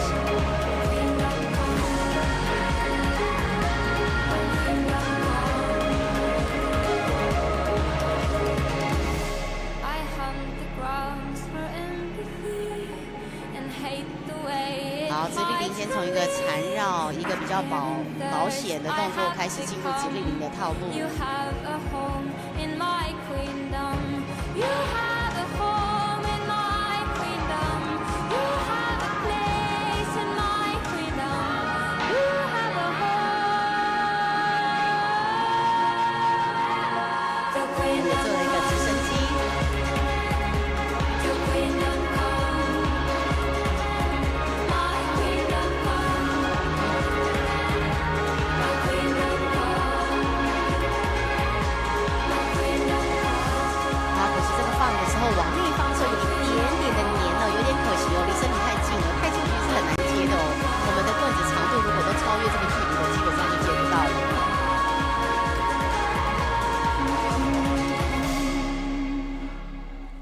再挑战一次哦！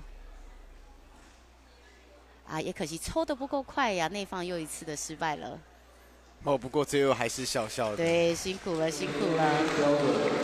今年真的是一路从早上待到现在的话，那也是有一阵子。对，是我们从天亮到现在，天都开始太阳要下山了。而且是如果是一出门，真的住的比较远一点的话，出门的时候可能还没看到太阳，然后等到回家的时候，也没看到太阳。今天好像跟太阳有点无缘哦。庄子怡就是来自天母国中的选手。虽然有些动作都有些失误，但是他在处理的时候，我觉得他还算果断哦。所以我觉得他只要再把每一个动作熟练度增加，就是现在就变成他整套可以做，但是他单个 combo 的熟练度不够，有一点可惜。好，接下来看到的这个是赵子彤。那刚刚讲说赵子彤跟刘庭瑜的这个搭档是之前的搭档，今年度的赵子彤他的搭档是陈继涵，下一位要出场的选手。也是最后2位在女生国中组的选手了。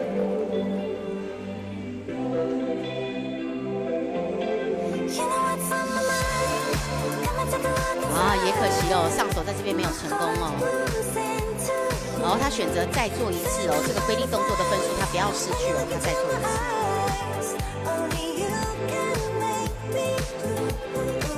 如果上手之后滑掉了，像我们刚刚也有看到嘛。上去了，然后才滑掉。看得出来他有没有上手达到足够的秒数。对。所以刚刚那个人滑的话，我认为他没有到足够的，就应该有可能会扣分。对。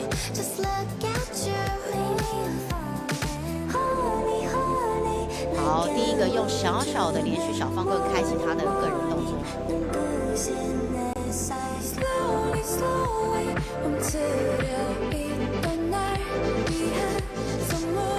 有点可惜哦，棍子的速度太慢了，我没有抓到人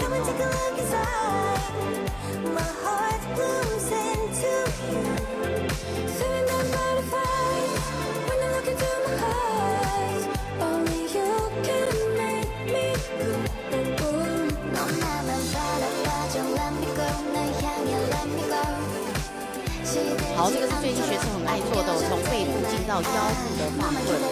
他目前的套路选择几乎是长的套路，甚至都有一点点稍显短了，但套路应该希望可以再有一点延伸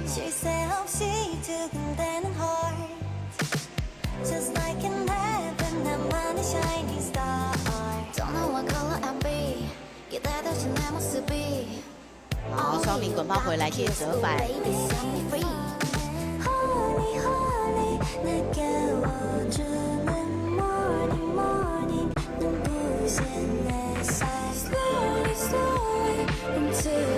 有点可惜哦，这个定轴的零数如果稍微拿捏不好的话，它就会这样子瞬间卡在上面。所以看起来要直接接30了。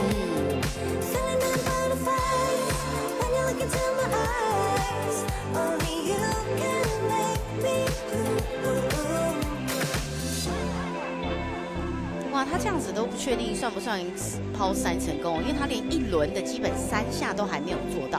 那这个就看裁判在这边有没有认同。不知道为什么，我这样一路看下来，我觉得赵子彤好像做动作有一点稍微急急忙忙的感觉。对，因为他选择的套路，他编排的套路都非常的短，所以他太多的小区块了，所以还不能确定他主要的一个主轴在哪里。感觉一个套路还没有看完整，他就已经结束了。而且因为它中间可能会有一些失误，所以那个节奏感又更破碎了。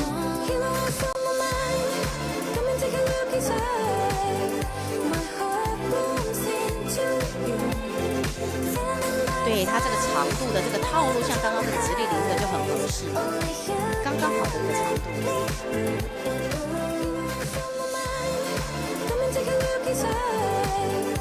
好，进到背后加左边的放棍。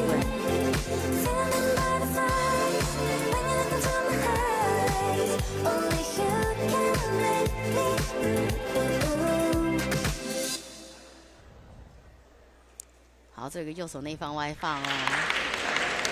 旋转的倒是很利落，他最后一个动作其实有帮他最后扳回面子哦，他那个力道其实我还蛮喜欢的。是。所以一样是在直立0上面扳回面子。我感觉好像是上场之后会比较害羞的那种小朋友，对，以表情上来看，或者是他还没有找到他旁边的队友，跟他对眼，给他心安一下。你或许有些时候你是比这种双人赛，甚至是团体赛那种8个人，就是因为可能在个人赛是比较容易紧张的小朋友，所以教练可能先让你去团体赛上面先试试水温啊。对。好，接下来陈继涵哦，他们在就是刚刚的赵子彤跟现在看到的陈继涵，他们也有在国中组的双人赛来组。然后他们这个到底是签表还是刚好就是排？陈继涵跟赵子彤现在在个人赛里面23、24，就是最后2个选手。他们在双人赛里面第13个出场，也是最后一个出场。哦，真的哦，都这样给他们做最后。好，陈继涵。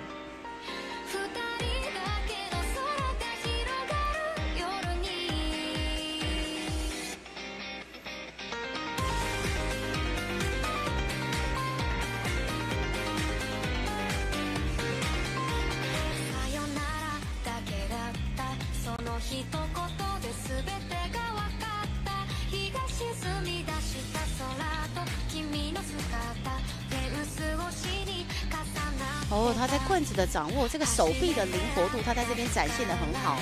因为刚刚其实的手臂的这种转换，其实角度是蛮大的哦，但是在他的展示看起来是非常的流畅。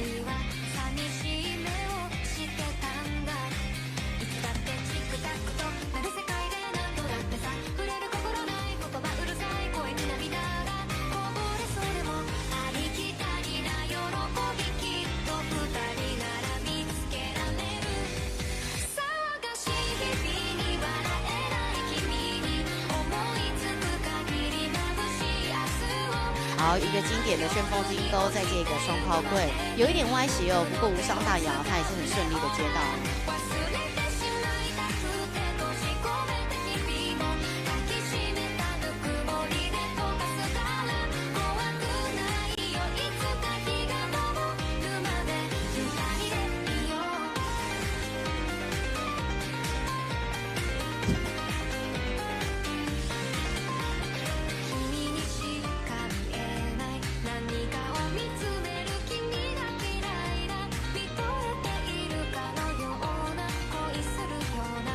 好，目前2个双零的这个套路也都是属于一个中长度的套路，应该可以再稍作延伸哦，让裁判再看得过瘾一点。哦，这2个棍子也接的是很精准哦，他的手部，他现在应该是热身的很好哦，他的手啊整个掌握起来是，好像确实是有在帮助他的干干净净的成功哦。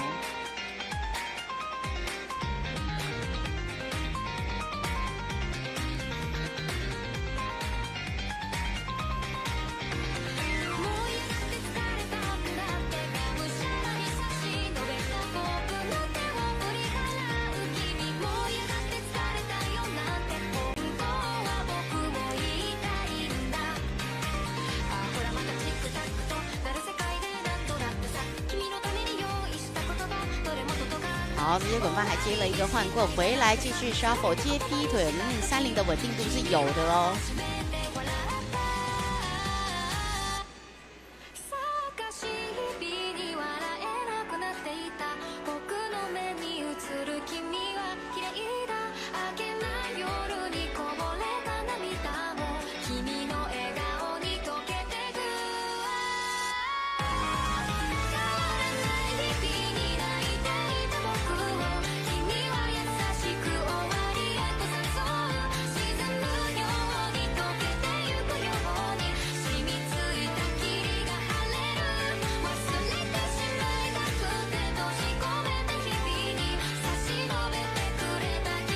自然放棍这个直升机有一点面对错了方向，但是还是可以接受的哦。好，这个身体缠绕内放棍。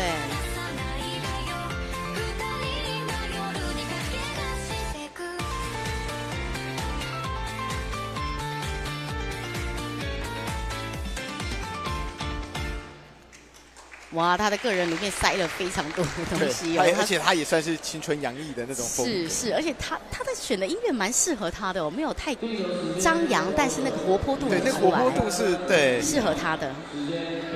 他也是属于那种在脸部的表情上面哦，是可以让人感觉到活力的哈，轻松的，对。其实可以看出他刚刚的几乎没有中断哦。对，所以很完整的呈现。我今天真的，我觉得我学到最大的一课就是在这种项目上面，表情管理真的超级重要。你是说因为导播会 take 你很近吗？对，如果说真的给人的感觉是压力比较大哦，这个会很直接性的去影响到印象分数。那今天如果有看直播的选手，大家有听到主播的话了，明天表情管理要特别注意。对，这个表情管理哦，该要放松的时候还是得要放松啦。不过我想，今天我们所看到的很多的组别哦，其实都是在预赛的阶段，包括是公开男生组、高中男生组，还有我们刚刚所看到的国中女生组。那他们的决赛就是在明天。明天早上的9点哦，相约与观众朋友们您来见面。那今天的转播工作在这边准备要告一个段落，感谢您的收看，也感谢 Britney 老师今天一整天非常精彩的讲评，老师谢谢您，谢谢。最后也要感谢今天非常辛苦的泰雅卫星转播团队，我是秉承，我们就明天见喽，拜拜，拜拜。